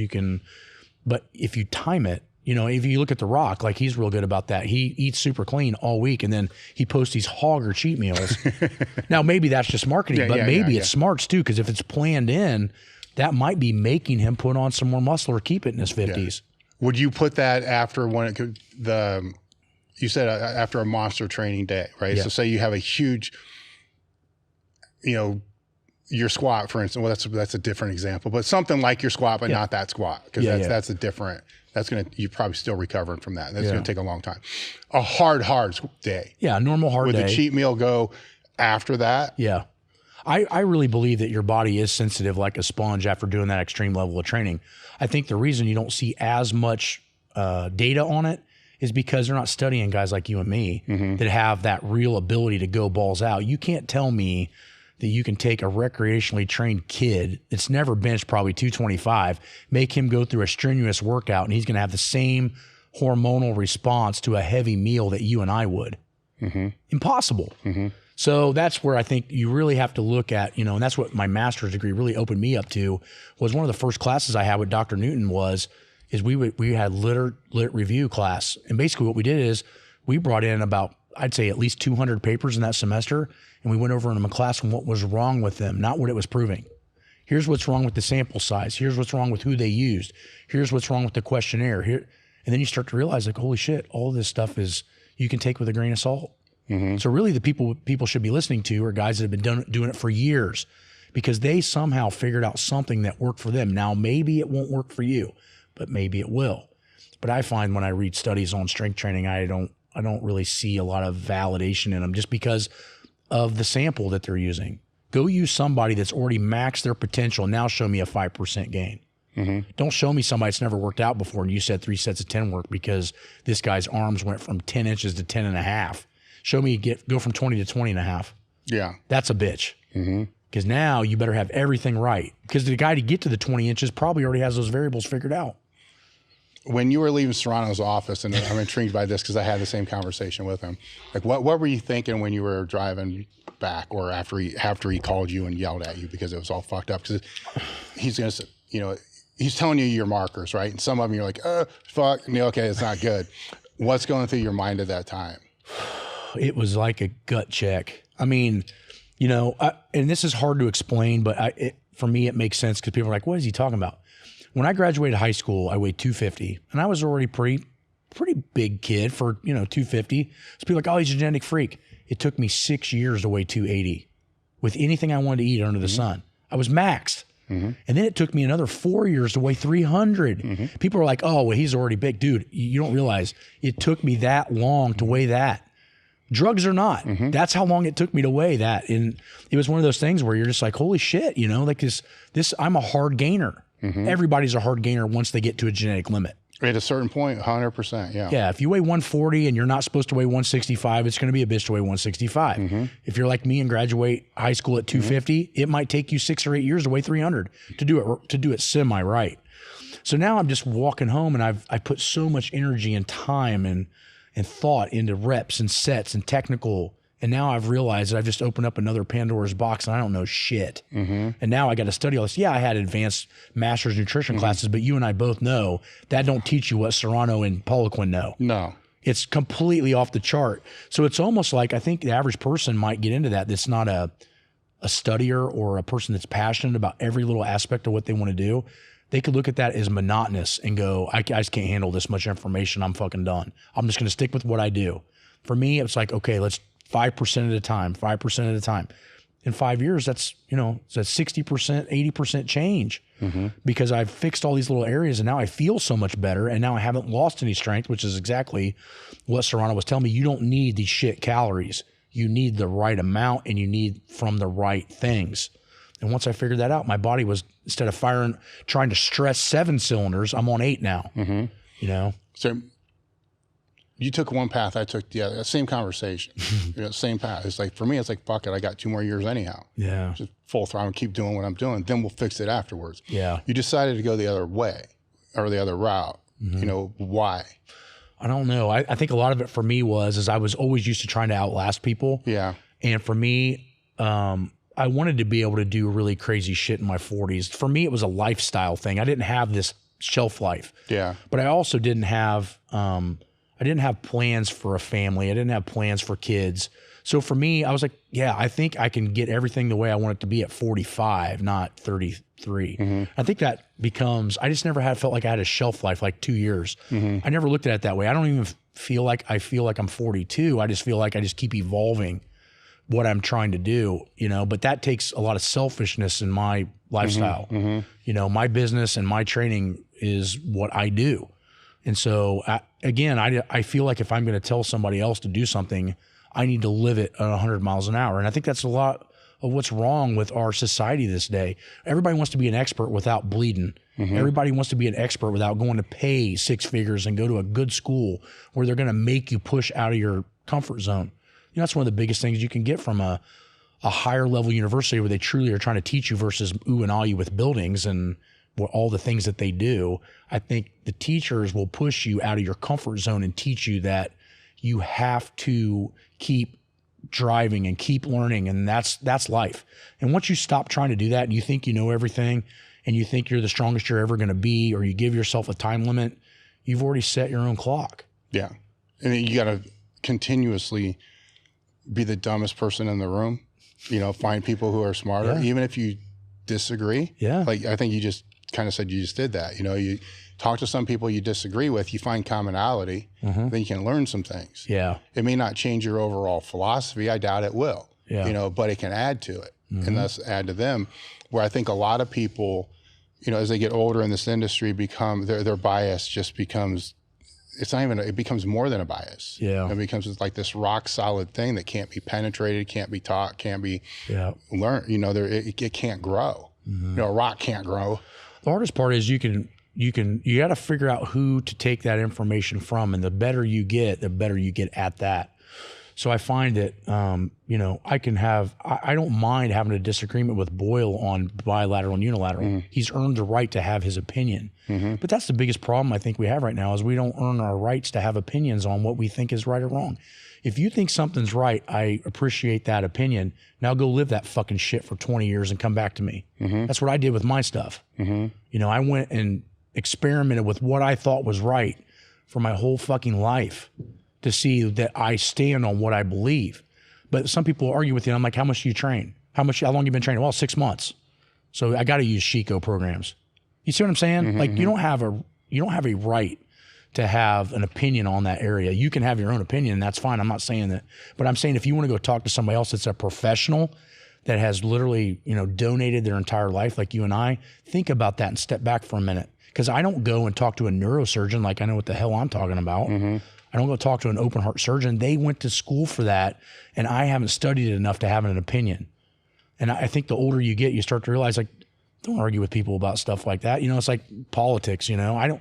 I have my views on certain things, but I don't know enough of what's going on to have an opinion. I don't think anybody does. They hide so much shit from us anyway. Yeah.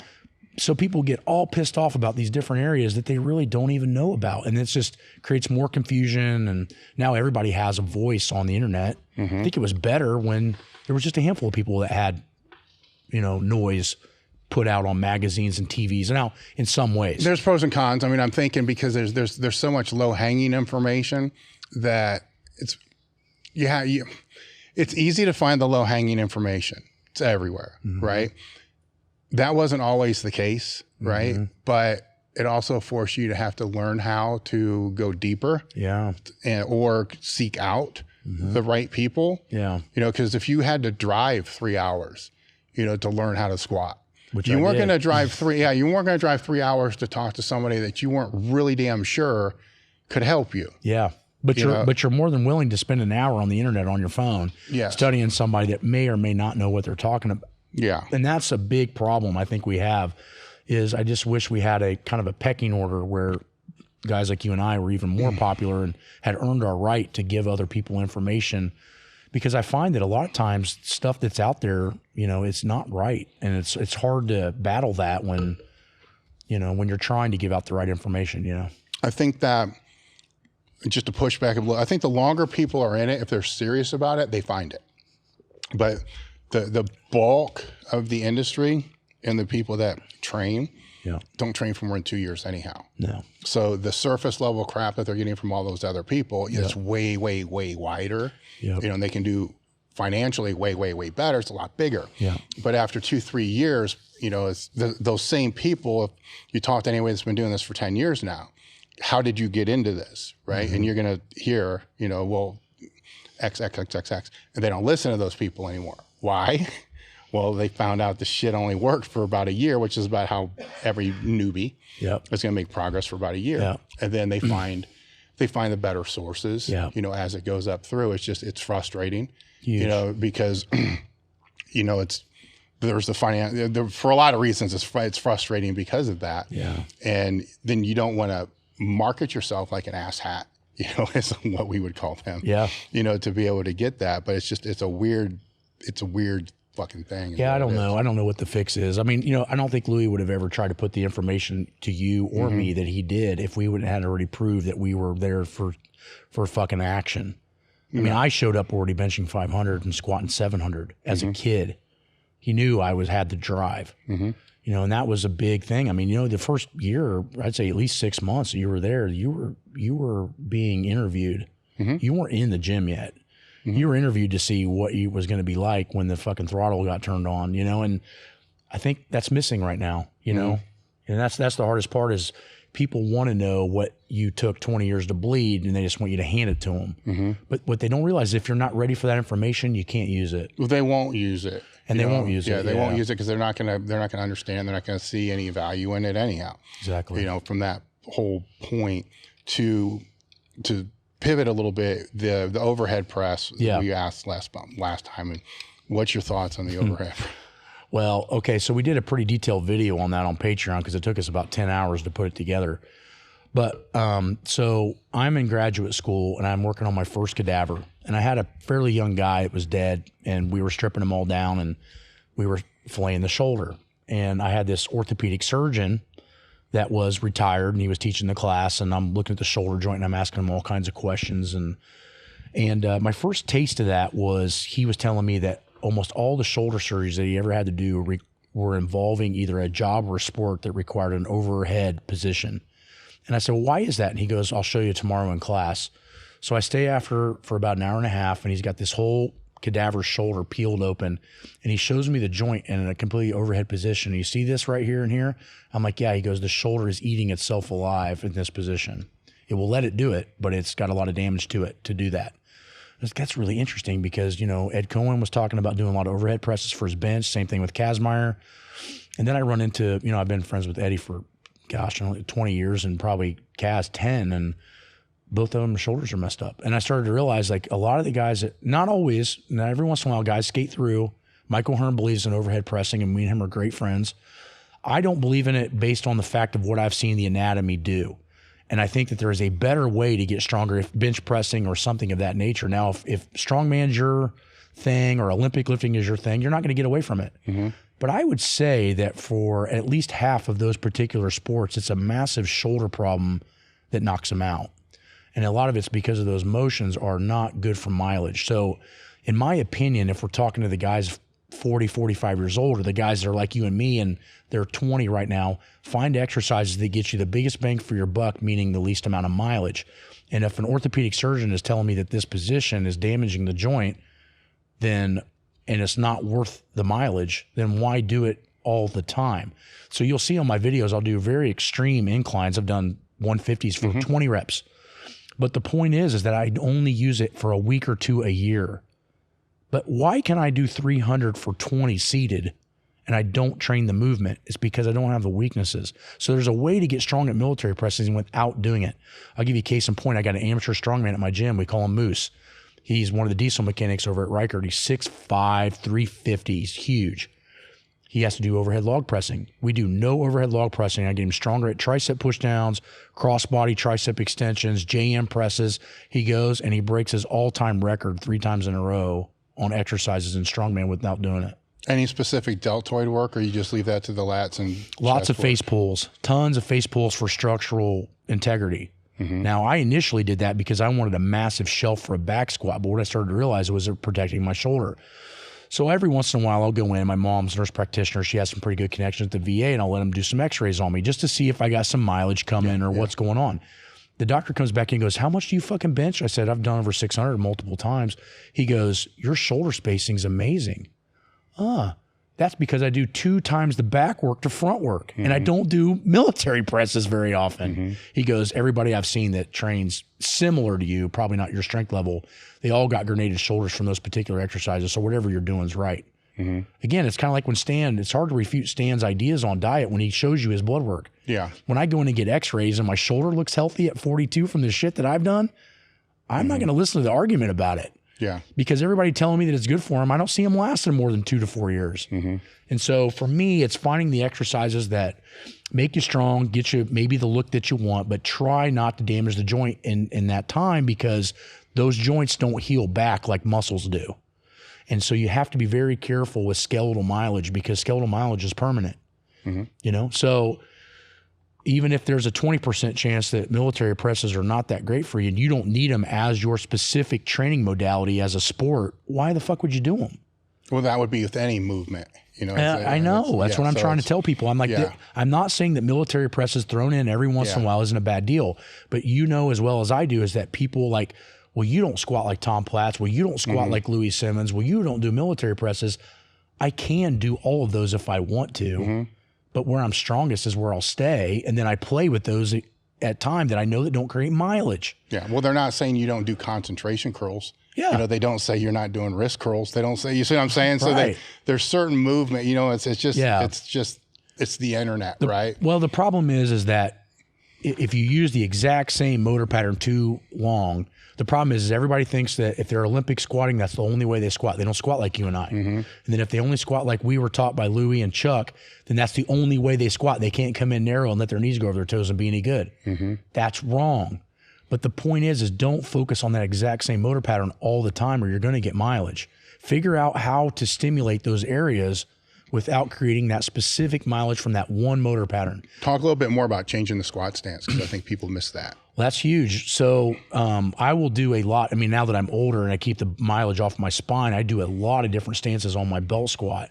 So I'll do like elevated heel and super narrow. I'll let my knees go as far over my toes as I can without my heels coming off the ground. I'll go ultra wide, even farther than I normally squat, which is getting harder as I get older, which is what Stan will tell you why he moved into more of like a rip toe style squat, which I try to tell him to not do, but my fuck, dude, right? I don't know how you become an expert at squatting when you know your squat's not even a decent bench, but whatever. So, and like I said, I don't have any ill will to him, but fuck it, you know what I mean? I'm going to call it like it is. So, so the thing of it is like, you have to rotate those movements because if one of them's weaker than the other, it's telling you that something's wrong. Now, the high bar Olympic style knees over toe squat is going to be weaker than the way we train, but it's not easier to learn. It's actually more simple because it's all the dominant muscle groups. So if you squat that way, you're going to create a lot of different weaknesses. Your hamstrings are going to falter. Your glutes aren't going to be as strong. And most people that like to squat that way are built to squat that way. Well, if the movement's already inherently weaker, right? Yeah. So the close stance, you know, sissy squat type of thing, then how do they know if it's a weakness or not? Because if they're going to compare it to the regular squat, obviously it's going to be weaker. Yeah, they don't, because it takes so long to master all of them. Like I don't feel that I could have been put in any squat and done fairly well until I was about 30. So it meant about 16 years of training. So that just cut 97% of people that like lifting weights right out of the bucket. But we need to attack it from a different mindset, which is we need to figure out where do we hit these squats and get the most benefit with the least amount of mileage. That's what's not being said. So what you need to do is rotate due to mileage. Now, the specific way to get better at something is to practice the exact same thing over and over and over again. But the problem with that is there's a payment for that. Yeah. But if you can rotate it in a smart fashion, find the weakest links, like I did with that 520 for 25. I didn't do 500 for 10 and then 12 and then 15, then 18. Some people would do that. But by the time they got to 20, they'd already be injured or they'd be burned out. So you saw how I told you how to do it. And so that's just being smarter at trying to stimulate and not annihilate. And that's what you should be doing with your motor patterns, changing your foot stances. If you're 200 pounds weaker with your feet 3 inches narrower, it's a problem. No, yeah. If you're 200 pounds weaker, 6 inches wider, that's a problem. So you got to put those in, I would say 50% of the time. The ones that you're not good at need to be the shining stars of your workout until they're not, and then go find the next weak spot. So for me, when I was squatting the humongous, 1,200 pounds in gear, the safety bar was my nemesis. Because when I was squatting with immense pressure on safety bar, I already had a taller torso being 6'1". So if I use the safety bar correctly, not lifting up on the, I put chains on mine so that when I go like this, it doesn't do anything. It just wants to rip my fucking head off. When I put the bar back down, seemingly it felt 6 inches lower. My torso was 6 inches shorter. So now it's like boom, right? Super strong. They're a closer stance with that too? I tried to match that stance in where I was weakest at that point because I didn't understand about all that rotation, but I did in the off season. So when I started to compete and get ready, everything became specific, but only for 8 weeks. The rest of that time was generalities and then weaknesses and figuring out where they were. By the time you get 8-10 weeks out from a meet, you got what you got. Now you got to polish. All you can do is polish. You can't build a new car, but you can clean it and polish it. And so your off season where you get stronger, and your comp season is when you polish. I think a lot of people have that backwards. They think that they're getting stronger as they get ready for a meet. If your thought process is that, you are already in the shit because you're going to overtrain, and now you're probably not going to do what you want to do at the meet. Yes. My hardest training is 30 weeks out. Well, the other problem they run into is if they don't start at that 10-week point, 12-week point, wherever their prep point is, exactly where it should be, which percentages are variant. They're fucked. Yep. Because either they're gonna overreach and not be able to get to the So meat. I'll give you guys tips for that. So what I would do and this is a very big ego kick in the dick, right? When I got ready for a comp, so I'll give you an example. I go to Raw Unity. You were there. I go to Raw Unity. I break the all-time world record in the squat. Then I hit 606, which was the biggest bench as a full meat lifter at that meet. Milanichev, all those guys. When I went home, I based my bench off of 585, and I based my squat off of 810. That's what I based the percentages off of. I knocked 5% off to train because that always made sure I was going to recover. But I could have done it the opposite way, which we've seen 1,000 times, which is, hey, I just squatted 832, pretty easy. I'm going to base everything off of 850. I didn't. I based it off of 810. Then I went to the next meet and squatted 870. You see what I'm saying? Yeah. I'm always in a recuperative fashion. I'm always delaying what I think I'm capable of in order for me to recover. Delay equals recover, but problem is ego. And on timelines, if you say like what you said, fuck it, I only got 2 years left. I'm going to the hammer. I'm putting the hammer down. That's not going to let you put the hammer down. It's going to turn the governors on. And now you're going to get weaker. You have to trick the body into getting stronger by giving it only the optimal amount, sometimes less than optimal, maybe 1% or 2%, so that the restoration processes can always occur. You can't train what you can't recover from. And that's what everybody needs to be thinking about when they're laying out their cycles. Can I recover from this? It's not, this is going to get me this strong. Maybe it will, maybe it won't. But if you can't recover from it, there's no way you're going to see if it did or it didn't. Then the biggest factors that plays into the recovery is the programming of the training. You need to put that out there. Right. And then we talked about the sleep, the nutrition. Huge. You know, those things kind of play into that as well. And one of the things that I see where people fucking up is recovery hacks, you know, and they have their place. Like if you get behind the 8 ball, you got to have something, you know, to be able to get you through. But the recovery hacks, they're using them all the time. Recovery hacks, I think there are a few. I don't like saying hacks. I don't know what else to call it. But I know what you're saying. So we'll call it hacks. Most people are deficient in magnesium. Magnesium is not only control of insulin, but it's also control of depth of sleep and muscle relaxation for recovery processes. You got to be able to go into the gym, smack the muscle in the ass, and then turn it off and let it heal. The more magnesium you have in your system that you can tolerate, the better that process happens and the faster it happens. So I'm always a huge fan of taking multiple amounts of magnesium, 1,000 milligrams at least, about 7:30, and I'm always in bed laying down and relaxing by about 8:15. What do you mean by tolerate? Well, the problem is that some people can't take more than say 500-700 milligrams in one sitting, or it makes them just shit their pants. All right. But a lot of that has to do with the quality of the magnesium as well. Glycinate, magnesium combined with glycine, actually helps that process to not only absorb but not become a stool softener. You know, when you go to the doctor and you can't shit, they're going to give you magnesium citrate. Well, in an hour, you're going to be on the toilet fucking ripping your guts out. Magnesium glycinate, when it's combined with glycine, helps the absorption process and has a different property. So what I find is that if you get high quality magnesium, you can tolerate more without that happening, but magnesium can be a stomach irritant.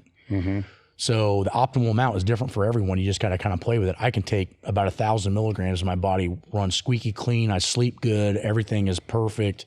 My digestive system doesn't get pissed off, but other people are very different. The other big thing is turning, we're always surrounded by this. Blue light is another huge recovery hack. It's actually an anti-hack. It's actually a fuck up. So if you're watching TV right before you go to bed, or you can't get off your computer before you go to bed, or you can't get off your phone until 11:30 at night, you're delaying the body's ability to recover because blue light tells the brain to turn back on. It thinks the sun's back out. It's tricking the body into thinking it's not nighttime. So at my house, I don't turn a lot of lights on. When it's dark, that means I should have been in bed most of the time. I mean, obviously when it's the winter and it gets dark here at 5 o'clock, it's a little tough to do. But you know what I mean? Like now at this time of year, sun goes down at 9 o'clock. So if I don't have all my shit done by 9 o'clock, then I've not done something right that day. So my point is follow that circadian rhythm. Let your body sleep. The next thing you can do is wake up early and get into the sun a little bit for 10 or 15 minutes right before you go to work. That's telling the body to wake up, which your body works on a clock. So if you get up and you get out and see sunlight, and all you ever are is in the dark and in the, artificial light at work, and then you don't see light when you get out. You just go right back in your car and go back home, or maybe even the gym, but there's just not real light. That can mess up your circadian rhythm as well. And that's in my opinion, some of the biggest sleep hacks. Avoid blue light after say 7:30 or 8. Take an optimal amount of magnesium, maybe go get a blood test and see if you're deficient in it. And when I mean deficient, you know how medical levels are. They're this huge range. You always want to try to be in the higher range on that stuff. You don't want to be at the lowest range of testosterone, and you don't want to be at the lowest levels of magnesium, even if it's normal. You want to be in the higher ranges of some of those things. Yeah. So going to a proficient doctor like Serrano or someone that knows those types of things is going to be a huge factor in your ability to be able to recover. But in reality, I think that the supplement industry has really attacked energy promotion way more than it should. And there was no energy drink drank to do that 520 for 24. There was no stimulant taken. There was no caffeine. There's nothing like that, because I don't want that energy. I need my own body to chill out and do the task at hand. I don't need nose torque. I don't need any of that bullshit. I just got to focus. And I find that a lot of that stuff really is crutches more than it is helps. Yeah, speaking of the health professional, I'm going to slide in, the sponsor, AmericHealth.com, because of the blood work. And so that's going to be in the description as well. If you guys have been paying attention to the podcast over the past, since we started this season, this is a recurring theme, guys. People talking about, getting your blood work done, know where those levels are at, know where the hormone levels are at, know where the magnesium levels, vitamin D, know where that's at, know where all these things are at. And I understand a lot of you guys don't have medical professionals that you can walk into without being stereotyped, judged, or told it's not that big of a deal. That's what Americ Health is for. So they're a telehealth platform. The link is in the description. We have a Table Talk blood panel that you can take and give you a report showing you what's up, what's not, what you need to take and not need to take, or you can use their guided professional to be able to take you through, and they can give you prescriptions that you would need or supplementation recommendations. And also stuff that we didn't have access to 25 years ago. God, I wish I would have. Dude. Because even with Serrano, it was back then, it was a battle. I went because I wanted, I'm not dumb. I wanted to know, so it's, and things were good. I mean, this is kind of what we talked about through my younger years. I was doing a lot of fucked up shit and stuff was still good. And then it wasn't. And the thing with that is there could have been 2 years, in between that time where it wasn't, but I didn't know. So how much damage, fuck the damage, how much non-optimal recovery and mileage did I have in those 2 years that had I just been keeping up with it, I would have recovered better, probably did better in meets, because those were 2 years of shitty fucking meets too, by the way. To be able to at least have a handle on it, because it catches up. You can get away with it for some time. And the hormone optimization, it's huge, because everybody's fucking hormones are plummeting right now. Performance is health, but health isn't performance sometimes, especially when you're younger. Yeah. And you have to really get into that focus point and think, what's this at 40? If you're thinking that and you're getting your blood work done and you're getting these tests taken, it's an amazing scenario that they have available to them now that can put them in optimal so much easier than we could be put at optimal. We were just guessing, and sometimes guessing completely wrong. But what if you have that? And I mean, that doesn't guess, that's, here it is, black and white. That's why I like looking at blood work stuff. It can't be really screwed with as much as training systems or, just 3 sets of 10 work or this. Blood work is what it is. No, it is. And there's more to it than what we fucking know, right? That's why there's professionals that actually do this. But you need to educate yourself enough, to be able to have a pretty good idea of what they're talking about. Absolutely. And that's having a professional that can explain it to you helps too a lot, because I mean, fuck, when I was coming up, being big, pink and purple was a good thing. No, it's not. No. But at the time it was like, fuck, get to measure my head. It's so big right now. Who's got the biggest head? Who's got the biggest belly? Stupid shit like that. But I don't think anybody could have beat Mike Ruggiero. No, hell no. That dude was fucking purple with a 60-inch waist. Yeah. Anything between 4-week-long mesocycle and an 8-week-long mesocycle, and that includes 1 week baked into each at the end for deloading, seems to be generally a good idea for muscle growth. Nutrition is probably more important for the hypertrophy if I'm looking at the strength athlete, because if they go through that phase that they're supposed to go through that they don't go through, but then when they do go through, they don't go through it effectively,